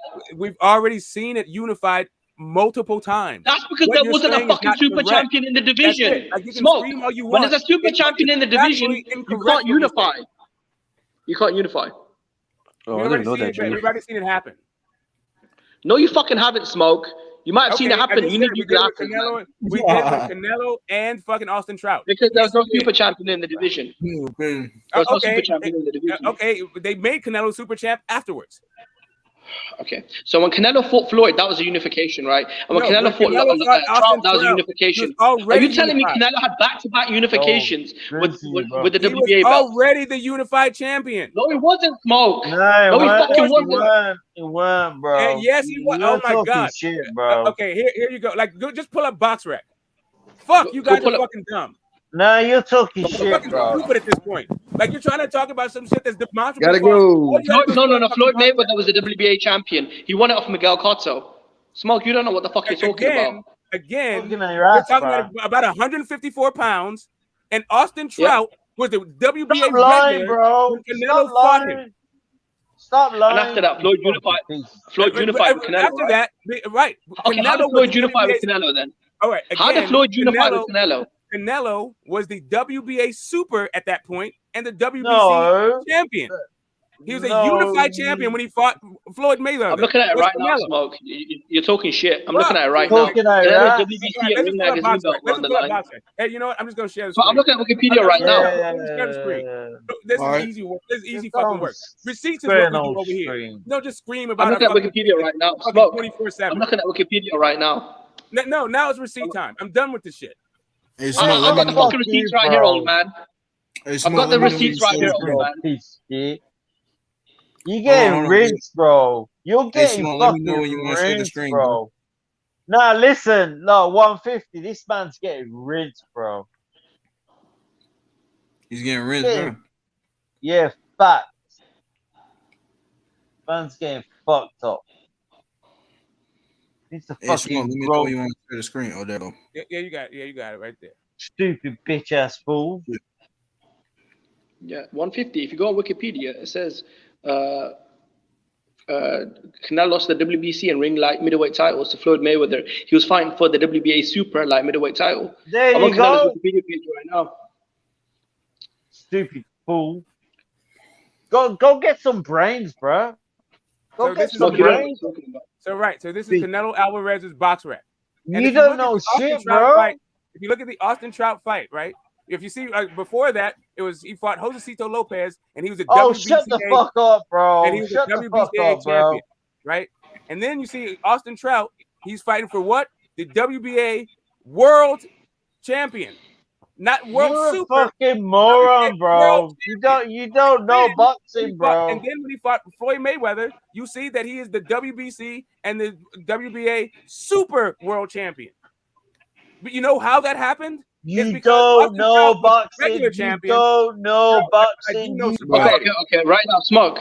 Smoke, I'm on Floyd's Wikipedia page right now. It says Floyd retained the WBA Super. Floyd Mayweather. Right? You Wait, see which 150. Can you go on Floyd Mayweather's Wikipedia page? What for? 150. What for? Whoever's got the screen on, go on Floyd Mayweather's Wikipedia page. Why? It says he retained. The smoke screen. All right, it's a smoke. Right? Smoke. Go on Floyd Mayweather's Wikipedia page. Why? It says he retained. That because the BoxRec don't tell you whose belts are on the line. They just put so up you're trying to tell me on BoxRec you can't tell? All right, so let's just look at Austin Trout. Let's see, before he fought Canelo Alvarez, let's just click on Austin Trout. Since they don't tell you which belt is on the fucking line. Austin Trout, before he fought fucking Saul Alvarez, right here, he fought Miguel Cotto. What belt did he have? The World Boxing, the WBA regular fucking belt. When he fought Laporto, before that, what belt did he have? The World Boxing, the WBA. Yeah, but Smoke, you're not fucking being honest. Go on his Wikipedia page. It says Floyd Mayweather. How the fuck did Floyd retain the belt if it wasn't his? Are you retarded? How the fuck did Floyd retain the WBA Super belt if the belt was Canelo's? Does that make any sense? Again, I don't know why you. Because on the fucking motherfucking BoxRec, it doesn't say whose belts are on the line. It just says the totality of the belts. Why you think Wikipedia? I don't know why you think Wikipedia it has the correct information, but BoxRec has the wrong information. Because it's for actual sources. It's for actual. Listen, it's not about being correct. They don't show you who's putting the belts on the line. It just says the belts in total. I'll look up what you're talking about on Wikipedia. Sure. Exactly, man. You're not even being honest. No, let's do that. Now let's do it. Let's look up Wikipedia. Let's see if Wikipedia says go on Floyd's page and go on Canelo's. Right. So we can talk about because really we can talk about when Austin Trout became the WBA. No. Listen, fuck Austin Trout. I don't give a shit about Austin Trout. No, you said no. Because he was a champion, and he got it from the vacant when he fought Rigoberto Alvarez. That's when he became the WBA regular at 154 pounds. Okay, so when Canelo fought for Austin Trout's belt, no. Who did Trout fight before he fought Canelo? He fought Cotto, right? What? He fought Miguel Cotto, right, to retain his belt, right? Correct. Okay, Miguel Cotto lost the WBA belt to Floyd the fight before that. There you go, Smoke. It was Austin Trout who had the belt, not Cotto. Listen, when he fought Austin Trout. Austin Trout was a champion. Oh my God, Jesus Christ. Listen, Smoke, you're not even listening. Miguel Cotto lost his belt to Floyd. How the fuck did he lose the belt to Floyd and then fight Austin Trout for the same belt? Miguel Cotto was the champion. He lost it to Floyd Mayweather. Fuck, dude. Austin Trout. When Austin Trout fought Cotto, Austin Trout was a champion and he beat him. When Miguel Cotto fought Floyd Mayweather, he was the champion. He lost that belt to Floyd. Floyd kept the super belt. Okay, cool. Let's look at Miguel Cotto. Let's look at what you're talking about. Bring up, because the thing with BoxRec, it doesn't show you who's the champion. Floyd Mayweather Jr. First there you go. What does it say? Okay, right. So it's for a vacant diamond belt and a WBA super belt. Exactly. Oh my God. That's what I'm saying, Smoke. That's what I'm fucking saying. And what does that got to do with I literally just fucking said that. Okay. How the fuck do you lose the belt to Floyd? Okay, do you not understand what does that have to do with how could Austin Trout and Floyd Mayweather have the same belt at the same time? Okay, do you not understand that he lost to Austin Trout? Oh my God. Cool, Smoke. Listen, man, you're getting up there in age. That Miguel Cotto lost to Austin Trout. No, okay, Smoke. You know what? You're an elderly gentleman. Stop. Both y'all stop. I'm gonna explain because y'all are lost in translation, so we can move this shit on. Okay, this is what is being said to you, Smoke, right now. Floyd Mayweather Jr. fought Miguel Cotto before Miguel Cotto fought Austin Trout. There was a belt on the line in that fight prior to the Trout-Cotto fight. In that fight, Mayweather won the WBA Super title, meaning Cotto lost his super belt. In the next fight for Trout-Cotto, it was for the regular WBA, meaning that at the same time, Mayweather had the real WBA title, not Austin Trout or Cotto. That's all he's saying. No, he's not. That's not. Okay, listen. What he's saying is you can't unify with the WBA regular. And what I'm saying to you is, right, while you're trying to convolute it and conflate all this fucking shit, you can't unify with the WBA. You can't unify with it. Listen, this is Smoke. You can't unify with it. It's as a super champion in the division. You can do this, and that's what happened when Austin Trout fought. You can't do it. Okay, with Floyd. Listen, this is the problem. You don't listen, Smoke. What was Floyd Mayweather doing? He was fighting Robert Guerrero, right? And now it's Robert Guerrero. Okay, cool. No, Floyd was fighting Robert Guerrero. In the meantime, Cotto was fighting Austin Trout. That meant the super champion. Look at the Wikipedia with this shit. Like, what do you want to do?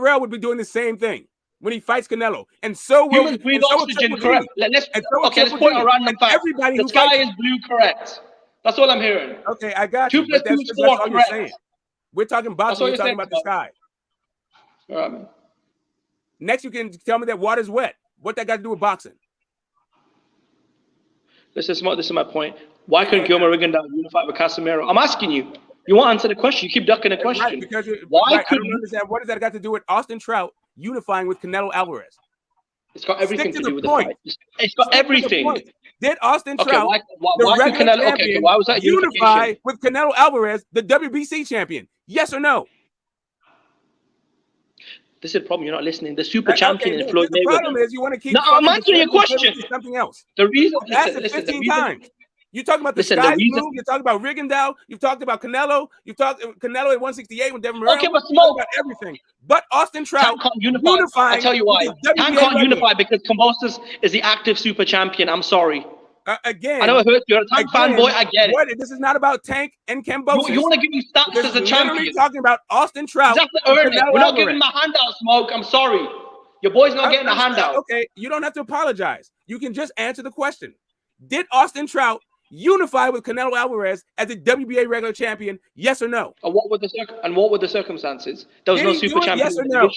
I'm just asking you a yes or no question if it happened. Did it happen? Yes or no?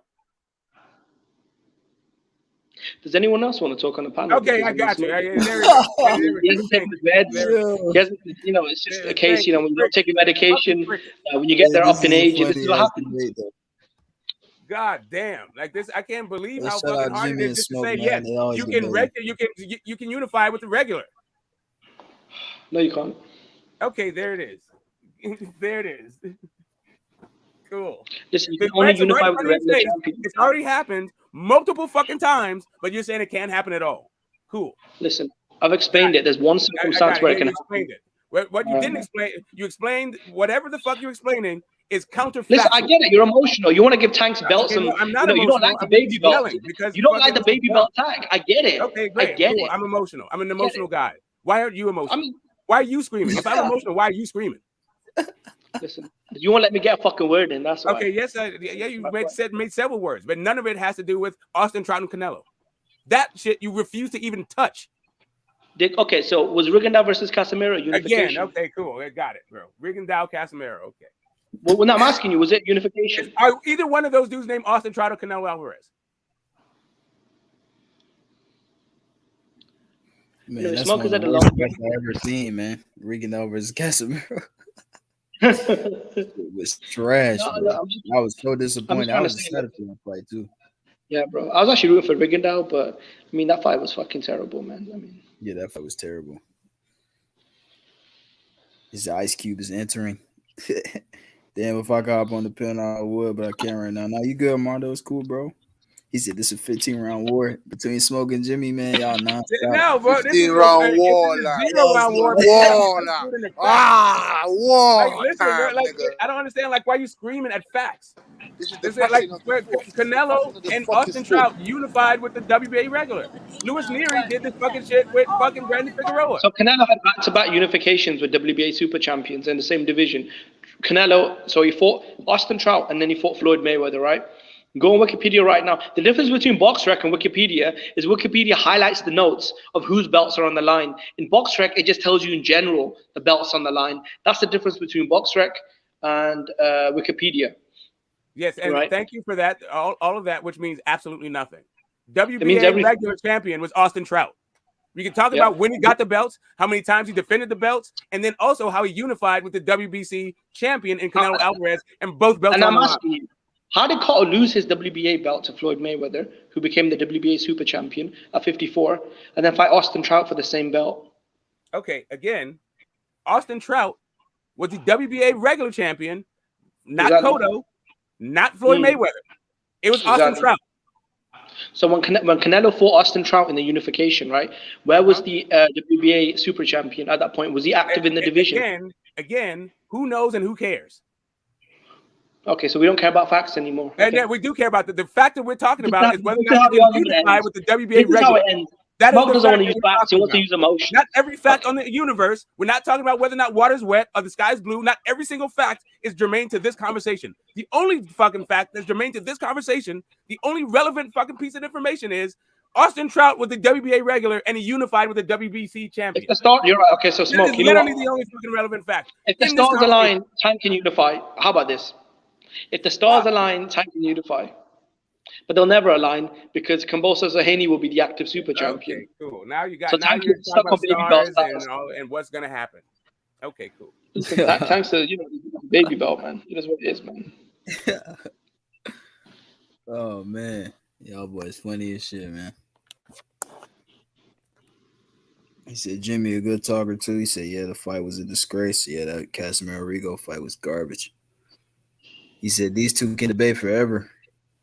This is not a debate. This is just him like refusing to acknowledge the obvious.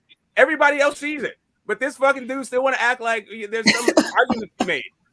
It's fucking Okay, dumb. okay, Smoke. Give me a situation. Okay, Dumb give me a as shit. situation where the regular.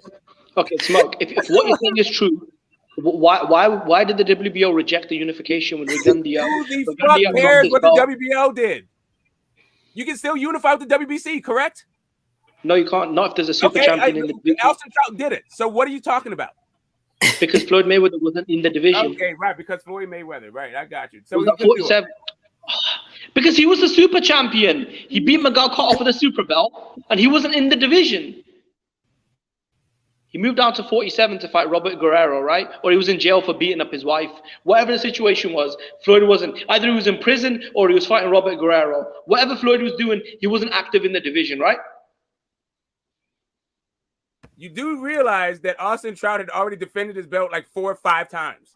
Listen, either Floyd was defending himself, either Floyd was defending his titles against Robert Guerrero, or he was defending his ass in the prison showers. Whichever way it was, right? He was not in the division. Okay, do you think that what division did Robert Guerrero and Floyd Mayweather fight take place in? Welterweight, not super welter.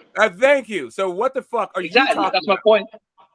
Exactly. You just made my point, Smoke. The super champion in Floyd Mayweather wasn't in the division. Do you not understand that Austin? You just made my point for me. Okay, right. Thanks, Smoke. Do you understand? You just co-signed what I said. I got you. Now say I'm making your point for you. Whatever the fuck point you think you're making, great. I'm glad you feel happy about this thing. Austin Trout was the WBA regular at 154 and had defended that shit like 4 or 5 times. Okay. Before he fought Canelo. I agree. Thank you. That's it. I don't know what there's anything to agree or disagree about. It's a fucking fact. Okay, you name me a time in the history of the sport where there's been an active super champion in the division, where the regular champion unified with it. Because I know it didn't happen with Regundia. Okay, they tried to unify. Again, if you want to move the goalposts and start talking about supers and regulars, great. We can talk about that. But right after you acknowledge that you can unify with the WBA regular. As soon as you recognize that shit, I'll go down whatever rabbit hole you want to go down. Listen, I've said this at the start of the conversation. You can only unify if there's no. Why you try to confuse everybody with bullshit? Listen, you can only unify if there's no super champion in the division. So you can unify. Which there wasn't. So when you said you couldn't unify, you were incorrect. No, I was very correct. Kambosos is a reigning super champion. Right. Tank can't unify. That's correct. With the WBA regular, you were not correct. No, he can't unify. Tank isn't the super champion. Kambosos is. Again, Tank can't unify. Talking about Tank and Kambosos, not the WBA regular, and whether or not you can unify. I'm only talking about the titles and what the stipulations have with titles, not people. I just explained 2 different scenarios. Regundia tried to unify. They told him that Anui was the super champion. The WBA told Regundia, Anui is our super champion. Only he has the power to unify. Regundia doesn't. He's not the super champion. They told him that. And the WBO co-signed that. Smoke, I can drop that. You want the article? Okay, Smoke, do you want the link to Boxing Scene? Do you want the link to the article? I'll drop it for you. No, what I would like you to do is just recognize that Austin Trout unified with the WBA regular. Just acknowledge that, and then we can move the fuck on. First of all, he didn't unify because he fucking lost the fight. Okay, was that a unification fight or not? Was Floyd Mayweather in the division at the time? Yes or All no? I'm asking you is, was Austin Trout versus Canelo Alvarez a unification fight? Yes or no? The only reason it was a unification fight was Floyd was getting fucked in the prison shower. It was unification. Yeah, it was. Thank you. Since it was a Cassidy, unification was fight, Floyd Mayweather an since it active was a champion in the unification division? fight, and he was a regular champion. No, guess no. what? Guess Okay, what? there you can go. do? That's my point. That's my point. Floyd Mayweather wasn't an active champion in the division. That's why. Okay. The WBA regular champion competition. So you can do it. When did I say it was Same never? thing we've been saying When the the fuck entire did I say it fucking could never time. happen? You can do it. Tank can't do it because Kambosos is in the division and he's a reigning super champion. Yeah, great. Whatever you feel about Tank being able to do it, like literally all the belts are online. All the belts required to be undisputed are on the line against Devin Haney, and George Kambosos. The winner of that fight, the winner of that fight, Tank can, because he's the WBA regular, demand that the WBA super guy fight him. Okay, so when he will be Triple fighting G fought the Danny Jacobs, undisputed was that champion. unification? Okay, Smoke, was that a unification? When That Golovkin fought Danny every Jacobs? single unification that ever existed, bro. Like, really? Are you going to be this fucking? No, but I'm trying to explain to you, right? You brought up one scenario, a rare scenario. Listen. I guess the new drinking. 99% of the time, a regular champion cannot unify because if there's a super champion in the division. Being obtuse, bro. This is willful ignorance at this point. Everybody sees the It's fucking willful ignorance. I'm giving facts, man. This is fucking dumb as fuck, dude. Okay. You want the link to the article though, where Ragundia was rejected from the article that unification? says Austin Trout unified with Canelo Alvarez. That article. Where was the super champion at that time? Was there a Okay, reigning why super does that champion? matter? The super champion was inactive. That's why it matters. That's what I'm saying. Floyd Mayweather was an active champion. Floyd Maywever Right. wasn't an active So you're saying He was in jail. Yeah, he was in jail at that time. So you can do it. Smoke, He was in jail for 30 days. The fuck are you talking about? Okay, but he was in jail, right? No, I think it was 90 days actually. But yeah. He was in jail for what? Anyway, that's not inactivity. Listen, he was out the ring for over a year. Whatever, dude. Like whatever the fuck you're on right now. No, listen.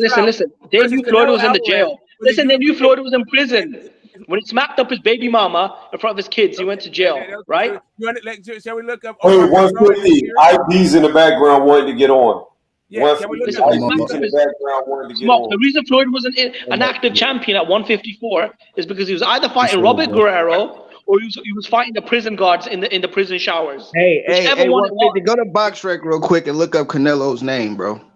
Yeah, I was right here. That's what I was on before. Please go do that real fast, bro, so we can go to Austin Trout's name and look at what two belts was on the line. I already did. We did that already. This dude's still screaming about it. It wasn't no regular shit, bro. It wasn't regular shit.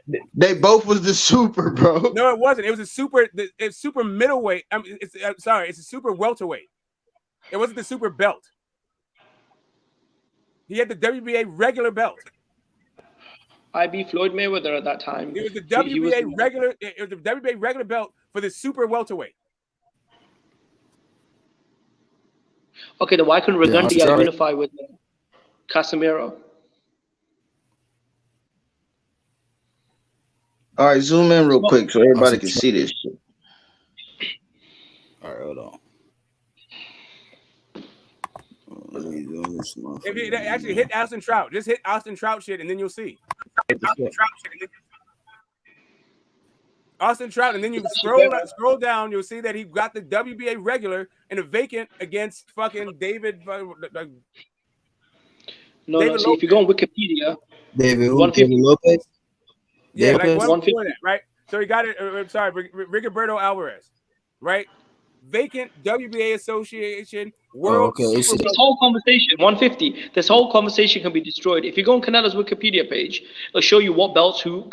So on Wikipedia, it tells you who brings what belts at the table. On BoxRec, it doesn't tell you that. It just tells you what belts are on the line. If you go on Canelo's Wikipedia page, it'll show you that Floyd Mayweather put his WBA belt on the line and Canelo put his WBC belt on the line. So you'll see how many title defenses Austin Trout had. Okay, how could Austin Trout have title defenses if Miguel Cotto was a super champion and lost his belt to Floyd Mayweather? Right, and you'll see that all of those WBA regular defenses, right? Oh.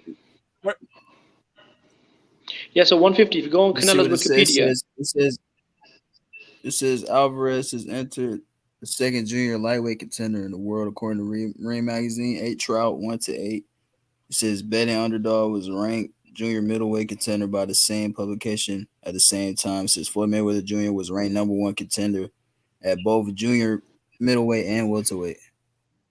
Number one contender, huh? Not super champion. No, he was a super champion. That's what I'm asking 150. If he goes on Wikipedia right now, on Canelo's Wikipedia page, it'll show you that Floyd Mayweather put his belt on the line. Since when has Wikipedia been more reliable than BoxRec for boxing? Because it's got sources there. Oh my God. Yes, BoxRec just show you the belts on the line. Where on BoxRec does it say who's bringing the belts? On BoxRec, where does it say this motherfucker's bringing the hardware? It just shows you what belts are on the line. It doesn't show you who's the champion. Okay, again, I don't understand why you think. Okay, yeah. No, this conversation's about to be over soon. As soon as 150 scrolls down, it's been over for a long time. It's been over for a long time. As soon as 150 scrolls down, if you keep going down, I'll show you the record. What's the argument though? Like you can't unify with a regular belt. Like, what's the argument? He's literally saying that you cannot unify with the No, Smoke, just give it a second. 150 is about to. 150 is about. No, if you go all the way, down to the record where it says win and loss. Let's talk about other. No, you got it. Okay, Yeah, because then it'll show you who's bringing what belt to the. Yeah, there you go. Go to Floyd Mayweather, where it says, right. There you go. Okay. What does it say? So what does it say?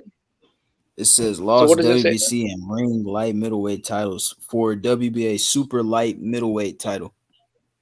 There you go, Smoke. Why doesn't it say Canelo was the WBA? It doesn't say lost WBA super belt, does it? It says right under Floyd Mayweather. What does it say? Austin Trout, right? Right under Floyd Mayweather. Smoke. The conversation's over. Hey, I got you. Right. There you go. So right under Floyd Mayweather, you see Austin Trout. When he fought the super champion, the regular belt stopped existing. What did it say? What did Listen, that say? the only way. It said, hold on, Jimmy. It says retain WBC light middleweight title. It says one WBA unified and vacant the ring light middleweight titles. That's what it said. Yep. So Canelo and Austin Trout before Floyd Mayweather had it, guess who had it? Austin Trout had it. Before Floyd Mayweather had it. That's the entire fucking point. No, it's not, Smoke. Are you insane? How could Austin Trout have it before Floyd if Canelo was fighting Floyd for the super belt? It literally says it right there. This is your fucking thing. You wanted to go to Wikipedia. It shows you the order. First, before it says versus Floyd Mayweather, and then it's Angulo. Yep. Before Floyd Mayweather and Angulo, who does it say? Austin Trout. And what does it say after that? Floyd Mayweather, right? And he fought Floyd for the super belt, right? And you guess what? Well, where's the regular bitch? That's what I'm saying. Where's the regular bitch? Guess what fight happened? Where's the regular bitch? The Canelo Alvarez. Where's the baby? That's what I'm asking you. Where's the baby belt, though? This is the. You won it off Austin Trout. Okay, go on Canelo's record. You know what else is called? And you know what? It's also called the super welter division. It says, okay, retain WBC light middleweight title, one WBA unified, and vacant the ring belt. Right after that, what does it say? What? Okay, 150. Does it say Canelo lost the WBA belt? But what happened? The mystery of the regular belt. Where did the regular belt from the Trout to the Mayweather? Both of them on BoxRec say world. They say world in front of whatever. Like they both say world, bro. Like world super. They both say, but that's the real belt, though, right? No, that's the regular. The one Floyd had was the real belt. Right, that is the regular type. The WBA, the world belt, is the regular belt. That's the same one Tank has. Wait, so Jimmy, you saying the world? He got the world from Cotto, right? I mean the super. From Cotto, Miguel Cotto, yeah. So look, it's very simple. Smoke is trying to confuse everyone, right? Because I guess he forgot to take it's the very simple. I'm confused like a motherfucker. I'm confused. Smoke, just give me 2 minutes, Smoke. Hey, I'm confused, man. I know because Jimmy's talking about Floyd Mayweather. I'm confused as shit now. Jimmy's saying, no. You have to. That's what I'm saying to you. When you take your time out and then just listen to what you lot are saying completely. Now, there's no confusion. This is a misunderstanding. That's it's not even, it's not that. It's literally, it's not really. So what happened to the? Okay, so what happened to Canelo's WBA belt? If he beat Trout for it, why is he fighting Mayweather for it? Okay, again. So he beat Trout for the belt, right? Why is he fighting Mayweather for the same belt? What happened to that belt? Again, all you have to do in order to figure out whether or not you can unify with the regular belt is look at Austin Trout being the regular champion and him unifying with Canelo Alvarez.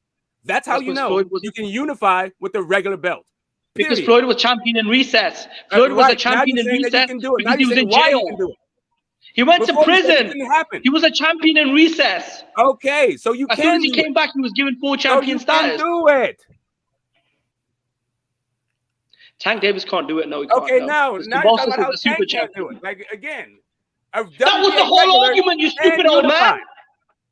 You crazy old man. That was the argument. Okay, the only argument that we've been having is whether or not you could unify with the WBA regular. Yes, you can. You keep saying No, you if there's can't, an active super champion, and you you keep can't. saying you can't, but you can. And then when I say you can, you go, but it's because of this. You know why? Because you can. If the stars align and the super champion goes to jail, right, and he becomes a champion in recess, yeah, you can unify with the regular champion. But as soon as Floyd came out and was given champion status again, the fucking regular belt got the bitch baby status or whatever it was. Okay, again, yeah. The WBA regular can become unified. You can unify with that When belt. Floyd went to okay, so the super champion would have to go to fucking jail then, right? No. You can just elevate Yeah, that guy. he'd have to go to jail and say, "Give me recess status." Okay, I'm sorry. All right, cool. If that's what you're saying, then what happened with Brandon Figueroa and Luis Nery? Did somebody go to jail? I have no idea, man.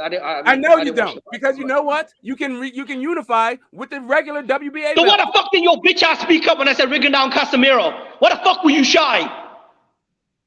What the fuck were you shy about, old man? When I asked you about Rigondeaux? Who cares? Exactly, you don't fucking care.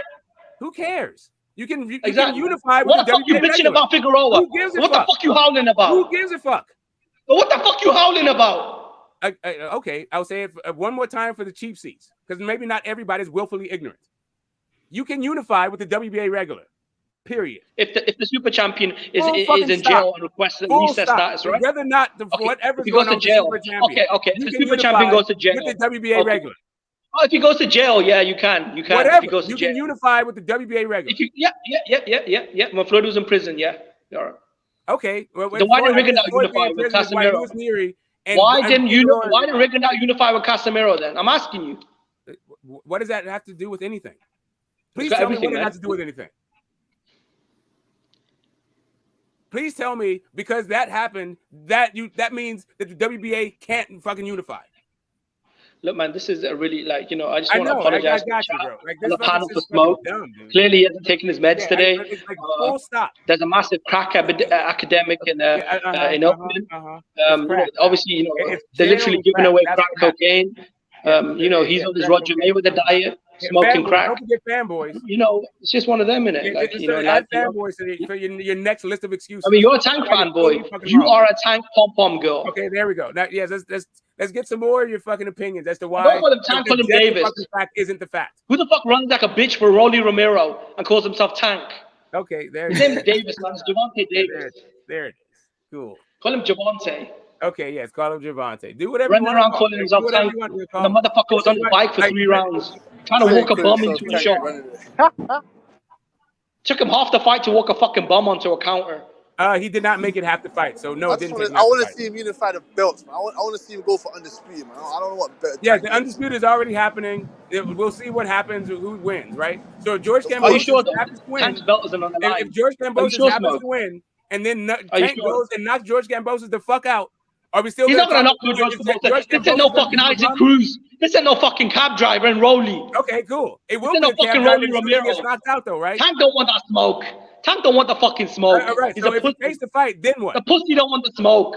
Okay, great. So if he takes the Let fight him and knocks stutter him out, again. is Kambosos Just gonna when be a Devin cab Haney made the driver? pussy quit.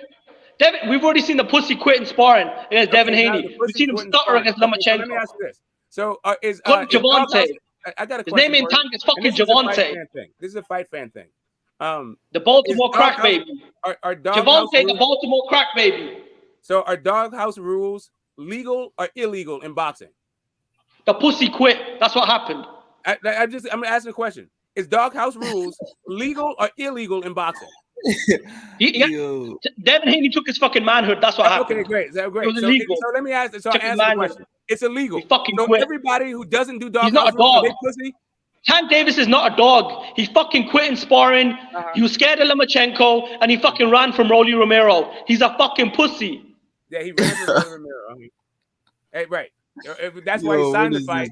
Said he's gonna knock him out, and then fucking left. But yeah, he Okay, well, ran. man, it took him half the fight to walk a bum onto a counter. Well Remember, he done. was ducking Rolly Well Romero, done. right? Remember, he was Well ducking done. Rolly Well Romero done. when the fight got canceled the first time. Well done. Well done. Yeah, okay, yeah, I got you. I never gave a fuck about the fight, Smoke. I'm gonna show y'all niggas. Hold on, I'm gonna show y'all. Yo, this shit actually surprised me, bro. Hey, Tank got some star power though. Hold on, man. Tank got. Hold on now. I don't know how shit happened, but shit. That shit that was right. Boom. Boom. See that shit right there? 1K views. Star power. That's the biggest. That's the most views I've ever had on my channel. And then we weren't even talking about the fight yet. Like, damn, we was just talking about the fight as a whole. What was gonna happen and shit. That shit did numbers on that motherfucker. I was very. Bro, I don't even got a channel, bro. I uploaded a short video of the knockout in slow motion with a little music to it. That bitch did 2.2K in a day. That's my one and only video. That's because no one paid for the fight. Bro, Tank got some star power, bro. He really do got a star power. No one's paying for pay-per-views though. I'm at 50,000 buys, man. I respect the Tank, man. Nah. All I'm saying is he got the star power though, Jimmy. He do. I'm gonna be honest, man. No matter what people believe or not, the dude's a draw in the division, man. Him and Garcia, I feel like those two are the only draws at 35. Loma ain't a draw. Yeah, but Ryan Garcia. See, when Ryan Garcia, when he fought Luke Campbell, that did like 20 million views on the zones. Yeah, I know. I remember, bro. I looked at the shit on the zone. I remember. I'm about to see how much it got right now. That shit did hella numbers. I seen that shit. I was surprised. Salute to Blood Boxing. I remember last time I looked at it, the shit had like 17 million. Out of nowhere, it just jumped up when Ryan came back to fight to go. Yes, I think it's got nearly 20 million viewers. Shout out to Blood Boxing in the comment section. Yeah, shout out my guy Blood Boxing, bro. Yeah, he said 150 casuals, no Loma. No, they don't. No, they don't. I've asked a lot of people who Lomachenko is, bro. Not all of them know. These guys know who Tank is and Ryan is. Yeah, they don't, man. No, I think Lomachenko, when he fought Teofimo, didn't that do over 4 million viewers on ESPN? Yeah, it did. On free TV. That's free TV, though. So here's the thing. So the numbers that you can track with Nielsen, like the broadcast numbers, it was just a regular old Loma fight. But then they found, 1.5 million on ESPN Plus that you can't verify. Okay. Yeah, fucking like Loma. They actually had more. They actually had as many people, like maybe there's even more people watching on ESPN Plus than they had on the regular broadcast. Yep. That's what I'm saying. That's why I think Ryan Garcia and Tank Davis the biggest fight in boxing, man. Like all the casuals know those two guys, man. There's gonna be a lot of money in that fight. If they come together, it's gonna be big. Guy said he said if he gets past Fortuna, the fight should happen in December, isn't it? Yeah, that's what Ryan said. I don't know if that's true though. That's what Ryan said though, but I don't know. Bro, like they say Tank is a bigger star than Crawford. I don't believe it, man. I don't think he's a bigger star than Terence Crawford. You don't think he's a bigger star than Crawford? I think he is, man. I really think he is, bro. I find it hard to digest. You just seen it, 1,000 views on the video, man. We weren't even talking about Tank that much. That shit hit 1,000, bro. He got that. He has that casual power, bro. He's got that star power. Bro. Do you think Tank is a bigger star than Terence Crawford? By every objective metric, yes. Yeah, I think he is, bro. I really think he is. I don't know. Of course, Jimmy, look at the Barclays Center. The Barclays Center was fucking packed. Tank broke a record, man. You know what I'm saying? Yeah, you could. I believe some people was lying about the pay-per-view numbers. They said it was 400K, but initially, before the fight happened, I was like, man, that shit gonna do like 200K. I think it did like 200K or some shit. That's what I think the real numbers is. Which I'm not surprised. I feel like that's what happened for Tank. It's just, the thing is, bro, it's like, bro, they all come to see Tank. They know Tank is gonna get a knockout. Tank has a friendly style. You know what I'm saying? All the rappers and shit behind him and all that. I say Crawford gets more knockouts than Tank. Yeah, man. I'm telling you, man. I've asked a bunch of people who Terence Crawford is. They don't fucking know, but niggas know who Tank is and shit. And Ryan, you know what I'm saying? There's a few guys that know Devin Haney too, but it's not as much. He said real numbers 2,000. Oh, 2,075. Oh, okay. You know what? Okay, 275,000. All right. Said 200K I isn't think bad that's if he did that. No, you know, I think that was just probably Leonard Ellaby floating out numbers. So, shout out to Blood. I caught his live. That was a funny live. Like Leonard Ellaby running around telling reporters that put this number out there and I might give you an interview in the buffet line. Yeah, exactly. That's it, exactly, because Blood understands how this fucking pay-per-view number of games is. It's a fucking all this shit is marketing. You never get the real number. Nah, you're never gonna get the real number. That's true. Like, That's why I don't look into that about numbers. Like, yeah, that's why I don't look into that shit. To be honest, I don't give a fuck if guys want to fight on pay-per-view. If they don't sell, they don't sell. That's their fault. You know what I'm saying? I just want to see the fights. I'm just saying, like, a telltale sign of pay-per-view numbers being at least as good as the execs want it to be is that they keep putting you on pay-per-view. Yeah, man. If this is flop after flop after flop, guess what? He wouldn't be on pay-per-view anymore. That's why the Charlos are not on pay-per-view anymore. The only way pay-per-view gonna sell, bro, is if they have two good dance partners. It takes two to tango, man. That's the only way it's gonna be successful, bro. See, Smoke, it's not about them. Even if you sell 100,000 pay-per-view buys, that's 7.5 million on pay-per-view, right? And then the promoter keeps 60% of that. That's what, over $4 million? So, you know, maybe a regular Showtime slot is only, I don't know, $2 million, the license fee, right? And Showtime, we know, is cut its sports budget. They've given a large part of their sports budget to Bellator. Fox has cancelled their deal with PBC. So the BBC doesn't have much TV dates. They've only got Showtime. And they've only got, I don't know, maybe 10, 12 dates a year with a limited budget. So they have to go to pay-per-view by force. So even if they do 100,000 buys, Showtime will still cut them a check of $4 million to the promoter, right? $4 million check is still way more than a $2 million license fee, a $2.5 million license fee. What do you think you're explaining right now, Jimmy?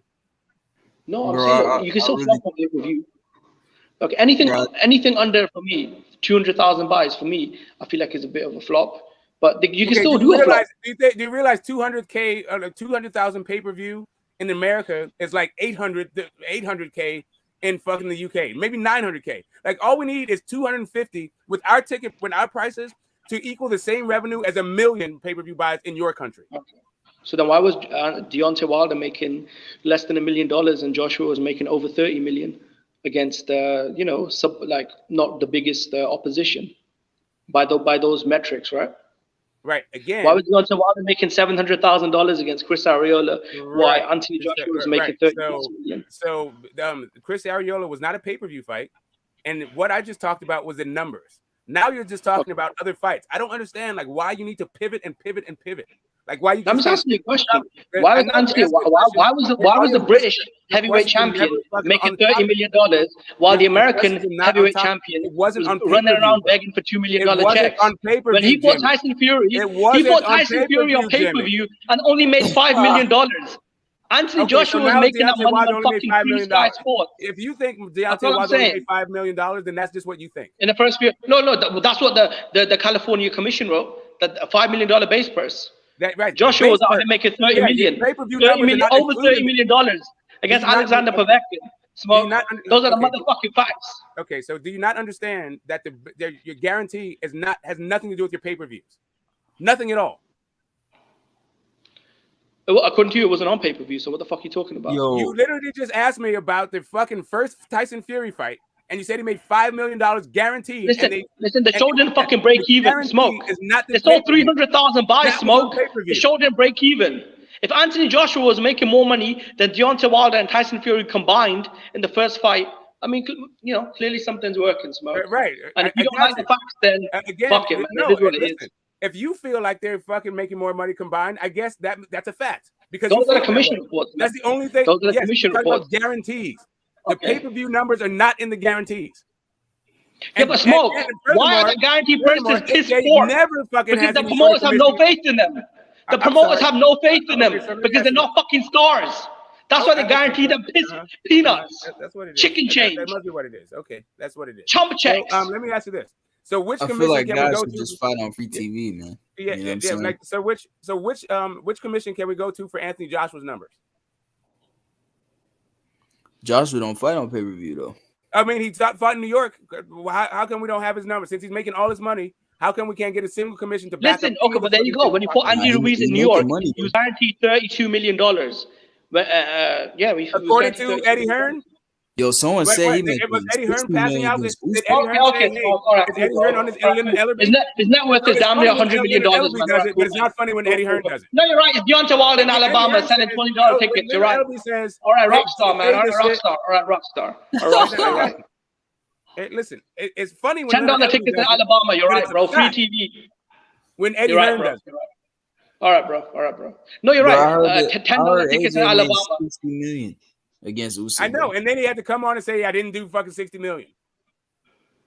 Like, So Eddie, he had to say that shit out of his own fucking mouth. What the fuck are you talking about? How much did he make then? Smoke. He didn't say. All he said is how much he wasn't making. No one else knows. So Yahoo Sports is lying. ESPN is lying. The Ring is lying. Fucking Sky Sports is lying. BBC Sports is lying. TMZ is lying. But Smoke, the Oakland crackhead is telling the truth. After what Yahoo Sports says. That's what you should do, Jimmy. Because you got the answers, though, don't you? You got the fucking you got the answers, though. Are not you ain't got the fucking answers, Sway. You ain't got the fucking answers. I'm Kanye West and you Sway. You ain't got the fucking answers. I already answered it. You're just screaming. I'm Kanye West and you're Sway. You ain't got the fucking answers. Kanye West, get Yahoo Sports to say it, and I guess it'll become a fact. Listen, all I know is I'm Kanye West and you're Sway, and you ain't got the fucking answers. You're Kanye West. You Sway, you running your fucking mouth. I'm Kanye West. You ain't got the answers. Okay, I get you, bro. I get you, Kanye. I'm with you. You're Kanye West. I don't know why the fuck you married that chick, but I guess you're you. Hey man, this is what it is, man. Yeah, at the end of the day, man, we all do stupid things for pussy. Yeah. I mean, everybody plays the fool, but I try to be exception to the rule. Hey man, it is what it is. I'm still a bit, I'm back on top again, man. I'm a billionaire. It's not how the story starts, it's how it ends. I don't know why you screaming all this shit, bro. I don't know why you're so mad about Tank and why you're so high on Ryan Garcia, but it is what it is. This is what fans are about. I'm not high on Ryan Garcia, man. I don't know why you keep saying that. Yeah, because you're talking about how big a star he was. Now he made $22 million. Now 16,000 people came to see him. Nah, he didn't say he made 22 million. What the hell? Yo, Jimmy said multiple times. That's why I laughed. When did I say any of this? Because I'm like, where's the 22 million at? What did Jimmy? You said that, bro. You said that, Jimmy. I never said, bro. Yes, you've been on the panel with me 150. When did I say this? When did I say this? Somewhere between. When did I say this? Now you've been on the panel, right? Diary. The chat's been here as well. When did I say any of this? Oh, now you don't remember? Are you really trying to front like you didn't say that Ryan made $22 million? You really trying to front right now, Jimmy? Like, listen, I just said you're Kanye West. Maybe you just happens, you get to an age, you don't take a medicine. Listen, this is a lesson. I got you. All the kids out here, regularly medicate. If the doctor prescribes you medication, regularly take it. Yes, the doctor is prescribing me medication. That you got it. You figured it out, Jimmy. I mean, sorry, Kanye. Yeah, hey, man, I'm Kanye West in your Sway. You got it, Kanye. You got it, bro. Yo, shout out the fucking boxer voice, bro. I see this fucking I'm about to show y'all the girl. See a fucking boxer, bro. I swear to God, this is sexy. She's sexy, bro. Sexy, She's the bro. finest boxer I've ever seen. I'm not gonna lie. She's the finest, bro. Yeah. She an amateur fighter, but she gonna fight in the pros one day. She gonna fight in the pros. Yeah, she's not even pro. She's not even a pro yet. What's her name? Yeah, she's gonna be. Cali something. Natasha Kamara. I got her Instagram, bro. Play show. Yeah, Natasha Kamara. I'm about to put y'all boys on. She said Africa, bro. And she said she moved to the West and shit. See, boom, her shit already right there. Where's she from? She's from Africa. What? She's from Africa. You're lying. She's a boxer, bro. Nigga, she is a boxer. She's length, fam. That's what I'm saying. How is that girl gonna bang in your face? How is that girl gonna thump out your face? She is a boxer, bro. Length. She carries the blicky on her. She carries the hammer on her at all times. Yeah, she got a blicky too. Nah, she's not good. She's not good. Yeah, she sucks. She's easy on the eyes until she starts throwing punches, and now that shit's ugly. Fuck, dude. Like, why? She just sexy, Smoke, man. Hey, Smoke. She's just sexy, man. That's what we want. She's just sexy. Chill, man. Damn. Smoke, would you fuck her?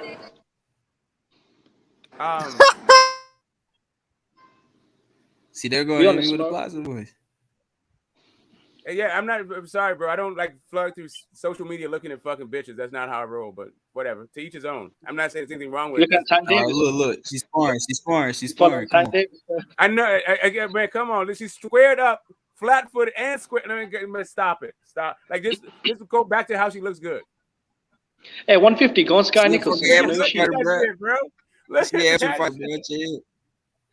Okay, Smoke, Rolly's Smoke, better you know. than she is. Yeah, average fighter. Smoke, you know. Like Rolly's way fucking better. 150. Do you know who Sky Nicholson is? Yeah, there we go. Do that shit. She's easy Sky on the eyes. Nicholson? I'll tell you that. She's very easy. Yeah, on the yeah, eyes. yeah. Check her out, man. She's hot as well, to be honest. That thing there, hey, I would dick that down. I don't give a fuck. Smoke, would you fuck her? I don't know why you're interested in who I would fuck. He not gonna or why. say that. He I'm not not gonna doing say this that. like weird ass conversations you guys have. Smoke. Like Come on, really, man. I don't know why you care who I would fuck. I would tear Like, her. yeah, you guys. Smoke, be honest. Come on, man. What? This is my cousin, to be honest with you. Leg. Cousin. She said she look like Smoke. your cousin. Yeah. No, it's a bit She weird. got I a understand strap. what smoke. It's weird, it's weird. Yes, you got a strap. Smoke. What? Smoke, would you? Come on, Be bro. honest, would you suck off Tank Davis? Smoke, be honest, would you suck off Tank Davis?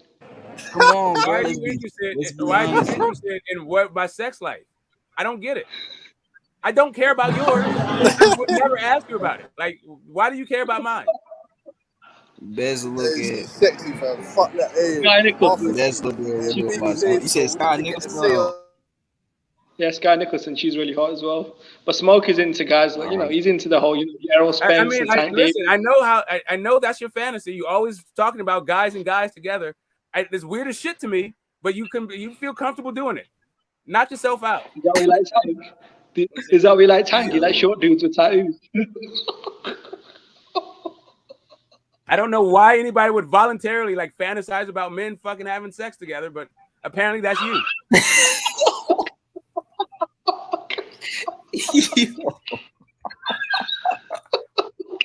Hell loves to get the smoke, bro. I swear. That nigga. Sky Nicholson. Y'all seen her before? Yeah, I seen her. Yeah, I seen her. Yeah, she look good though. Got you. I seen there's her also before. Hell yeah. Smoke, do you know who Ebony Bridges is? And she's like a fucking porn star, bro. Yeah. Oh God. Have you seen though, Ebony what? Bridges? Yeah, I seen Ebony Bridges. Yeah, definitely seen her. She's like a stripper. Bro, she literally looks like a stripper, man. Bro, she really does though. That's what I'm saying. Some of these women don't like they box. Like Sky Nicholson don't like she box. The other girl on the show don't like she box. Yeah, she right with Canelo and shit. Eddie Hearn. Yeah, hell yeah, I've seen her before. Ebony Bridges, man, she's probably my favorite female boxer. Hey, big say so. We need to have a say. Hey, dog, my favorite is the amateur fighter. Hey, Cassie, that's my favorite fighter right now. I got one for you. 150. I got one for you. Tap in. What's her name? Latanya Jones or something. What's her name? Latanya Jones. No. I'm gonna tap it in the private chat. You search. Put that in now. Latanya, how that shit? Yeah. That shit was crazy. Smoke was calling. Hey, shout out to Johnny Depp. He actually beat Amber Heard, the fucking evil piece of shit. So you gotta be careful of these fucking baby bitches. Amber Heard. Cassie, how you spell it, bro? How you spell it, Cassie? You know? She destroyed his career, bro. He lost his contract with Disney because of her. Yeah, he did still. Hey, 150. I put it in the private chat. And Jimmy, what did you see the court? Like, did you see the? Yeah. Did you see the court like that? The court, like the days in it. Like, did you watch the recap of everything? Like when that dumb bitch was crying, Johnny Depp was laughing. There was bare bullshitting in there. There was the explanations. Bro, he lost. The guy. One of the guys was talking. One of the. Whoa. Yeah, boy. What? Yeah, boy. Johnny Depp. Oh. Johnny Depp literally lost a $100 million contract with Disney. He got 16 million. What? She looked like a stripper. She ain't with the Mayweather gym. Yeah. Whoa. Hey, Cassie just put me on. Oh, shit. Trust me. Hey, she can fight. Cassie just put me me on. And she can fight. And she can fight. Oh. She got knockouts. Yeah, she look good. Hell yeah. Oh, he just put me on. Whew, that's my favorite thing right now on Philly, man. She can punch. She can punch me in my shit any day. What I'm doing to her. Hey. She can hook me. She can jab me. She can uppercut my shit. She can pull counter. She can pot shot. She can rope a dope all day.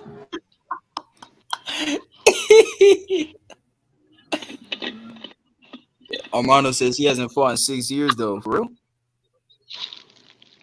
Damn.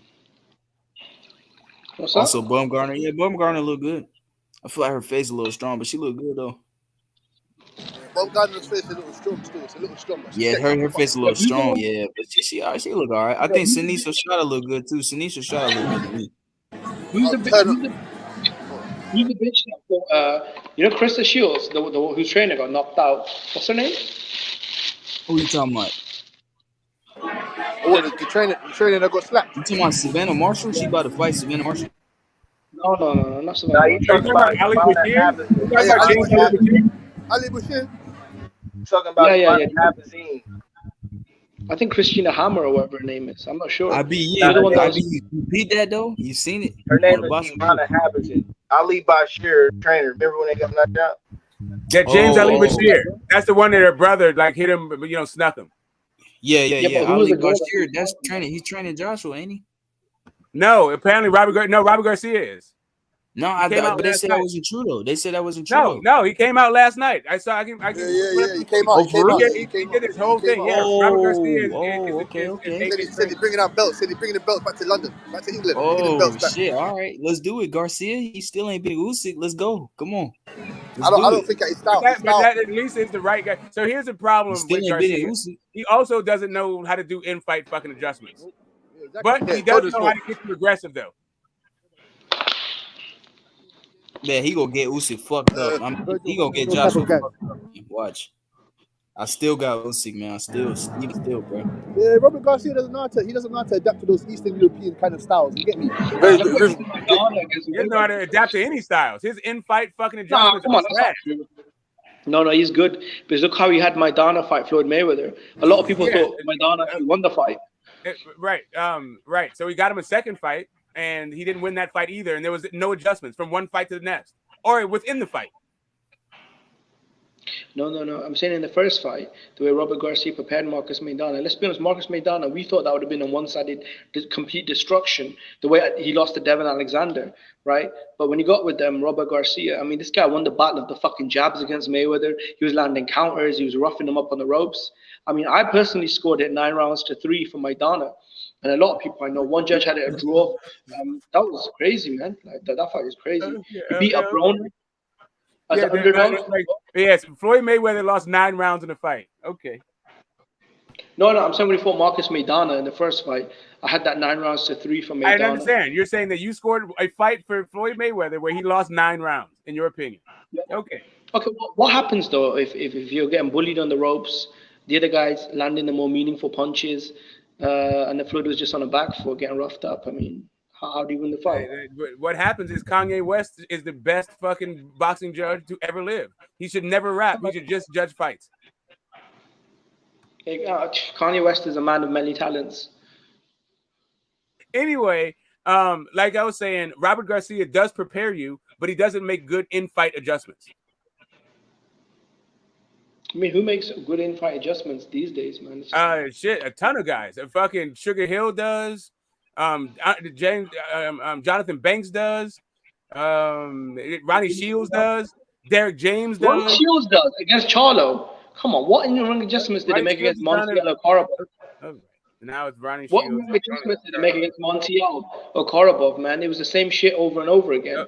Ronnie Shields is all right. His claim to fame is working with Mike Tyson, man. That's it. And Mike Tyson was washed up. Okay. You asked me who can make good in-fight adjustments. I told you. No, I told you in the chart when Charlo was fighting guys like Montiel and Korobov, what adjustments did Ronnie Shields make? Zero. What adjustments did he have to make? He looked like garbage in both fights, and he didn't. Okay, so what in-fight adjustments did he have to make? that he didn't make. That Ronnie Shields didn't tell him to make, right? Like, what are you saying? Okay, against Korobov, most people thought he lost the fight, right? Okay, I don't know why you keep saying most people. Like, that is the thing. You got to bring out that consensus again. Most fans. You got to bring out most fans, right? So most fans think they're Kanye West, apparently.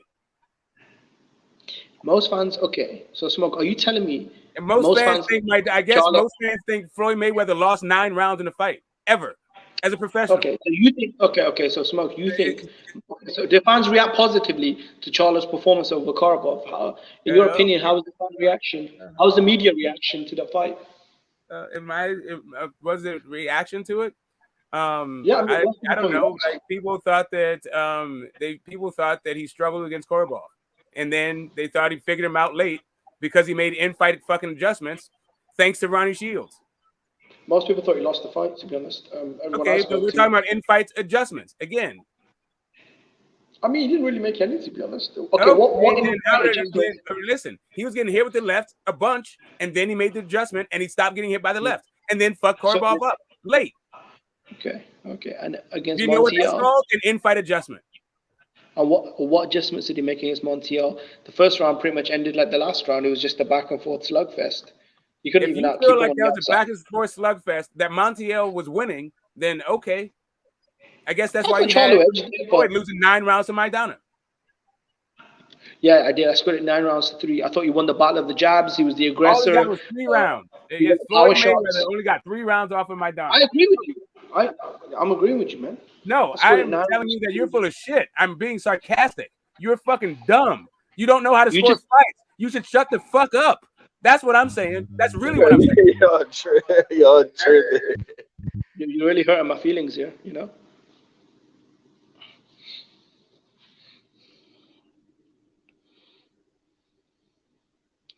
No, look, at the end of the day, I thought Maidana won the battle of the jabs. He beat the shit out of Floyd on the ropes. He was the aggressor. What did Floyd really do outside of run? I mean, I don't know, man. Nothing at all. He lost 9 rounds. You got it. You just agreed with me, Smoke. You just said yes, that. I know. I'm being sarcastic because I think what you're saying is fucking stupid. Okay, how did you score the fight then? I scored it a fucking ass whooping for fucking Floyd. Oh, okay, Smoke. Okay. Floyd lost the battle of the jabs. He was being pushed back the whole fight. Roughed up on the rope, but he won the fight. Okay. I'm not trying to argue with you about your scorecard, bro. I literally don't. I couldn't care less. You know what? One of those rounds was a swing round. I could have scored it 10-2. I don't want to be biased, so I give Floyd the extra. Go ahead. You might as well go all in. Fuck it. Nah, man. Floyd only got 2 rounds off him. No, I'm objective, man. I know. One of those. Yeah, you're objective. You and God. You're the only two objective fucking entities on Earth or in the universe. Listen. How the fuck could Floyd win the fight? The dude was getting out jabbed, roughed up on the ropes, outworked. How the fuck do you win a fight? I'm asking you, ring generalship, defense. So ring generalship when you've lost the battle of the jabs, when you get roughed up on the rope. Getting roughed up on the ropes is ring generalship. Okay, Smoke. All right. Yep, that's I guess all he did was spend 12 rounds getting roughed up on the ropes. In your opinion, Smoke. I gave him 3 rounds, and that was me being generous. I know. Who you talking about? Who you gave 3 rounds? To Floyd Mayweather against Maidana. I had Maidana winning the first fight. He had it 9-3. He said that Floyd Mayweather lost 9 rounds in a prize fight. Yep. Man, I haven't seen that fight in so fucking long, man. I remember a lot of people saying Maidana won, though. I do remember that shit. Yeah, a lot of fans, a lot of media as well. Yep. They thought he won the first fight. Yep. And he wasn't even wearing his gloves, bro. Floyd handicapped him. He took his gloves away, made him wear pillows. And that shit was disgusting. But Smoke is into that shit, you know? That's what Smoke is about. Yeah, right. I don't give a shit about what gloves he had on. Apparently you do. He said I had Maidana 7-5 for Floyd. Like, listen, if he couldn't close his hand, Nonito said he had to go. Nonito said he didn't get his gloves. Nonito said, you know what, Smoke, I gave him a swing round. What more do you want? I gave Floyd a fucking swing round. Yeah, there you go, bro. Literally, you should be making money as a judge, not just on panels talking about how you're Kanye West and how Ryan Garcia has $22 million. Like, what you should do is stop talking to us and become the head of all fucking scorecards. That's what you should do. Thanks, Mo. Thanks for having so much faith. Yeah, I don't. I think what you're saying is absolutely ridiculous. You just said you believed in me. Reality. Oh, come on. Don't give me that fake hope, Smoke. I was getting excited, bro. I thought you believed in me. I'm telling you, bro. Like, that was complete sarcasm. Okay. Well, you know what? I'm going to prove you wrong, Smoke. Insincere. Yes, definitely. Actually, you know what? I take that back. I don't want to be a judge, man. They don't get paid anything. That's right. I know they don't, but I don't even know why we scream about this shit. Like, I don't... So Nonito said that he didn't get his glove in the first monster fight, and the gloves that he had, he couldn't close his hand. You know what, Rachel Denier, man. She's this is why I fucking hate going on H's channel when she's there, man. Rachel talks so much shit, man. Yes, we need you up there. Like, Rachel don't know what she's talking about. You do. This is what happens when you let a bitch control your career. Nonito Donaire has become a fucking cuck, and I hope Anui knocks his ass out, man. Fuck him, man. This is what happens, bro. He's the fuck his whole career up as he let Rachel run things, man. She don't know shit about boxing, man. Yes, you're the expert. She's the novice. You're the expert. She's a bitch, man. What the fuck does she know about boxing? Like, do you also go into like operating rooms and like just kick the surgeon out of the way and start doing brain surgery? Like, you're a bum. You're a can. You don't know how to do this fucking operation. Let me do it. What the fuck does Rachel Denier know about boxing, man? She's a bitch. Yeah, what does she know about boxing, Jimmy? More than Rachel. Okay. But she's up there talking this shit, man. I can't believe you fucking... I can't even listen. Whenever she jumps on after fucking that, just turn it off, man. She could though, Jimmy. I mean, this is my opinion. I like Rachel. She cool. I think she know a lot about the business, and I think she knows boxing. I mean, you know, shit, bro. I mean, I fuck with her. You know what I'm saying? Like, yeah, all the way. Like, man, I would like. Hey, but I did tell her too though that I got a new way. I told her I got a new way too. You remember Get the Smoke? I told her I got a new way. Yeah, but bro, Nonito lets her boss her. What kind of fucking listen? Nonito Donaire lets her control his career, bro. She just bosses him around and he just takes it like a fucking. People let you control their panels. That's not true, Smoke. You control the panels a lot more than I do. No, man, I just make my opinion and move on. You've been howling for about 2 hours. What are you talking about? Oh yes, that's what I've been doing. What do you think you've been doing? All right, man.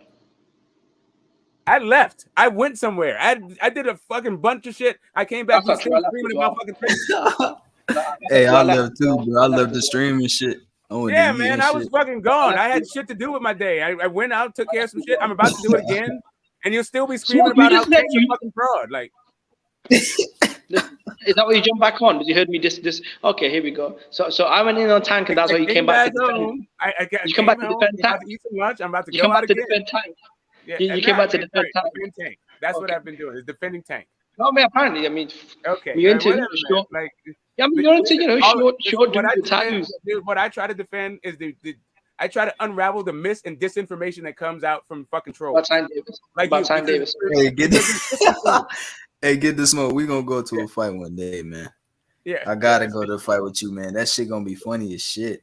Right, so we're going to we're all getting together to go to Bud versus Spence. Yes, sir. Get your buddy together, 150 in Vegas. Yep. We're talking about either doing an Airbnb or get one of those mansions, whatever the fuck we're gonna do. You know, we pitch in, make it happen. Bud and Spence, we're gonna be in the fucking house for that one. Ooh. We'll see, man. I mean, will it actually even happen though? You know, we'll see, man. That's gonna happen, bro. I'm very confident it's gonna happen, bro. I think this one's actually gonna happen. There's no way, bro. There's no way. Does anybody know when it's gonna happen? Is they gonna delay it like a month or two? Because they said everything supposedly was all booked up in Vegas. Do anybody know anything about that? Apparently, they wanted Canelo's date, but obviously that was never gonna happen. So they can't overtake Canelo date. Yeah. No, that was just stupid. The PBC just keep making the wrong choices, man. This is why they lost the Fox deal. This is why Showtime gave most of its budget to Bellator. Just stupidity, man. He said that'd be nice. Hell yeah, man. He said I definitely bang Rachel with every female in the YTBC. It is annoying. Yeah, with Rachel, she's kind of past the sexual prime. That's the thing with Rachel Donaire. She's kind of past the sexual prime. I mean, she's had 2 kids as well, so her pussy is probably, you know what I mean, like a bit. Ah, come on, man. Chill. Now, you can tell when certain dudes are like virgins, right? You know how they like you just hear a dude talk. Like, I think, Jimmy, you'd be much happier if you just like stop fronting. Like this is like worse than George Kambosos, dude. Like stop the act. Everyone sees through it. Sorry, I've already told you to smoke. I'm not gay. I'm sorry. I know you're into younger dudes like Tank. Listen, I'm telling you, I'm sorry. Like, get a I'm girlfriend. not gay. I've already told you this. Stop coming on to me, Smoke. Virgin, bro. Stop coming on to me. I'm not gay. I'm not. Listen, I'm not telling you to go to have sex with men. I'm telling you to get a girlfriend. I'm actually happily in the relationship, by the way. Okay, no, I get you. Yes, I'm not talking. I'm talking about it with a human being. I mean, look, Smoke, your fantasy is about bestiality. What you do with your dog in your personal life is your business. I've already told you this before. Like, come on, let's talk about boxing. You on here talking about right.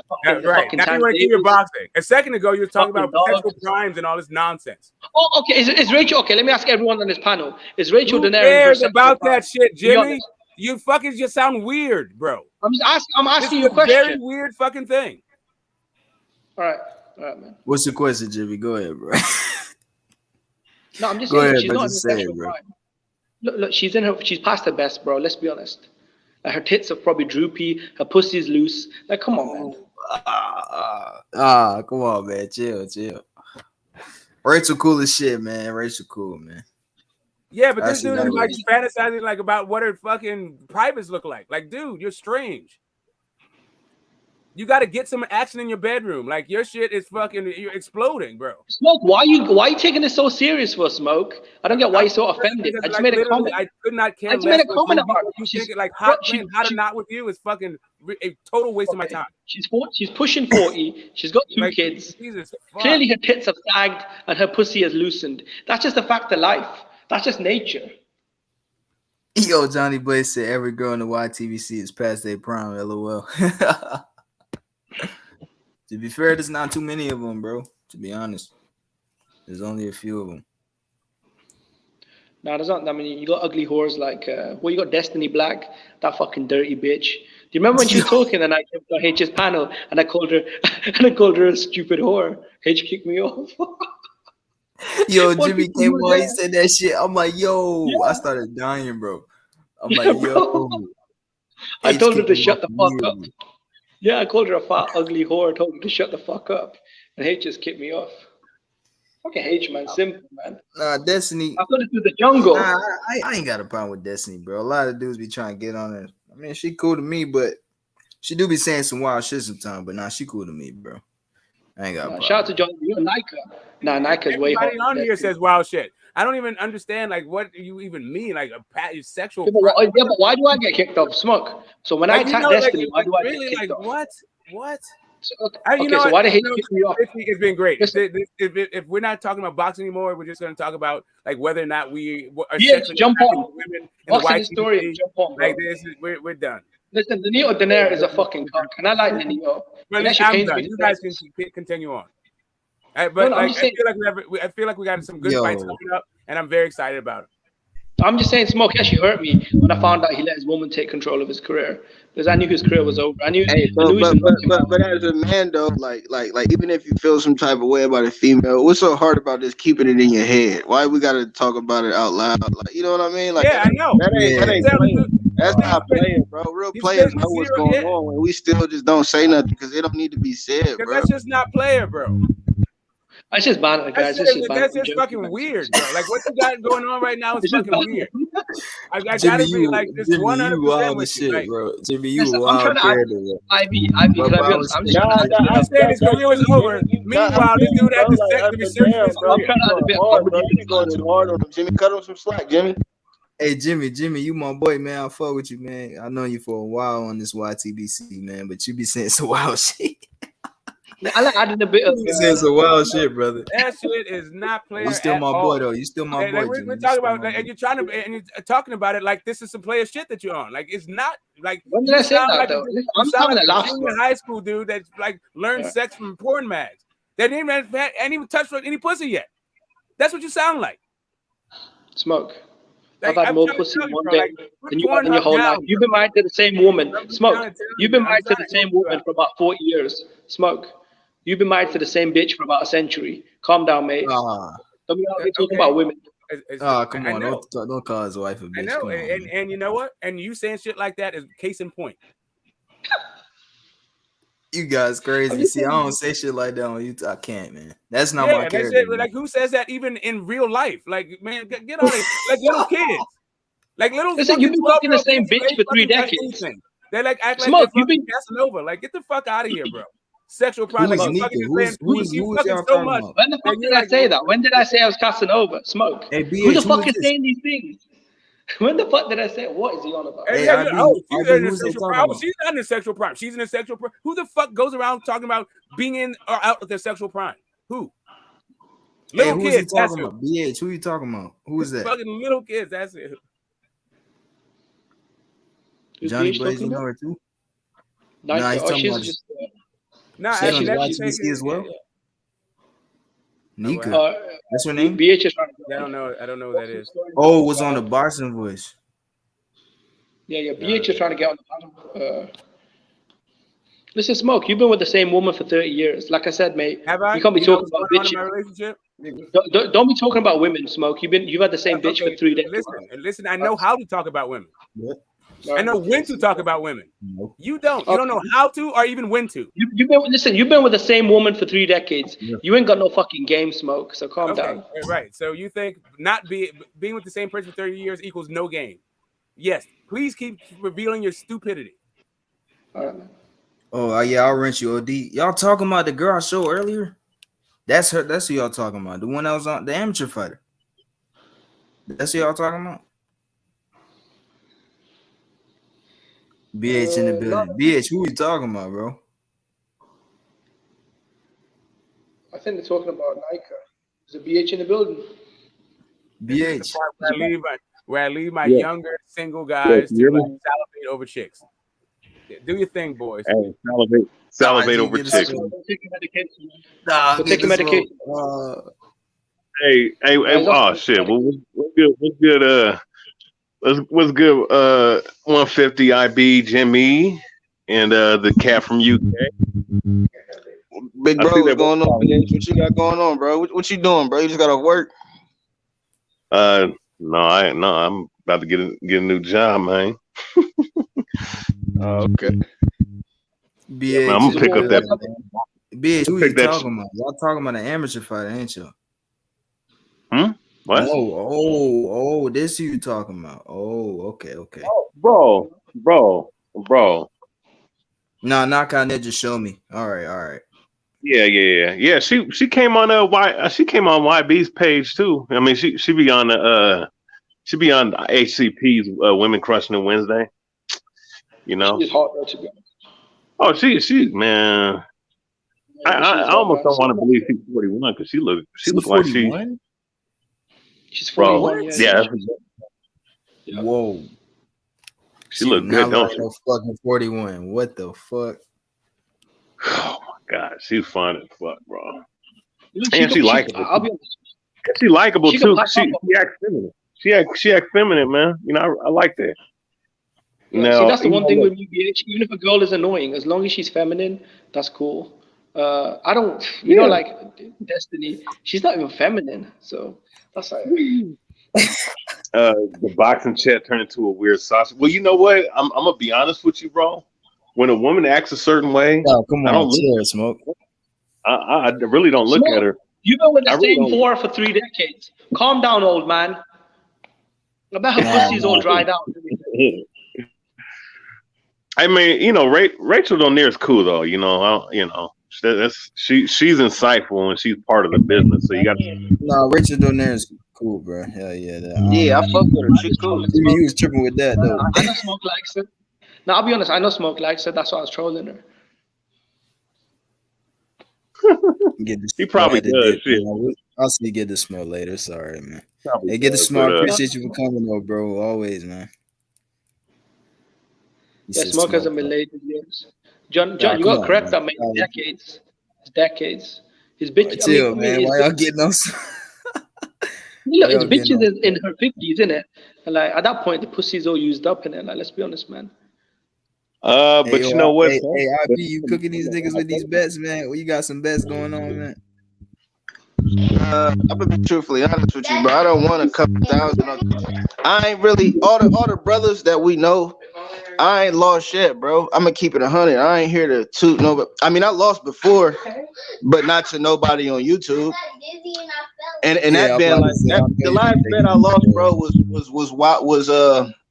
I think it was Wilder Fury 2, and I lost Loma Tio. Them the only 2 bets I lost in boxing, and the rest I've been straight great. Niggas need to start listening to me, bro. They say I bet safe. Like, no, I bet with the boxer, bro. And shit I see, bro. I got so many victims on this YouTube shit, bro. You'll be like, damn, you even bet him. Like, y'all be like, damn, bro. I ain't even not even trying to toot my horn, but I ain't about to say no names, but I've been getting hundreds off these niggas, bro.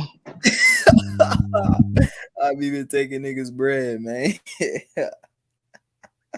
And I don't bet nothing less than 100. I mean, I bet Electro Jet 20 because you know he OG and shit like that. But man, I'm about to start betting niggas, man. I took that 20 and ran to the liquor store real quick. I'm about to start betting niggas, bro, because recently, bro, I've not been missing with the predictions, man. I got Bebo, Tank Davis. But if I lose, though, I swear to God, nigga, I'm gonna pay that money. You feel me? I'm a man. I got the money. I don't bet nothing I don't got. I'm gonna pay you immediately. I'm gonna look for you. I'm gonna be looking for you. Like, where your cash at? You feel me? So I respect everybody that literally pay, like, cause everybody paid. You feel me? Except for BH. If BH, you ain't pay up, bro. Hey, BH, this you put like 400 on Ugas or some crazy shit like that? No. Why'd you put so much money on Ugas, bro? No, I thought I was gonna catch up, but I forgot that I bet what's call it, but I got oh, it's raining on it. Oh my god. Wait. I got Ivory. Hey, John Blaze, yeah, your shit acting up, BH. But now, John Blaze, I would join that shit, but isn't it too late to join that prediction league? I didn't even know y'all had one. I was in the BDA one. I'm number 7 in the BDA Discord. Yeah, I'm a number 7 in that bitch. Yeah, bro, hell yeah, bro. I told them niggas I was gonna creep up, bro. I get my predictions right, bro. I actually watch boxing. I break down the fighters. I watch as much as I can. You know what I'm saying? Hey, I was wrong with Canelo Bivol, though, little bro. I did not pick Bivol. I picked Canelo, but I didn't bet on that, though, because, listen, I was screaming bets all week, but everybody obviously must have thought Canelo was going to win. I know they was like, damn, I should have just went ahead, but they probably didn't even bet the bookies. Yeah, hell yeah, bro. No way. Bro. Yeah, bro. I was low as fuck in the Discord. I remember, bro. I was like number 40 at some shit at one point. Then I started picking it up. I'm like, man, fuck that shit. Now I'm number 7, bro. I'm still gonna go up watch.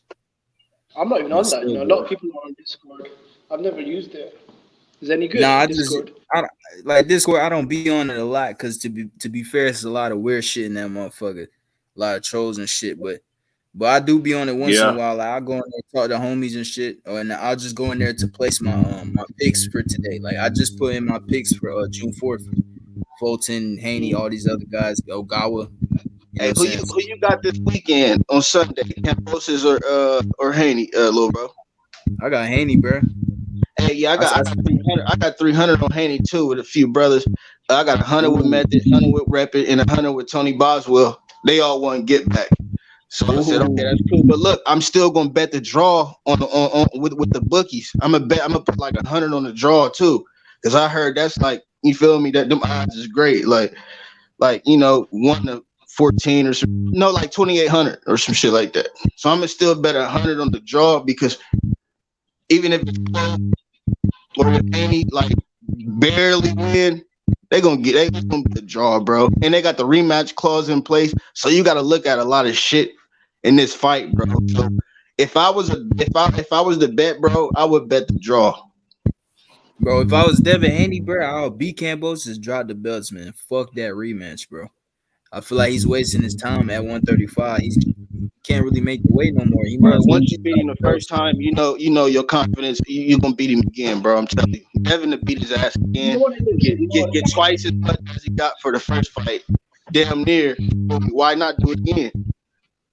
Yeah, I feel like with Devin, if Lomachenko doesn't come out of the war, I mean, who's he going to fight? You know, if he fights Kambosos in the rematch, he'll probably get paid $10 million.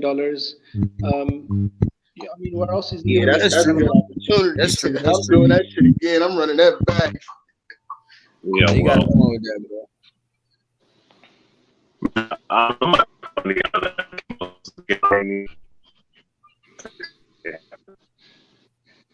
That's fast though. You can't hate Hey, BS, your shit's tripping, bro. Your shit's like going in and out. Oh, that's because let me find it for the other one. Yo, we got OD up here. OD was good, bro. Hey, what's going down, guys? Yo, OD, my God, what's up, man? What up, Not much. What's up, IB? What's up, Jimmy? What's up, Cassidy? What's up, Story? Hey, man, what I do to my boy Smoke like that, bro? You know? Nah. Oh, they just trolling to get the smoke. They love trolling to get the smoke, man. They love it. What y'all talking about, guys? Want to jump in the panel? I was eating. Man, we just talking about bets and shit. Hey, don't go Tony Boswell right there. Yeah, yo, Tony Boswell was good, bro. Shout out Tony Boswell, man. Shout out Tony Boswell. Nah, OD. We was just talking about the fights and shit. June 4th, a lot of fight. Hey, matter of fact, bro, isn't fucking Ioka supposed to fight? I swear to God, they said Ioka was supposed to fight today. Who? Ioka. He's supposed to fight today. June 2nd. Oh, Ioka? Right? Oh, yeah, he was. Yeah. He was. Yeah, he was, bro. Yeah, Unless he it was. already passed. Man, fuck that. I ain't gonna wake up, bro. I ain't gonna wake Ain't up. I was nobody asleep. talk about that. Nobody talked Who about won? that shit, bro. Yeah, Ioka won. Did he fight? Does anyone know that Ioka fight already, or anybody know? Hold on, I'm about to Let me look it up, search. bro. Let me search that shit. July 13th. Oh, July 13th. That's when Oh, it. July. Oh, damn. Nah, bro. I looked the boxing schedule yesterday. Oh, the date changed. Oh, okay. All right. Damn. I was looking forward to that shit, bro. Was it fight for the super flyweight? Yeah, man. I want to see Chocolatito fight Ioka, man. That's the fight I want, man. Oh, he's fighting Ioka? No, he's not. No. That's the fight I want. But Ioka's been somebody else. Shit, bro. I want to see if Bam. Hey, bro, I ain't gonna lie, bro. Bam got a lot of. That's what I was just about to say. I'm ready for that. Run beside Bam Rodriguez. I can't wait to see that. Yeah, that's a good fight. That's a great fight. Nah, hey, yeah, right but there, bro. yeah, but Bam has to be fucking cautious, bro. Cause shit, one punch can change the whole motherfucking fight. Hell yeah, run beside puncher. Yeah, like, hell yeah, bro. Fucking, he knocked out Chocolatito down, bro. Like fucking down. I think Bam gonna beat him, man, because I think right now Rungasai, I think he's not the same fighter as he used to be all those years ago when he knocked out Chocolatito. I think he's getting a little older. He's regressing at this point. In his last two fights, he didn't look too good. You know what I'm saying? I think Bam gonna beat him, man. I think it's a perfect little I think it's gonna be like a showcase type of fight for Bam, just like the Quadros fight. I still think Rungasai a live dog. He's a southpaw. He's dangerous. He has an awkward style, but I still think Bam gonna beat him, man. I don't know if Bam gonna knock him out though. I don't think Bam gonna. If Franco's gonna fight in that card or what? I heard Franco dropped out the fight with El Gallo. Oh no shit. Yeah, I don't think. El Gallo. With Estrada. Estrada. That's Estrada. That's his nickname. Oh, it is? Okay. Yeah. The Rooster. The Rooster. Oh, that. Oh, okay. Yeah, I heard he dropped out that fight. Man, that fucking sucks, bro. Yeah, it does I suck, can't bro. wait. I can't wait for this weekend. There's a lot of boxing this weekend, bro. He's gonna fight. What's his name? Ogawa versus Cordina in the zone. Yeah. Oh yeah. I Yeah. think Ogawa will knock him out. And then we got Stephen Fulton versus Roman. Fulton's gonna beat his ass, bro. Yeah, Roman ain't shit, bro. Nah, Roman ain't shit. And Haney versus he's good, man. He was a champion. He is not good. He was is a former average. champ, bro. He was a former champion. He's average. I don't know. He's That a means former he's champion. average. That don't mean shit. Bro, he's okay. He's okay, bro. Not that. WBA. That's average, man. He ain't average, man. Come on, man. He's average. And He's like a B level fighter, man. B plus. Yeah, he's a C level. He's C level fighter, Oh, bro. man, Just 'cause you he ain't no can't C level. Come on, man. He ain't no C level. Come on, Bro, But Roman what's Gonzalez. hey, I mean, but I'm not what Roman Gonzalez. That dude is not good, man. Who? he's talking about Roman Danny Roman. Daniel Danny Roman? He's solid, What bro. is he? He's solid. Bro, Hey, he's Look, solid, bro. tell me what does he do? Tell me what is Shout out He's to shout a out to pressure fighter. YB. He's a pressure Shout fighter. out shout out to IB. Shout out to the panel. Hey, boxing historian, that guy is not like he's not like a premier fighter or anything, but he's pretty solid, man. He's given real good guys a tough fight, like MJ. He gave MJ a tough fight. Yeah, he did. Yeah, he did give MJ a Yeah, tough he fight. oh Matter yeah, of he fact, did give matter it of he fact, did give BH, him he a was good fight. unified. Matter of fact, BH, he was unified, so he is not a bum. He's nowhere near. I didn't say he was a bro. bum. I said he was average. He was unified, bitch. He's above average. He's above The fuck average. He was unified, bro. At 122. I'd say he's a good fighter. Who's good at 122? Who's good at MJ? 122? I'm gonna Who's be good honest. at MJ, Fulton. What? And what's the other guy? Figueroa, MJ. That's it. There MJ? you go. No, and hell no, and hell what's the no, other? hell no. Release Who? Alim. Yeah, Whatever. Alim, Salim Lee, yeah. He's okay. You know. He's Man, okay. come on, man. Everyone's okay to you, BH. Everybody, man. Nah, not everybody. What about Gary Russell's brother? He fights Which at 122. Antonio. He's okay. For me, he lost that motherfucking fight when he fought with that Mexican dude. The problem I have with the Russells is like we got to see what they're like without their dad, because that was all their trainer and their father. So who's gonna train them now? I mean, it's just, I don't know. But also, I haven't really seen him fight too much. I've only seen him fight a couple times, and I didn't remember anything. Like it takes a lot to. The last fighter that really caught my eye was Bam Rodriguez when I was watching him in the Top Rank bubble. That guy was the last one to really catch my eye. Man, I think MJ beats Fulton, bro. I always say I I don't feel know. like MJ can beat him. I feel like MJ will beat him. I don't think so, bro. I think I got Fulton beating MJ, bro. If No, Fulton I goes don't. to if Fulton goes to 126, right there is gonna be a fucking problem for Fulton, bro. He said Fulton the new Floyd? Man, there ain't nobody no damn Floyd, man. Nah, bro. If Fulton goes to 126, but there's some killers in 126, bro. They got fucking Navarrete, Ray Vargas. Oh yeah, Ray Vargas and fucking what's the name of Jorga? They're gonna fight next month. Hey, bro, That's gonna be a bet. Navarrete ain't no killer, bro. Like, I get it, he's exciting, but he ain't no killer. Let's just keep it real. You don't think he's a killer, L-Dog? Fuck no. I think he's He'll be a killer. Navarrete is a beast, bro. I'm gonna be honest, man. I don't like those guys like Pitbull, Navarrete, Burchell, or Martinez. I'm just saying, like, every now and then there comes across some of these Mexican fighters, and they're just wild brawlers, and people try and convince themselves they're good, but they're just trash, man. They're just trash, in my opinion. I think Robeze Ramirez is gonna beat Navarrete. Hell no. When they're gonna fight? I don't know, bro. You have to ask one of them. I'm asking you because you're the one who's saying it, bro. I think Bro, Navarrete I don't is know a when they're beast, gonna fight, bro. I just know Styles, man. I know how bro. Styles L-Dog, fight.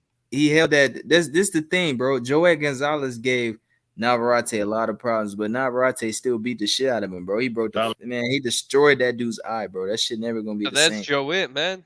Nah, Joet.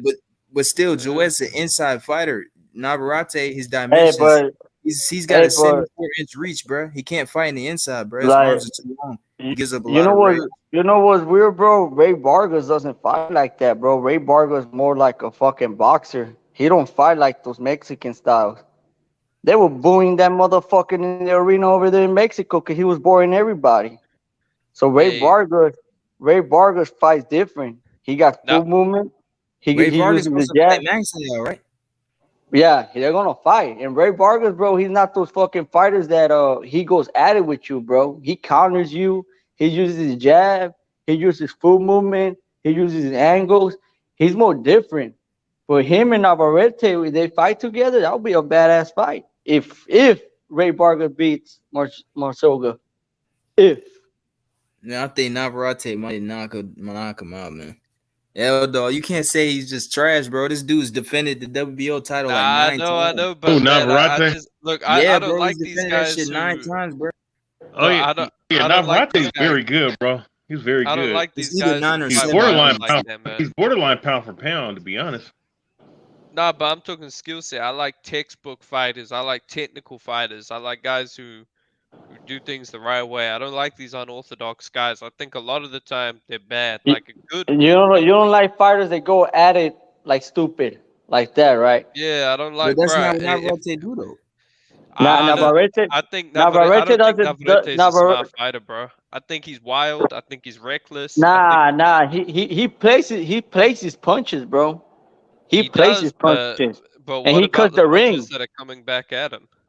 Bro, he could have cut the ring against Ruben Villa. Villa had him looking like a fool. I became a fan of Navarrete when I seen him destroy Isaac Dogboe, bro. That's when I became a fan of him.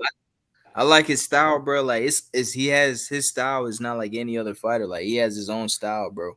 He doesn't have the best defense, I'll admit that, but he's definitely an exciting fighter, bro. And he's got big, strong, solid hands, man. You know, so he's dangerous all 12 rounds, bro. You know, and he's just so unpredictable, bro. Like you don't know what the fuck he's gonna throw, bro. This dude throws lead left uppercut, jumping straight right and shit. Like, man, this dude just throws weird ass combinations, bro. I just like that shit about him. But now, dog, I feel you, man. I like all styles, though. You know, I like technical fighters too. You know what I'm saying? But I like brawlers. I like boxers. You know what I'm saying?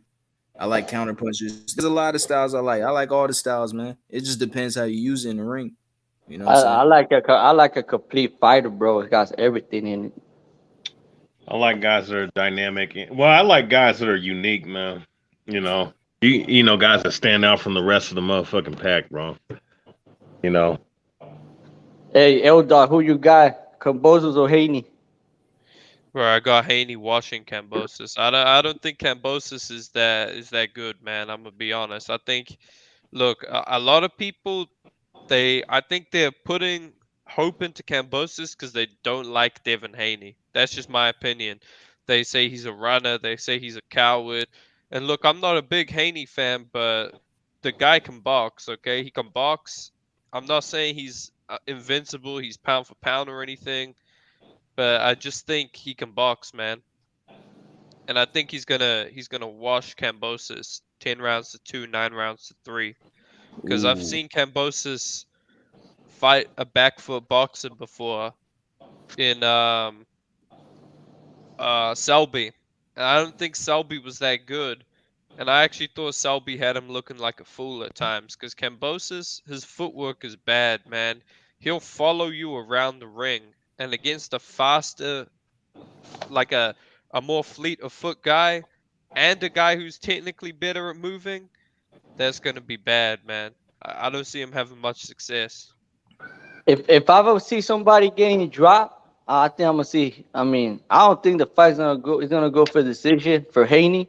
I got Haney for decision, but I just see somebody getting dropped, and the motherfucker's gonna get dropped is gonna be Kambosos. I think Kambosos has a chance to stop Haney if he is able to land accumulative punches. Yeah, you know? If he lands those accumulative punches. But how do you land punches against a mover, right? You got to cut the ring off, Julio Cesar Chavez style. You got to do it like that, right? But you got to fight. He's not that kind of fighter. But no, He's not that kind of fighter. He's a guy that has speed and he throws combinations and he has a decent enough jab to work on the inside, you know, and then work. He's not an inside fighter, but I'm just saying. The only way you land combinations on someone is if they're stationary. Because if you land one punch on someone or 2 punches, bro, a good mover is just gonna move the fuck out the way. Oh no, you can land combinations on a mover. You just gotta move with him. And you gotta throw combinations. That ain't Kambosos. That ain't Kambosos, dude. Well, he can move. He can move. You know. But, no, he can't move. I mean, conventionally, I would pick Haney to win. I'm just saying I would take the bet in Vegas for I ain't taking for a no knock- bet at 2-1, bro. For me, Hey, you'd bro. have to give me. You'd have I'm to give talking me about 8 I'm talking to about 1. a potential knockout. I'm talking about like betting like $20-$30 for a knockout for Kambosos. I'm talking about some regular shit, bro. For me, you Hey, have to give me 8-1 odds on Kambosos for me to even think about, like, just to win, for me to even think about betting on him. Because I mean, this is the way I look at this. This is probably one of the easiest fights to predict, man. This to me is like, for me, in terms of how certain I am, this is how confident I was on Shakur whooping Valdez and Bivol whooping Canelo. That's how certain I am. Man, hey, L-Dog, I agree with you, bro. I think, but this is how I look at it though. I really think Devin Haney is gonna win the fight. I got him 8-4, 7-5. You know what I'm saying? And the reason why I'm saying that is because Devin Haney's gonna rack up points earlier on. But when I see Devin Haney fight, every time in the second half of the fight, he slows down. He gets way more stationary. Haney, to me, he's kind of flat-footed, bro. I think he's flat-footed, bro. You know what I'm saying? He gets a little bit sloppy sometimes, bro. Yeah, he gets sloppy, he did got a little sloppy with JoJo. He did got a little sloppy with JoJo. But here's what I'll say about JoJo. I think JoJo is a way better technical fighter than Kambosos. JoJo is a quality fighter, man. An Olympian. He'd already had experience against, Slick. Oh, he can box. He can box. It's just he can box. Just as far as natural ability. I just don't think he's dynamic in that. That's true. That's true. Like, that's what JoJo lacks. JoJo is a guy who has great technical ability. Well, maybe not great, but he's got good technical ability without the physical ability, and that's he doesn't have any. He doesn't have any power, and he doesn't have. His power is average at best, and his speed is average at best. But he's he can set up his combinations well. He can work off a jab. Yeah, and he has pretty good timing. It's just that, I still thought even with he's a quality opponent. It's just that I thought that fight was really close, man, between him and Haney. Yeah, I rewatched the fight. I thought Haney dominated at first, but when I rewatched it again, I thought it was a lot closer. It was 7. It was, I would say 7-5 Haney. 7-5 Haney. I'll say this, man. This fight, it doesn't really interest me that much. I want to see the winner fight Lomachenko in December or something like that. That's the fight that'll interest me. Until then, I'm just not that interested in these guys, bro. That's just me, though. I'm a Lomachenko fan. I think he'll beat the winner easily. I think Haney will give him I agree with you right there, dog. I got Loma over everybody in 135, even though he lost against Tio. But I got Loma over everybody in 135. I agree, man. I think like Haney will give him problems because Haney's bigger. He can box. He can box with him. But I don't think he'll win. I just don't think he'll be. Loma will break him down. Yeah, for sure. I think Loma will break down Devin Haney. I always said that, but definitely, I think Haney gonna struggle with that style. I mean, I think Loma gonna struggle a little bit for sure, especially. Yeah, he'll struggle a little bit with the jab, but the thing about Haney, he does. The thing about Haney, he gets lackadaisical as the fight goes on, and I don't think he's gonna get. I don't think he should get lackadaisical with someone who can who can punch and put his punches together like Lomachenko, man. Like you can get away with that with JoJo, and JoJo was tagging him with the overhand left, by the way, and you're dealing with a much more skilled, much more dangerous southpaw than in the likes of Lomachenko, man. That's what I'm saying. I don't see him beating. I feel like Haney got no experience with southpaws like that. He doesn't really have a lot of experience with them. All right, so what we were saying about JoJo, right? I thought JoJo gave Haney a good fight. I thought JoJo lost 8-4, 7-5. Yeah. But what JoJo lacked in physical ability, Lomachenko has. Lomachenko has power, he has speed, he has athleticism, and he has better technical ability than JoJo. So that's just why I see Loma beating him. But my dream scenario is probably Haney beats Kambosos. Well, actually, you know what? I don't really care, but who wins? But I want to say the winners the winner of this fight fights Lomachenko, and then I want to see Loma beat the winner, and I want to see Shakur fight Loma, and I want to see Haney and Tio fight at 140.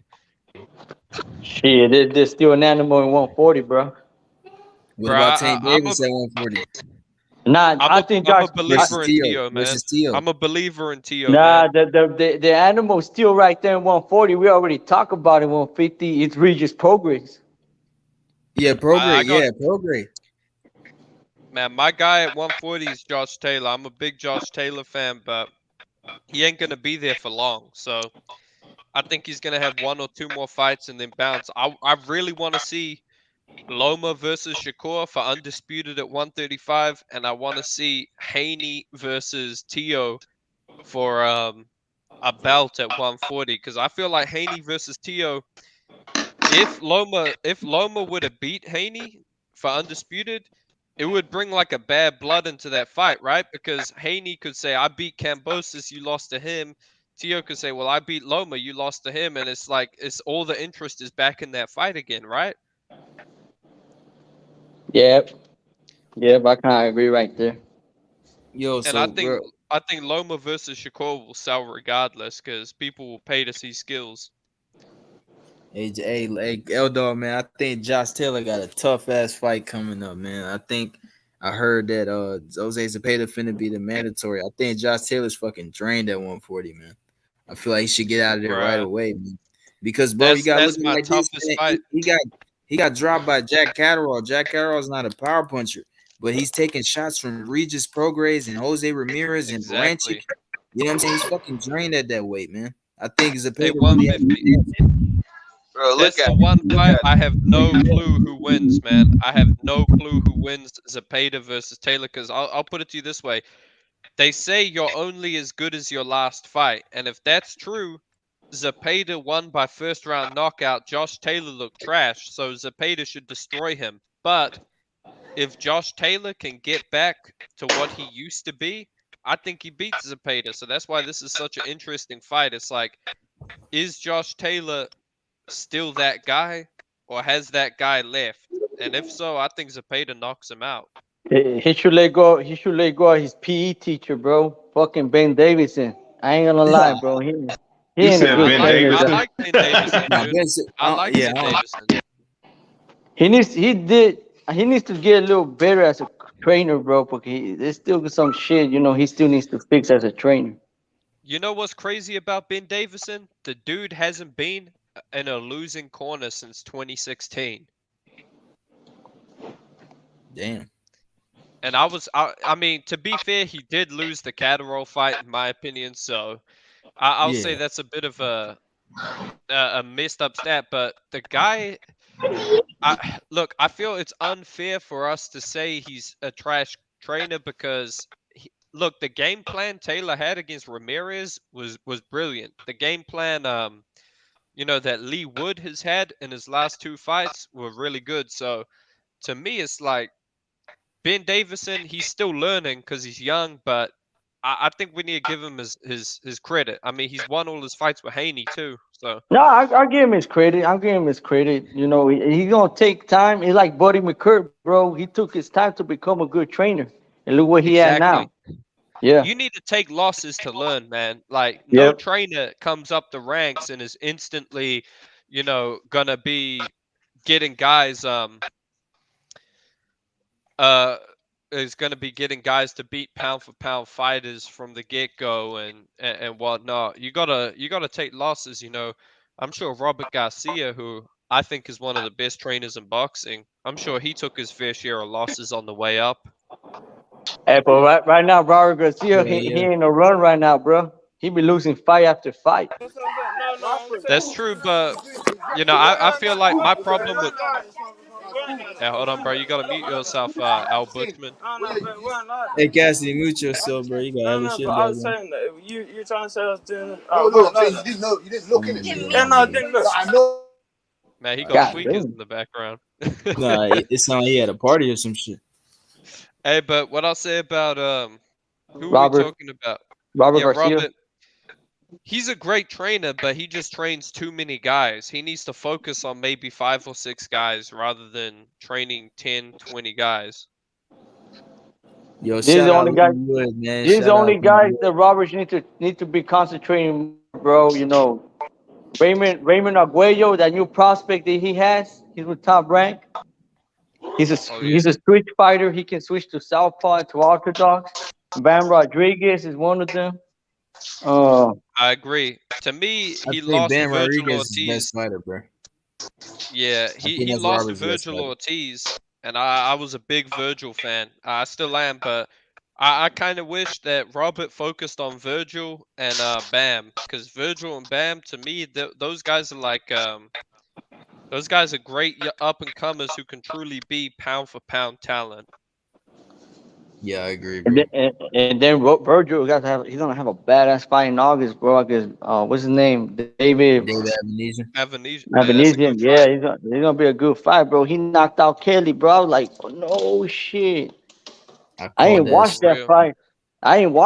But Kelly was an upcoming welterweight fighter, bro. I was like, man, this kid has a lot of talent. But look what happened.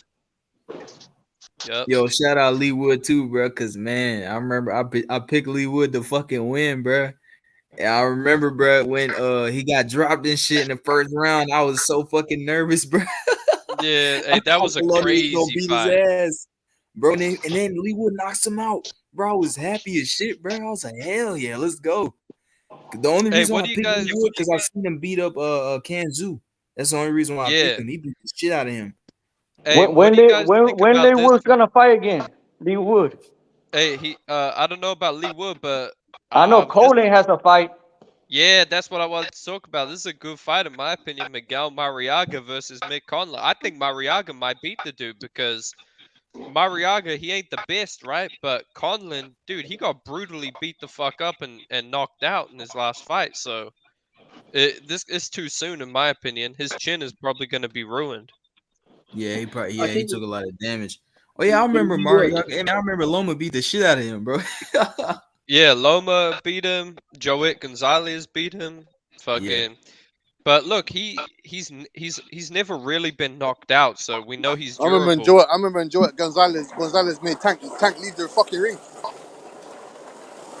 Who? Hey, Joet versus Navarrete was like one of the best fights of that year, bro. Last year, that was one of the best fights last year, bro.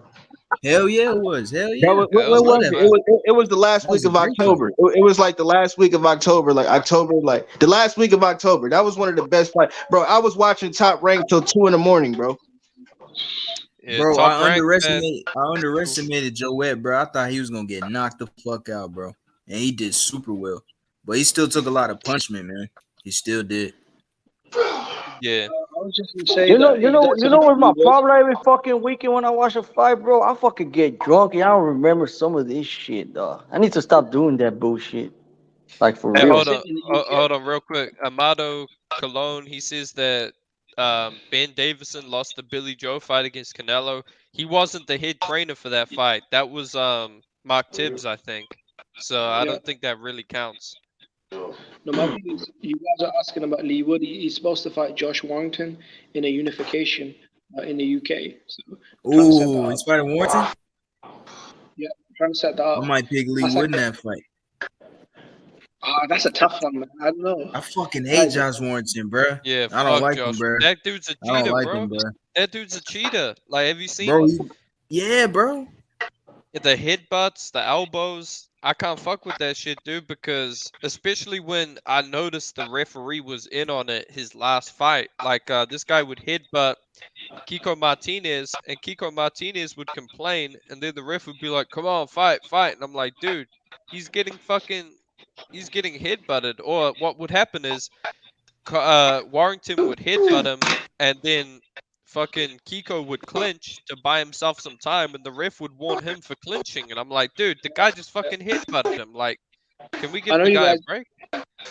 You guys must find it hard to believe with Josh Warrington, considering how, I mean, he looks a little, disformed like a gargoyle, but he's actually a big ticket seller. So whenever he fights in Leeds, he's actually a bit of a star. I think that's why they kind of had the hometown rap. But I think that's a massive fight. You know, they could put that in like a soccer stadium on pay-per-view.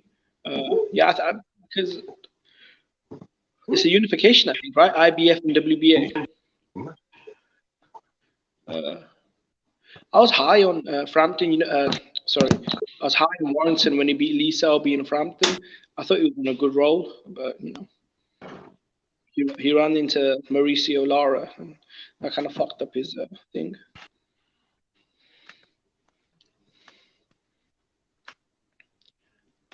Damn, everybody's saying fuck Warrington, man. God damn. Man.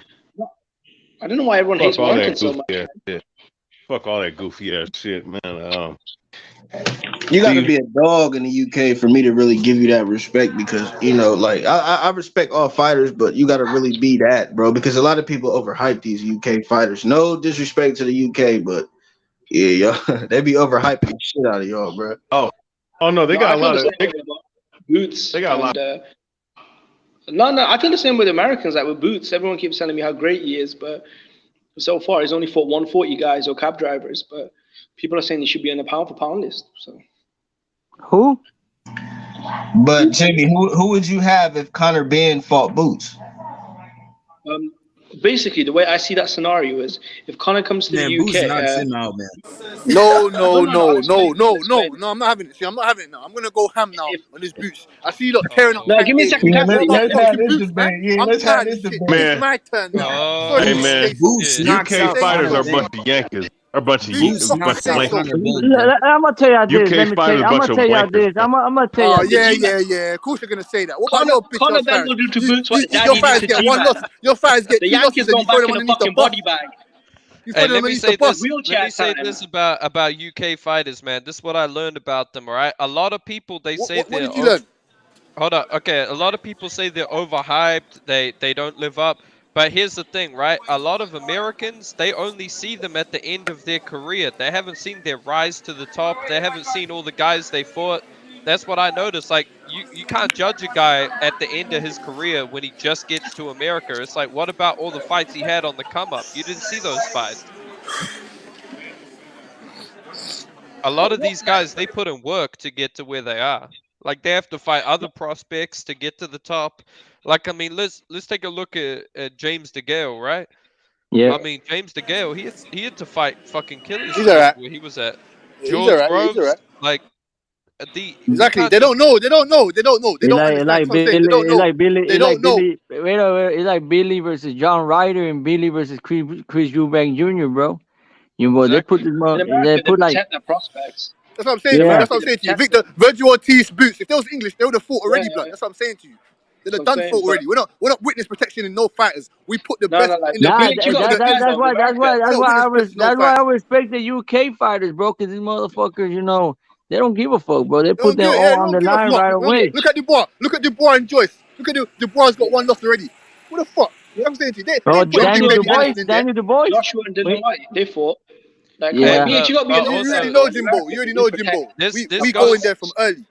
This goes for like for the obvious one was Chocolatito, in my opinion. This guy had fought killers all around the world, and then he gets to America. He wins a couple fights, but then he loses, and a lot of American people were saying, well, he sucks. He got here and he lost. And it's like, but he had already fought so many killers. Like, you missed all of those fights. Those are the casuals. That's what I'm saying to you. Those are the casuals. I'm tired of the casuals. I can't have a conversation about boxing with a casual. I can't do it. The casuals need to stick to the casuals. BH, you have to be honest though. In America, prospects are protected more though. In America, yeah. I mean, some of them are. Some of them are. Yeah, they really are, bro. I have to agree. Look at Boots, right now. One cab driver after another. Everyone keeps screaming and howling about Boots. Hold on. Now, when's this motherfucker gonna fight a welterweight? How's Boots? I remember Blair Cobbs cornered him, bro. How's Boots got more fights than Errol Spence, and he ain't even fought not one top 5 contender? It don't make fucking sense. It don't make sense. This is what I'm saying. Hey, Cassidy, how can you be a 30-0 fucking prospect? How can you be a prospect with 30 fights? You got more fucking fights than people pound for pound list. Nah, he's meant to be the next Ray Leonard, bro. He's meant to be the next fucking Roy Jones. So you put him in there. I don't understand. I don't get it. You put him in there.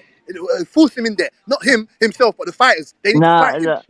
like Boots, bro. Boots got talent, bro. The kid got talent and everything, but he does. Delorme and Lipinets both had great experience. They fought dogs even though they lost. But we got to look at, you know, he fought a couple of experienced fighters, bro. Yeah, he fought a couple of experience. Like we're living this, bro. We're living this. We're living it. I have to give him a little bit of credit because I remember living this with exchanging punches with him. We exchanging punches with him with a right upper hook, and he was catching Boots. Exactly. You know, and Boots, you know, if he wants to prove, he needs to fight Steones. Facts. And Yes, simple. That's what we want. That. Bro, that's what we want. If he does what we want, bro. That's what he does. That's what the fans want. That's what the fans want. That's what I want as a fan. It's like Virgil, bro. He fought what's his name, Mean Machine. Quick, fucking be ranked as WBO champion. And now he's gonna go. Exactly. Mean Machine dropped Crawford. Mean Machine dropped Crawford. Yeah. And now he's fighting Avenesian, bro. And right now, better quality opponents than you are. What the fuck? Do you know what? Do you know what Virgil Ortiz would do to Delorme and all those other guys? Do you know what he would do to those guys? He'll crunch them up. He's the Virgil Ortiz. He's fighting Morkinson. He's fighting Avenesian now. Those guys are rated number 3 and number 2. Why are you not fighting these guys? Why? No, I'll say this. I'll say this. McKinson, he doesn't impress me much, but Avenesian does. So credit to Virgil. Credit to Virgil. He's fighting a guy who has been the underdog in his last 3 fights and won them all. So that's fucking no. That's facts. Fucking no. But hey, I'm putting someone in Avenesian again. Cass, I know you high. I know you high on your boy Conor Benn. I know you high. Yeah. I love his father, bro. Nigel. I love Nigel Benn, bro. But listen, when Conor Benn get in there with a real killer at 147, I just want you to put your money behind Conor Benn, bro, and we're gonna let that happen. What am I going in my pocket? I'll tell you how the Boots Conor Benn fight will happen. The same way his daddy sent G-Man back in a wheelchair. Nah. That's fucked up, bro. Hey, that's fucked up, bro. That's fucked up, Jimmy. Goddamn, bro. Listen. Man, listen, bro. If that fight happens, bro, which it won't, because Conor Benn probably gonna fight a couple more clowns before he even think about fighting the guy.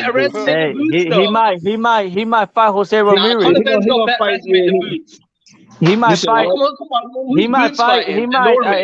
Wait up, Jimmy. He might fight Jose Ramirez. They're talking about Jose Ramirez versus Conor Benn. Bullshit. Hey, hold on, bro. Let me get in there, man. Look, this how I feel about Boots Ennis. Boots Ennis, he's got a lot of talent, man. You know what I'm saying? He's got a lot of talent. The ceiling's high for him, but I feel like he is, you know, I feel like Virgil Ortiz is ahead of the pack, man. Virgil Ortiz is fighting the better fighters. He's fighting Avenesian. He's fighting Avenesian. He's fighting he fought Sammy Vargas, you know what I'm saying? Now, and he also fought Mean Machine, you know what I'm saying? Boots, and he fought Maurice Hooker. You know what I'm saying? So with Boots, man, I think Boots is really, I think Boots beats fucking Conor Benn, though. I think Boots beats Conor Benn, bro. And Boots and Virgil, bro. Boots and Virgil is a 50-50 fight in the future. Yeah, I agree. I think it's a 50-50 fight. See, I got Virgil number 1. I got Virgil too beating Boots. That's like some pocket shit. That's some pocket shit. That's the bet you got. I would put my money where my mouth is, bro. So if y'all big on Conor Benn, I think Conor Benn, he just like y'all feel about Boots, bro. But I say Boots got better fighters under his belt right now. You hear me? Yeah, for sure. Hey, this is what I'll say, man. But I do give Boots Conor Benn that Chris Algieri shit. You feel me? Okay, that's cool. But come on, bro. Errol Spence didn't do that to Chris Algieri. Errol Spence did not do that to Chris Algieri, bro.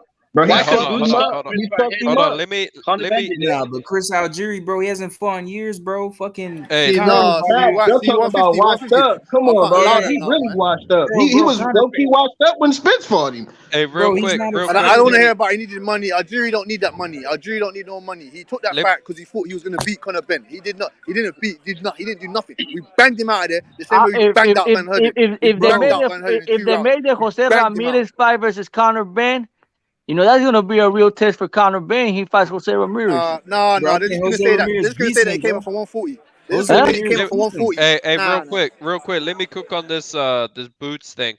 To me, Boots is very talented. He's very good, but he is overrated because you get people saying he's the best boxer in the world already, and it's like, what the fuck, dude? We got guys like Usyk out there who have proven themselves, you know, in fucking great fights. How can we say that? Best heavyweight. Bro, I swear to God, not me. I never been the biggest guy on Boots, bro. But I see something in him. But he ain't had that fight yet, bro. To be like, okay, hey, but you know what? But here's the thing. Here's the thing about Boots. I guarantee Boots beat Ben. I guarantee you that. I put my money on that. Okay. Oh yeah. I agree. Oh, he's wasting. I agree. But let me say this: when it comes to Boots versus Virgil, this is an interesting fight because we know Philadelphia fighters historically they have a chip on their shoulder. Happen, bro. You know, come on, L Dog. You know boxing. You know that shit not gonna happen. Nah, but I'm talking if it does happen down the line. I'm saying Philly. Not Philly right now. Fighters, Probably like 5 years for 3 years. Hey, from Philly now. fighters, they have a chip on their shoulder, man. They don't want to take a backward step and outbox you. That's where it's going to be interesting because Ennis is going to want to back up Virgil, and I think it's going to fail. I think it's going to be like Maldrick Taylor versus Chavez Senior. Come on, if Boots was worth half his height, he would not have got schooled by Guy Russell's little brother at 140. Come on, bro. Like he's got 30 professional fights. Hasn't fought a fucking nobody. Like, come on, bro. Like Delorme coming off 9. They're gonna say that's the amateurs. They're gonna say that's the amateurs. That's the amateurs. I'm sorry. In my opinion, the amateurs matter. Yeah, no, the amateurs don't matter in a professional bout. It does matter. It does matter. No, fucking don't matter. Whenever I go to the American, so why does it matter? Why does it matter? Because the amateurs and the pros, two different things, dude. Let me say this. It's the sport of boxing. What are you talking about? No, two different that's not saying the NBA. That's not saying the NBA and the Euro League is not the same thing. It's not the same. It ain't. No. Hold up.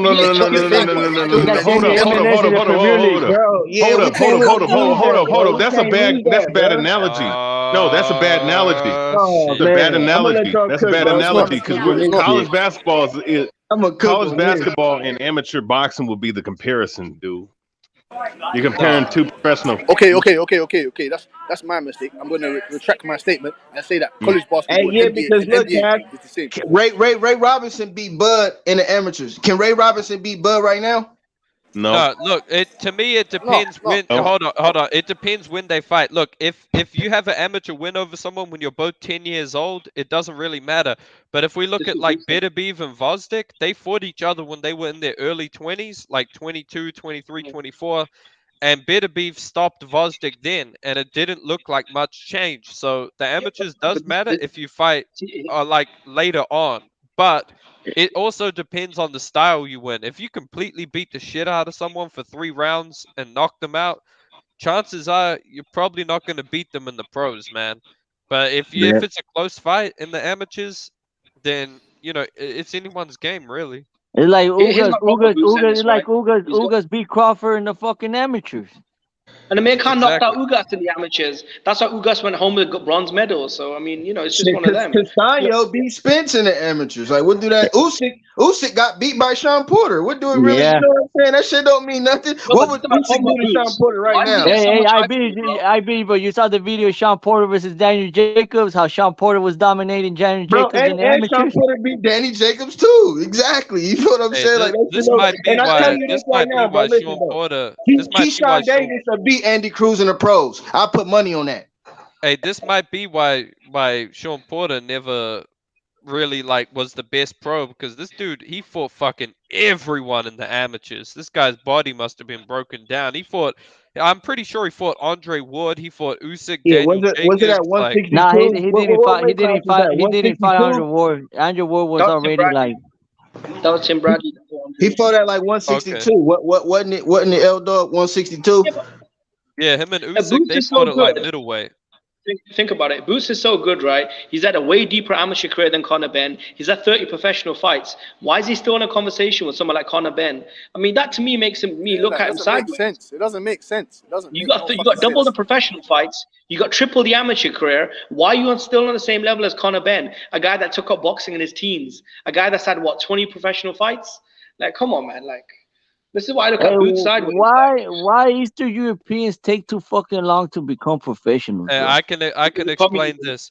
I can look. A lot of it is because those countries have a lot of corruption issues, right? And there's not a lot of promoters over there.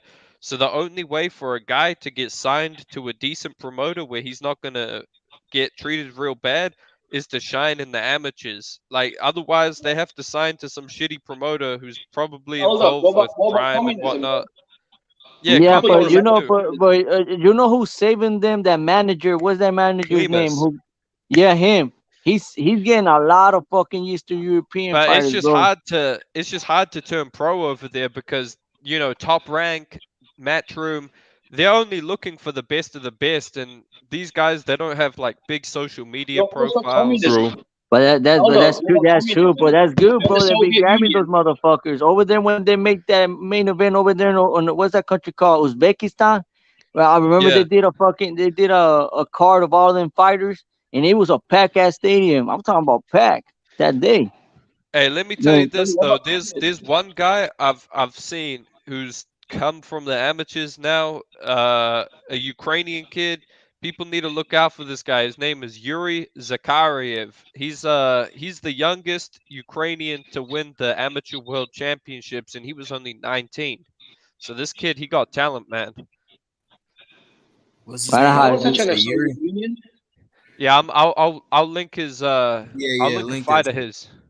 Yeah, I'm gonna If- watch him. I'm gonna watch him, bro. It's like look at this history, bro. Like Janovic, fucking Bibo, Artur Berbiev. It's like you Cuba. know, It's like Cuba. Cuba don't have a Yeah. professional program. When they were under the Soviet Union, they couldn't. I think they couldn't go professional. no, I they might be couldn't go mistaken. professional. Yeah, No, they couldn't go professional. That's why. It Yeah, took so a they're like fucking 100 while years to become behind. professional. Yeah, that's Oh why they're like yeah. 100 years behind Mexico, the UK, America. They don't have a professional setup up there. That's why they stay amateur so long, because those countries you get paid from the government to be amateurs. That's why they fight And for tournaments. that's why Mexico needs to fix their fucking amateur program. They got a fucked up system in the amateur program over there in Mexico. That's why they turn professional at fucking 14 years old or 13 years old. How the fuck they gonna know the styles of other fucking fighters, bro? I know social media is getting big, but in Mexico, to go to the amateurs, you gotta have fucking money. They're only concentrating in that trash ass fucking national team of Mexico, fucking never gonna win a World Cup, never their fucking life. And they're fucking they just pay more attention to the soccer than the boxing, bro. There's a lot of talent in Mexico, a lot. But they don't fucking they have to fix the amateur program, bro. They have to. I always wondered how much of Mexico's talent gets lost in the gym wars, because you got to keep in mind these guys. I've heard some of the old school trainers in Mexico. They explain like how Chavez Senior would train, and they said they would be sparring and going to war every fucking day. And I'm thinking like, Yeah. Yeah, man, just imagine how many kids would have been good if they didn't destroy their bodies in the gym every day. Like they That's what happened just to Mike Tyson. go through that. That's what happened to Mike Tyson. He used to have all-out gym wars. Literally, like Yeah. spar 30 rounds a day without headgear, full-on gym wars. That's what fucked up his career. And James Toney. That's why he's punch drunk. That's why Orlando Salido, bro. He started his fucking fights in the streets. The one who beat Yeah, Loma. Hey, I'm a Loma fan, but I don't get these people who say Salido was trash. Fuck no, he wasn't trash. He was a 4-time world champion. And he dropped Mikey. And he dropped Mikey. And he was a little dominating Mikey, but they fucking ended the fight with a no contest. Bro, he destroyed fucking Juan Manuel Lopez, man. He fucking What destroyed about that. that Pac? He beat him as well. Who's that Pac boxer that tried to become a champion? He beat him as well. Wasn't him Orlando Cruz? But Salido to me is an underrated fighter because I mean we got to really look at him. A 4-time world champion, a 2-division world champion, and he beat guys like Juan Manuel Lopez, who was top 10 pound for pound. He beat Lomachenko, who was future Robert top Guerrero. 10 pound for pound. He beat Robert Undefeated. Guerrero better than Floyd beat him. I mean, he beat who else did he beat? He beat some good guys, man. So like he might have lost fights, but he lost Rocky fights to Martinez, guys like fucking a prime Gamboa and a prime Marquez. So this guy was tough as nails, man. Yeah, he did fight Marquez. Hell yeah, bro. He's tough as shit, That was a bro. tough I don't know fight, why bro. people say he's That a was like a bum. war. Oh, he's a journeyman. Bit Yeah, of he war. got a lot of losses, but man, he ain't no fucking bum though. Yeah, he He ain't a never journeyman was. because So, wait, he Jimmy, you were gonna ask me something about the Mexico Yeah, I think he got like amateur. 12 losses, but he great fighter though. Salido didn't beat Yeah. Loma for no reason. It wasn't no lack of experience for Loma. Loma been about that life. It's just Salido was a good fighter. He wasn't going. No, OD. I was gonna I ask you. feel So a like country. Salido, he fought the best. He fought the best way he could, bro. He had to fight Yeah. dirty, bro, because he can't box with Loma. You know what I'm Yeah. saying? He had to fight dirty in that fight. And bro, and people No, no. forget, man, Loma almost knocked his ass out in the 12th round, bro. People forget he was hurt. He Yeah, was he almost was out on hurt. his feet, bro. He almost that got fight knocked could out. have gone either way, man. That was like a 7-5 either way fight. That was a close ass fight.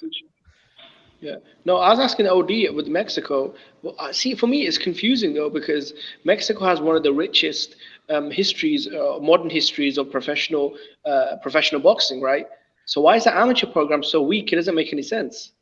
The amateur program is weak, bro, because they don't invest money in the amateur program. You gotta have money. You gotta have fucking money. Like Ray Vargas, bro.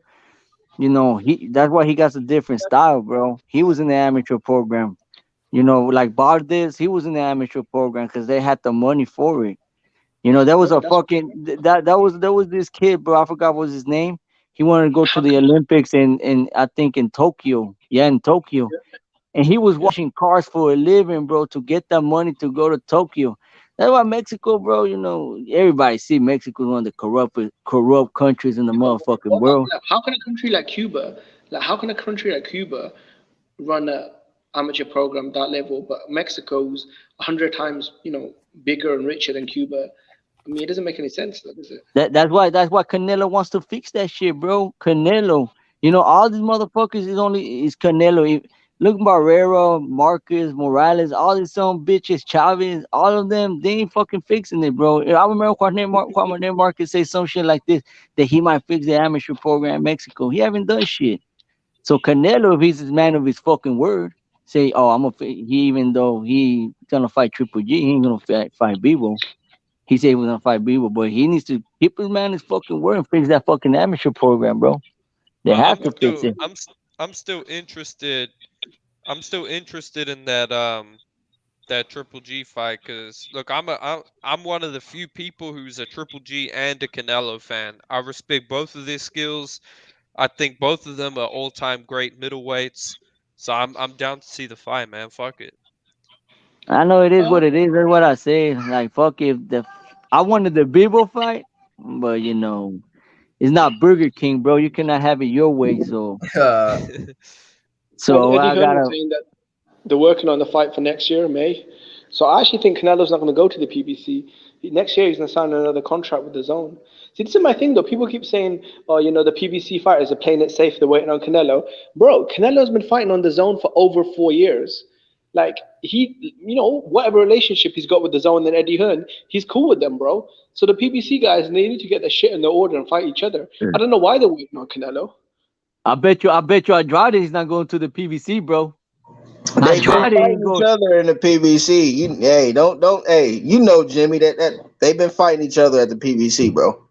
That's what they Where do. else is he gonna go? Where is he gonna go? Oh, Heyman, where is he going to go? Where? Look at Regis. No, look at Regis, bro.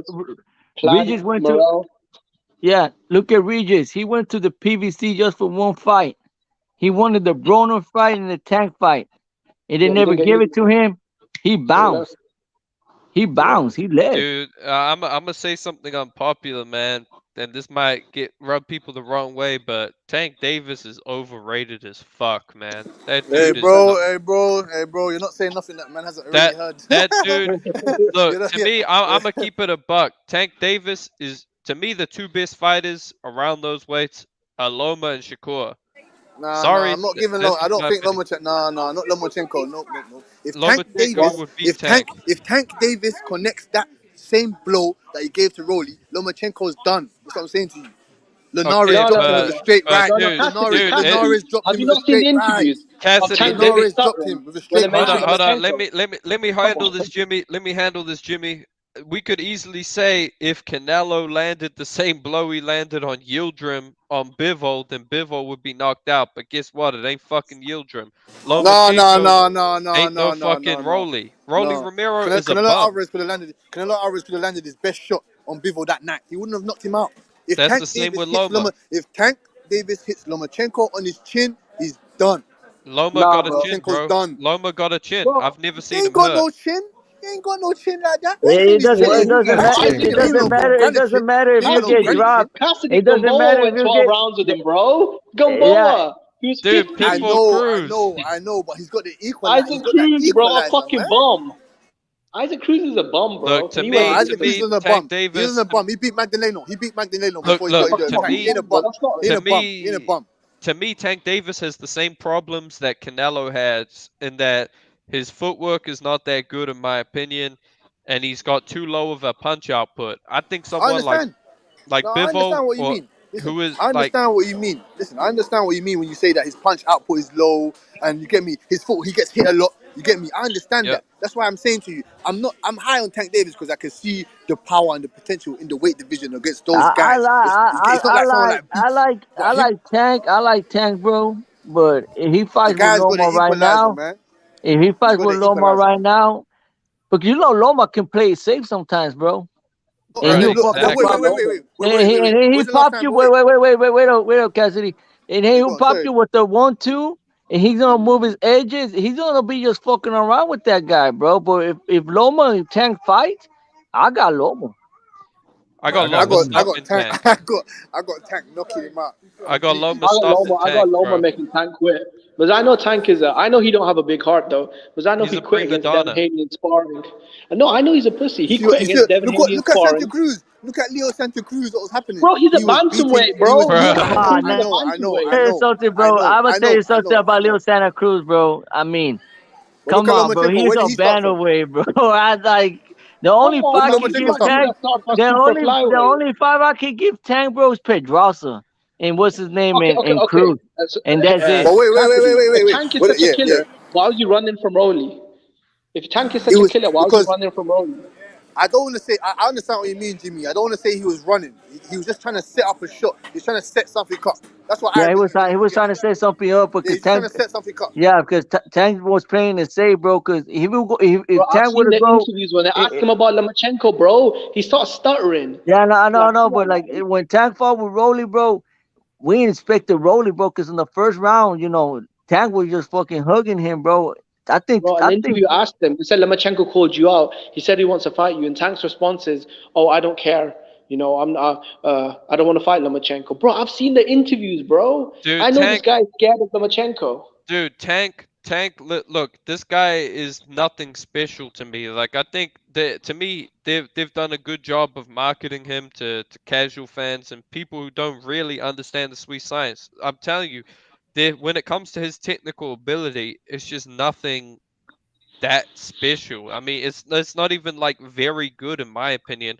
I could probably name 10 fighters with superior technical. I could name 15 fighters with superior technical ability over Tank Davis, man.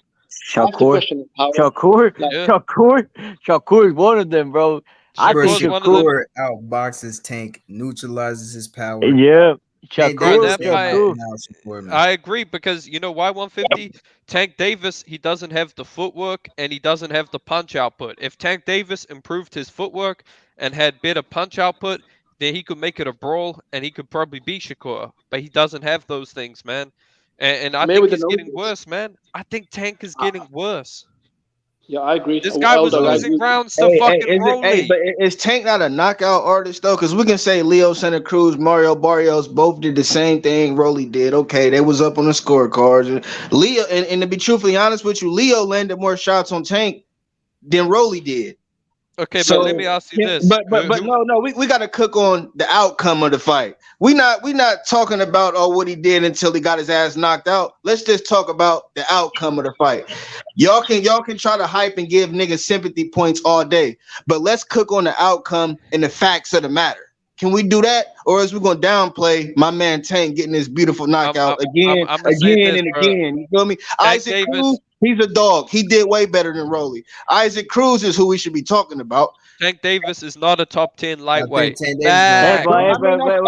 But Rolly, I'm a fan of boxing, not a fighter, bro. So I respect everybody's opinion. That's cool. Okay, Tank this, Tank that. I don't give a fuck what he is, but I can tell you this: he a knockout artist, and he's a knockout artist. But like I'm saying, bro, he played smart with Rolly, bro, because nobody expected Rolly, Bro, he knew he was going to catch Rolly's goofy ass. Rolly can't box. He knew he was going to catch his ass. It was a matter of time. Why even? It was a matter of time. Yeah, he got too excited. Rolly got too excited. Then, he knew he was going to get him out of there. That's what I said, fam. He's a knockout artist. Everybody has Tank by knockout, bro. Everybody has Tank by knockout, bro. No decision. He's a monster. Knockout artist. That's what I'm saying. Everybody has Tank by knockout, not Tank by decision. I don't care what people think. Bro, I thought he'd outbox Rolly though. Rolly's not even a good boxer, bro. This is a guy that got schooled by Jackson Marinez. Bro, he's above. Exactly, bro. So why is everybody saying, "Oh, Rolly boxed so great, 6 rounds"? Like, come on, bro. That nigga ain't do shit for real, bro. Jimmy, these guys forget Richard AIB, he's an awkward. Rolly's an awkward fighter. He's a dumbass fighter. Yeah, exactly. No. Hey, right, hold on. When it comes to Tank, right? People say he's a knockout artist. Who is he knocked out that was any fucking good? Bro, Leo Santa Cruz, 4-division champion. Mario Barrios went up to 140, knocked his ass out. Everybody was high on him. Bruh. He just knocked out. I never thought highly about Mario. Rolly's so powerful. He just knocked out your local knockout artist at 135. He just knocked out my local fucking crack dealer, bro. That's who he knocked out. Rolly Romero is like my local fucking crack dealer. Jose Pedraza, best performance to me. Knocked his ass out. Now, I'll say this: Pedraza was drained. Bro, Pedraza still getting smoked to this day, bro. Win, lose, or draw. Pedraza's still relevant. I'll put it in context, bro. I'll put it in context. Say if Canelo, when he fought Yildirim or Rocky Fielding, if he went 6 rounds and was down on the cards before the stoppage, would you not say we'd all criticize Canelo? I'd criticize him. Not for sure, bro. Listen, Jimmy, we know the criticism is gonna come regardless. That's just what the fans got to do. We know what's going on, bro. But at the end of the day, the outcome of the matter, I can see if Rolly went all 12 rounds, that's when you can really criticize Tank. If he skated to a decision, fighting the way he fought all those 6 rounds, then we could really be on here cooking Tank, bro. But at the end of the day, all that talking about Rolly did this and did that, this is to get knocked out in the 6th round, Jimmy. How can you respect that, bro? How can you respect that performance, bro? Come on, man. Do you know what it is, mate? I feel like I didn't think Tank would lose 1 round to Rolly, though. No. I'll be honest, though. I actually do rate Tank. So when he lost 2 or 3 rounds in a row, I'll be honest, that did surprise me because, I mean, because Tank is seen as a pound-for-pound level fighter, right, in the league, and Rolly's not even the top contender. So when you lose multiple rounds to that guy, I don't know, man. It doesn't look like he's like a skilled fighter. Say when he was on a come up and he was running through everyone, knocking out Pedraza, I thought he was more dynamic, I think. In his last couple of fights against Isaac Cruz and Rolly Romero, I don't know, bro. I just feel like Tank is kind of slowing down a little bit. Like he's not as sharp as he was. Man, yo, fuck the Rolly fight, man. That's the thing, man. With the Rolly fight, we all know. Bro, we all knew what was gonna happen, bro. He did. We all knew that, bro. Now, hey, that's the least you can do at this level, bro. Is go 6 rounds. You want a high level of boxing like Rolly Romero fighting Tank? That's the least you can do is go 6 rounds. Come on, bro. Rolly had to give us something, fellas. Come on, bro. Y'all downplaying Rolly now and shit like. I'm not downplaying Rolly. I said Rolly was doing something. The least you can do for us, nigga, is go 6 rounds, nigga. Like, come on, bro. This is championship level we talking about, bro. That's the least he could have did. Yo, look, bro. This is what I'm saying, man. We're like the Rolly fight. That shit doesn't matter, bro. That fight does nothing for Tank Davis at all. You know what I'm saying? We all knew Rolly was gonna get knocked out. I'm just saying, from what I've seen from Tank Davis so far in his career, man, like the Pedraza win is his best win so far. And since then, I feel like he's been regressing a bit. I just want to see him against a world level opponent, man. Like I've been saying this whole damn day, man. I just want to see him fight a world level opponent. I'm for sure. Rolly stop Ryan. I'll tell you that much, though. Rolly will fuck around and stop Ryan. Ryan Nah, I Garcia. don't know All you about Ryan Garcia yeah, no, okay. Then if it happened, then we're gonna bet some money on that. If Rolly would fuck around and stop Ryan. Man, I want somebody to knock. I want somebody to Rolly knock gonna do out the Ryan. same thing. Rolly gonna get caught coming in, man, with a left foot. He gonna eat a left foot. I'm not saying Ryan's all that great, bro, but Rolly, I mean, Rolly gonna get like, caught that coming kind in, man. Dude, in my opinion, Ryan might Rolly go Romero, Pitbull Cruz, they're straight bums. Nah, but as I was saying, though, I'm for sure Lomachenko and fucking Shakur beats Tank, man. Those are the only guys. Some guys say Haney. I don't know. I think Haney might get knocked out by Tank. I think Haney. He can, I think Haney actually has a chance. Haney has a chance, but I think he can get knocked out. I think he'll get knocked I out. agree. I agree 150. We're 100% in agreement. And with that said, bro, I got to go. I got to bounce. Shout out to 150. Shout out to Jimmy, IB, OD. Shout out to everyone, bro. All right, brother. Have a good one. Have a good one. All right, See ya, bro. I don't know if he beats Kambosos though, with the kind of speed Kambosos has got in the engine and the counter punching skills. I don't know, bro. I really don't know if he beats Kambosos. Yeah, but if Tank catches that fool, bro, I mean, Kambosos got hurt against fucking Tio. He was hurt. Is Tank a bigger puncher than Tio? I don't know, bro. I really don't know. Well, man, I don't know, but we gotta see, bro. We have to see, cause man, I'm just saying, bro. You know, I don't know what Tank is gonna do after this. You know, they still haven't announced what the hell is gonna go on. You know, because I want Tank to do better. Right now, Tank is in a great position. He's a free agent.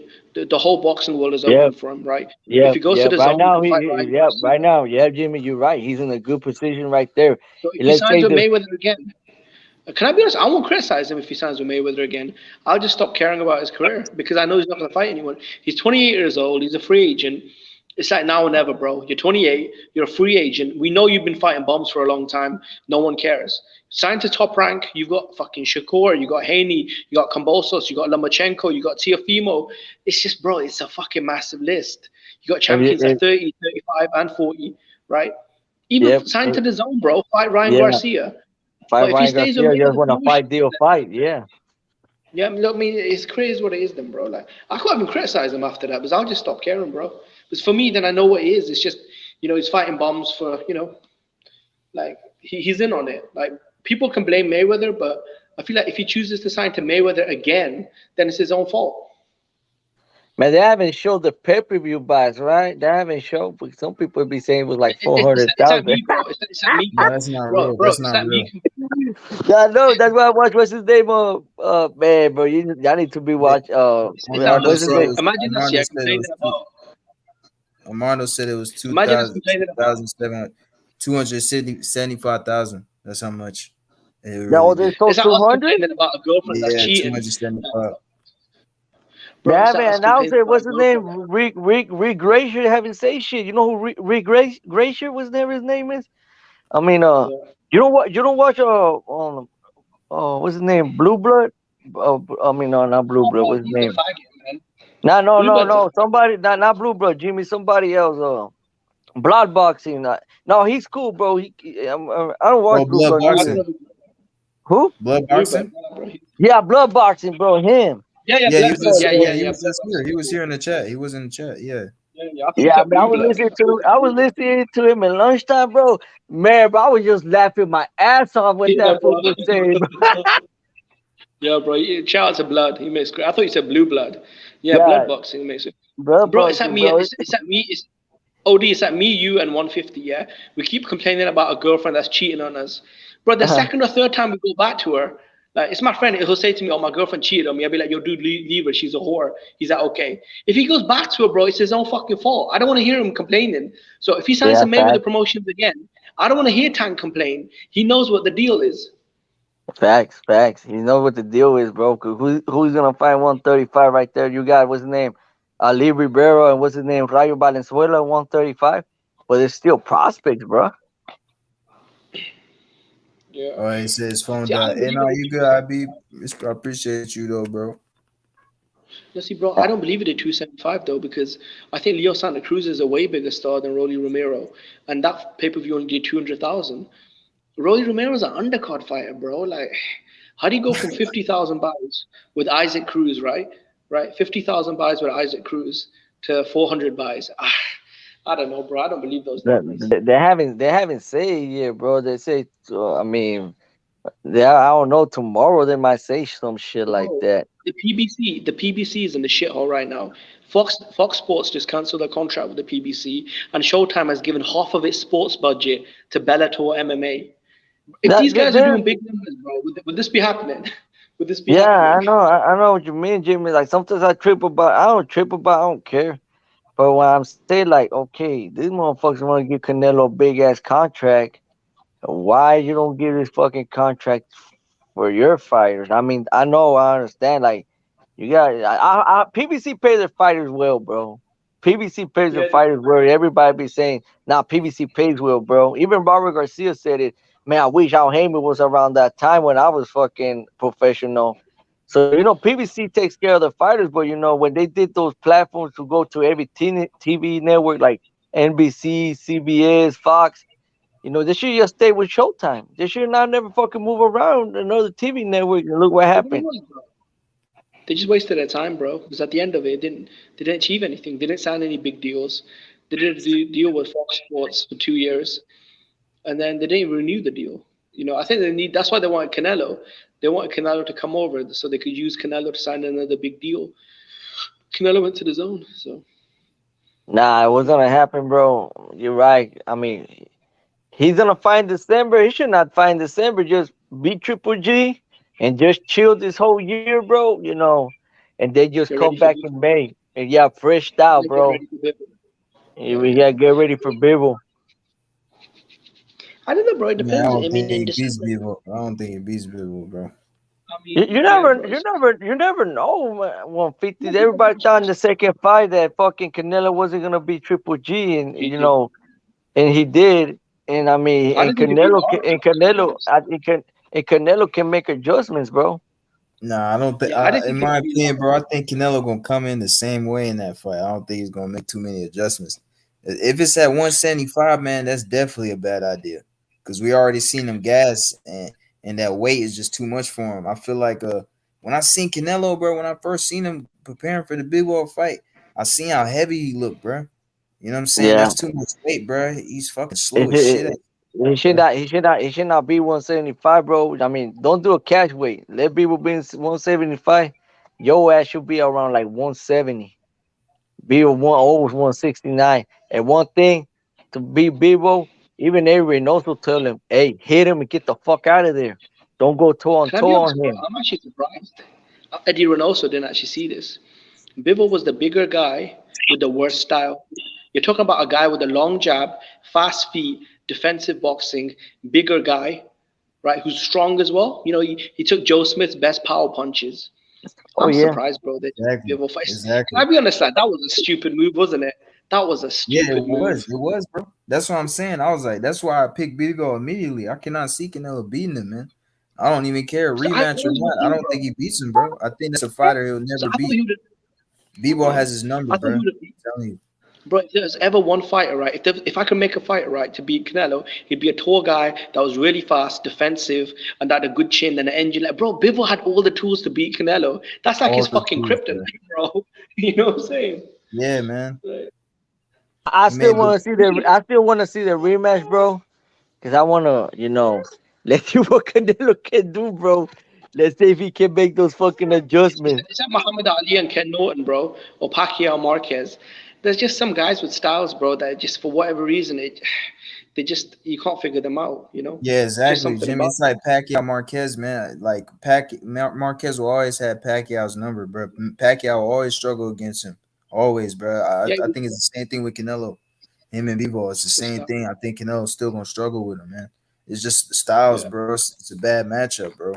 And it's fucking high guard, man. He can't break through that high guard, man. He can't split the guard, bro. No. Right now, Bivol got Canelo's number, but Canelo got that fucking spine in his his shit in his spine. Win or lose, man. At least you try, bro, to beat that man, bro. But you have to make. Yeah, he gonna try. He has to fight in 150. He has to, Jimmy. He has to. If he doesn't fight him, bro, I mean, he has to defend all these 168 fucking 160 champions against Benavidez, whoever's his mandatories of each section of body, bro. For me, it was confusing though, because I thought the Charlo fight, and I'm not trying to hate on Charlo, but I thought that was a very easy fight for Canelo. A guy that's robotic, basic. I thought Canelo, a guy with no inside game. I thought Canelo could have, destroyed him. Benavidez as well, a guy that's flat-footed, that comes forward, leaves his chin in the air. I just don't know why he fought Bivol though. A guy that's technically sound, fast, defensive, high ring IQ, deep amateur, pedigree, long jab, just fast feet. It was just, I don't know, bro. I don't know why he took that fight, bro. That was the worst style for him. At the same time, bro, I'm happy that Bivol won, bro. Yeah.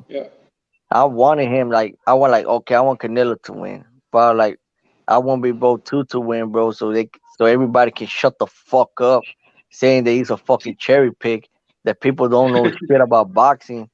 Bro, and look what happened. He got his man, ass I beat. was so happy Bivol won, man, because it's not even about Canelo losing. I'm not hating on Canelo or anything. I just think he wasn't gonna win that fight. But also, I'm happy he won, just like you said, OD, because a lot of guys was calling Bivol a bum, bro, saying he's a cherry pick, saying he got 11 knockouts, he got no power. Oh no, we don't know this guy. Who the fuck is Bivol and shit? Man, he just beat the pound for pound king, bro. What the and fuck? I'm happy. And I'm happy for Bivol, bro. Now they know Bivol. Now they gonna watch him now. I bet they gonna watch him now. Yeah, bro, Andre Ward told me this is the picture I'm gonna put right now, bro. Even fucking Andre Ward said. Yeah. Yeah, man, these guys in this boxing community are clowns, man. They don't fucking watch boxing, man. That's why they say that stupid shit. Yeah, bro. Yeah, right there. Rest in peace, Roger Mayweather. Most people don't know shit about boxing. No, when Andre Ward told the world that Canelo would never fight Bivol, obviously Andre Ward's an insider, bro. And Andre Ward said that Bivol was the future of the light heavyweight division. He actually said that. He said, now I'm retired. Bivol is the future king of the division. Canelo will never fight him because he'll never beat him. And then obviously we saw, So but everybody saying, oh, Andrew Ward left because he ducked Bivol. Nah, bro, Andrew Ward needed to leave, bro, because he was having already health issues, bro. I think he was having back problems. Yeah, that's why it was his mandatory. So Bivol was Andre Ward's mandatory. but the damn thing. I think Andrew Ward wanted to keep going, bro. But the problem was that I think it was something in his back, or I don't know what was it. Can I be honest, bro? That was a tough fight for Andre Ward. That would be a tough fight for fucking Andrew Ward. I think Bivol will beat the fuck out of everybody. I think he'll be. I even tell people he'll be Zurdo. He'll be Bertovich. He'll be Zero. Yeah, he'll be Zero. He'll be Bertovich. I think he will be Bertovich, bro. Bro, if they fight next year, Beterbiev will be 40 years old. Come on, he'll beat Beterbiev. He's 37. He's 37. Yeah, by the time they fight next year, he'll be 38. It's just too old, bro. And I love Beterbiev. He's actually one of my favorite fighters, but 38 years old, bro. You got a history of injuries. You keep getting fucking COVID. I think he's done, bro. I think he might even lose his next fight. Against Joe Smith? I think he knocks out Joe Smith, man. I think he's gonna knock him out. He's gonna beat Joe Smith. He's gonna beat him. I think he's gonna beat Joe Smith. He's gonna knock his ass out. The problem is, Bob Arum said that he'd never send a Beterbiev to the zone. So how the fuck is the fight gonna happen? Because Bivol can go to the zone, Jimmy. I mean, Bivol can go to ESPN. That fight's gonna happen. Trust me. No, this is what Dan Raphael said. And he made a really good point. How are they going to promote two Russian champions fighting each other in America? Where are they going to fight? Who's going to put up the money for the? Come over there in California. Go to California, bro. They got the fucking. You know how Mexicans, Americans go to fucking watch any fight? That's the only way. Yes, that's my problem because that's what I think it was. No, it wasn't.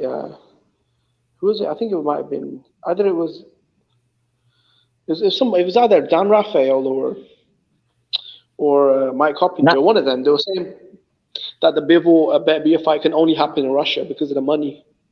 See, if that fight happens in Russia, they could probably generate a live gate of $10 million from the ticket sales in the stadium. In America, bro, where would they put that fight, bro? I know what you're saying about in Cali, but would that draw a big crowd in California? Or in New York? They can't even get any money off the Russian TV because of the war. I don't know if that fight could sell. So they can't get any money off so they can't put it in Russia because of the war, and they can't even make any money off the Russian TV. Like, I don't know if the American TV companies will put that much money up for that fight. Yeah, and you're right, Jimmy. That shit. What about over there in your country, bro, in England? In the UK, in London. Bro, they will accept it, bro. They will accept that fucking fight over there, bro. Yeah, but bro, I don't know if it'd make the kind of money they'd want though, because now Bivol's beat Canelo, and he just got paid $5 million. I bet Biev's beating Joe Smith. He's getting paid $2-3 million. These guys to fight each other, they'd want at least $4 million each for undisputed. Bro, that's undisputed, bro. 2 pound for pound level fighters. Bet Biev, I think he's a pound for pound top 10. Bivol top 10. Undisputed. Like, these guys deserve a lot of money, but I don't know where it's gonna come from. And then you got one guy on the zone. You got one guy on the zone. You got one guy on, because I know Eddie Hearn wants to put Bivol in there with Callum Smith, Joshua Buatsi, and Zerdo Ramirez. And Bob Arum, he said that he wants to put Better Biev in there. Obviously, he's fighting Joe Smith, right? So I don't know, bro. I don't think we'll ever see that fight happen. Nah, we gonna see it, bro. I have a feeling You don't think so?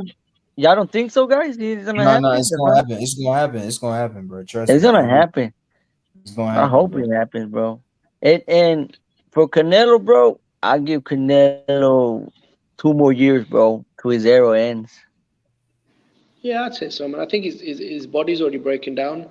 You can see that his knees always got it taped up, his hands. Bro, this guy's been fighting for over 15 years. Like, that's a long time. Was it 62, 63 fights? Bro. Yeah, and then what? Like, come on, bro. He fucking fought 11 months. He fucking took 11. He fucking became undisputed in 11 months. Like, hey, bro, like, now your time as a fucking, you want to fight 3 times a year, it's not the same, bro. You're gonna be 32 this year. You gotta be like, fight Triple G, don't fight in December, and fight Bivol in May. That's it. You gotta loses to Bivol again. I actually think Canelo will cut his career short. I think if he loses to Bivol again, I'm not sure where he'll go. Like, I mean, where's he gonna go? You got the again. I mean, I don't even know, man. But I'm gonna tell y'all guys straight up, bro. I mean, Benavidez might give a hard time to Canelo, but I don't think Andrade and Charlo, bro. I don't think Andrade and Charlo will beat Canelo. Only Benavidez. Yeah, I don't think so either. But and David Morrell, bro. We can't forget about David Morrell right now. David Morrell is giving. I don't really mention David Morrell because he's like a prospect with 5 fights who's on undercards. So I don't know if he's even not right now, Jimmy. Not right now, but probably like 2 years from now. Probably like for now. I mean, David Morrell will cause problems to Canelo. Come on, because it's. I mean, I just want Canelo to lay his gloves down already, like at 34 years old, bro. I don't think he ain't gonna make it to 37. I think it depends, bro. I mean, I think in December, if he comes to the UK and fights someone like a John Ryder in the UK, that's a big event. They can sell out a big arena. They'll obviously it'll be on the Zone in the UK. The Zone, bro. They want to set up the Zone UK pay-per-view as well. So no shit, they want to do that shit over there too. Yeah, bro. Like, yeah. How much y'all gonna pay? How many pounds? Oh, I think it'll be about 25 pounds, which I think is about 40 American dollars. Damn, y'all gonna have it more cheap, dog. We still gotta pay $54. Goddamn. You guys got to pay. Was it $54? I pay 54, but I still got the OG packet, bro. I still pay $10 a month. The Zone in the UK. Oh, sorry. We pay. I think it's only £8 a month, which is about $12 a month. Damn, oh no shit! I only pay $10 a month, bro. Like goddamn, I was talking to Black and Brown, like, man, he even still got the OG packet, but some people are paying like $20 a month. what it is, bro? The Zone were kind of forced to go to pay-per-view because they lost over $1 billion. So Because of the it's hard, stupid man. pandemic, right? Because of the pandemic. Yeah, bro. Fucked up the whole. Yeah, they fucked up the business in their company, and like when they want to pay guys like Joshua and Canelo 30, 40, 50 million, they can't do it with the subscribers, man. Like, say when the Zone came to America, if they got 10 million subscribers, I think they would not have gone to pay-per-view. But Yeah, the but all the pandemic money is that they lost, all the money in they lost. Not only that, bro, they are in that 2020. They had a lot of fucking fight schedule, bro. Like a lot. They already had the fucking schedule of each fucking fight. And like Canelo was gonna fight Saunders in May 2020, but they already had it like in March. They already had a fucking stat schedule. Like we have a stat schedule all the way to fucking March to May to June. I was like, God damn, bro. Like these the Zone motherfuckers are almost gonna went have a bankrupt, bro. what happened, The Zone brother? almost went bankrupt because of Oh the yeah? pandemic. Yeah, Yeah, I they heard almost some shit like that, bro. They was about to get bankrupt, but damn, bro, like they needed to do something. And I think what's his name? De La Hoya make the bubble. Fucking who else? Eddie Hearn made a bubble over there in England. They were just making the bubble fights, and that would help them. That's the shit that helped them a lot. The bubble, Yeah. but Honestly, like I saying, I bro, don't know who De La Hoya's gonna do. See, I don't know who De La Hoya's fighters can fight though. That's the problem on the Zone. Because he's got a lot of good fighters. Like he's got Ryan Garcia, he's got Virgil Ortiz, Munguia, yeah, Zerdo. But the problem is these guys don't have any plans. Alexis Rocha, Jojo. Yeah. Yeah, there you go, Jojo Alexis Rocha. He's also got some good prospects. But the No, problem is there's no go ahead, Jimmy. I said there's no one for them to really fight though on the Zone. No, they just getting fucking fighters. The fucking the top rank in PVC. Let go, bro. That's the only thing they just grabbing. They just grabbing fucking fighters out there. It's the same with Eddie. That's what Eddie Hearn said with Canelo. He said we've got Canelo on the Zone, but it's just so difficult to get opponents. That's why they made the Triple G trilogy. They made the Bivol fight. He's gonna come to the UK to fight John Ryder, maybe Makabu. It's tough, bro. Like the Zone doesn't really have anyone. And Who's the PBC only don't. one? Nah, in PVC, I mean PVC got a lot of fucking fighters, bro. But They don't I want to mean work like, with them. yeah, but they don't want to work with other fucking promotions. They want the whole money like to them. Like I remember when the Zone offered Caleb Plant $10 million to fight Canelo. Yeah, on the Zone. Yeah, in the Zone. But the problem is he was just gonna get the 10 million. I don't know how many subscribers of the money subscribes. And Yeah. go So ahead. Eddie Hearn was saying, no, bro. Eddie Hearn was saying that the deal that they had for Canelo and Caleb Plant, it was pretty much the same money. There wasn't much difference in the money, and Canelo was happy with the deal, but PBC wouldn't sell Plant. They wouldn't send Plant here. So for the undisputed fight, that's why Canelo went to Showtime. So yeah, but now how much how much the Zone was offering Canelo when he was gonna fight Plant? 30 million, $25 million? Probably over maybe 35, 40, whatever it was. Because now they paid him 50 million for Bivol, right? That's what they were saying. That is three fights, 100. So it was probably a lot of money. Maybe it was the same amount, maybe even more. They said they came to a deal. Canelo was very happy with the deal because Canelo keeps all the money from the ticket sales, the sponsors, Mexico TV, whatever extra subscribers they get on the Zone, whatever. He gets a lot of all that money. So he was happy with the deal. But so that motherfucker don't take. He takes almost like $65 million or 60 million. Yeah, that's why Canelo was happy, bro, with the deal. But Al Heyman, he wouldn't send Caleb Plant over, so then Canelo went over there, made his 50+ million, destroyed Caleb Plant, and then he's back on his own, bro. Took those belts and Damn, bounced. dog. He made almost like fucking. In Showtime, they made almost like 800,000 pay-per-view buys. And I was like, man, I think they're bullshitting, bro, because they did like 800,000 pay-per-view buys for that fucking fight. And a lot of casuals didn't know who the fuck what Plan was.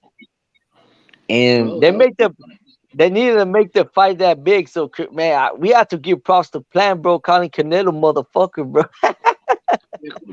bro, that fight exploded. But it did like 850,000 pay-per-view buys, and that was. Do you remember it went head to head against a big UFC card, and it was Oh also yeah. it wasn't on the Mexican. It wasn't on the Mexican holiday in September. They had it in November instead. So We yeah, still man, we that still was, had a Mexican holiday, bro. We have the Day of the Dead. yeah, but that's not a boxing. That's not the boxing holidays. Yeah, See, yeah, that I shit is know. I cool. like We're it's in only November. Cinco de Mayo. Nah, but hey, Cinco de Mayo is not a Mexican thing, Jimmy. Like I'm What being is for real. They don't celebrate Cinco de Mayo over there in Mexico, dude. They don't. They only do it here in the US. But like people were telling me Cinco de Mayo, they don't celebrate in Mexico. Some people tell me, I don't know, because they always say the What Batalla about Puebla, some shit what like about that. November?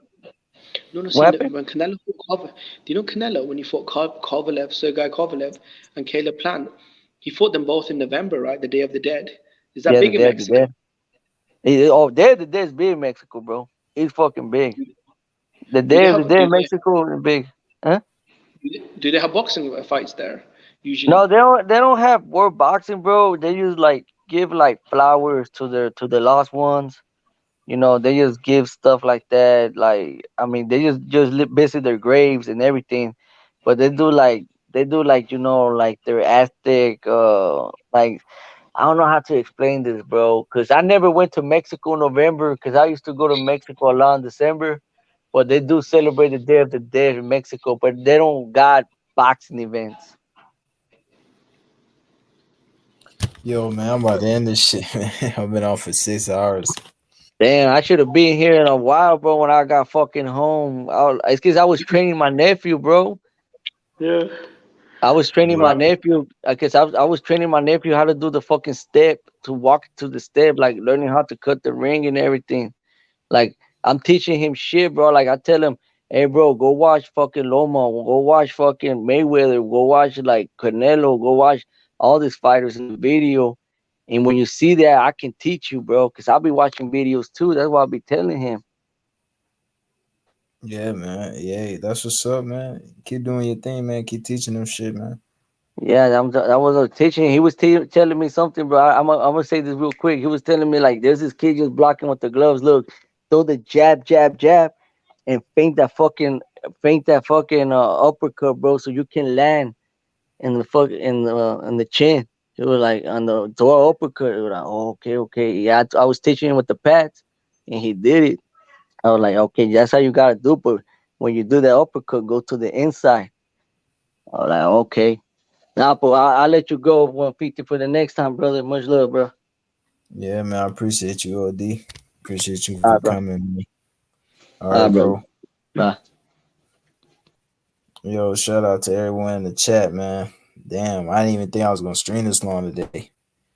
But yeah, man, another successful stream, man. Yeah, bro.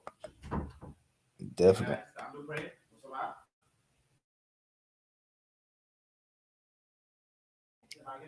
My fault, y'all. But yeah, boom. So yeah, we definitely want some more streams in the future, man.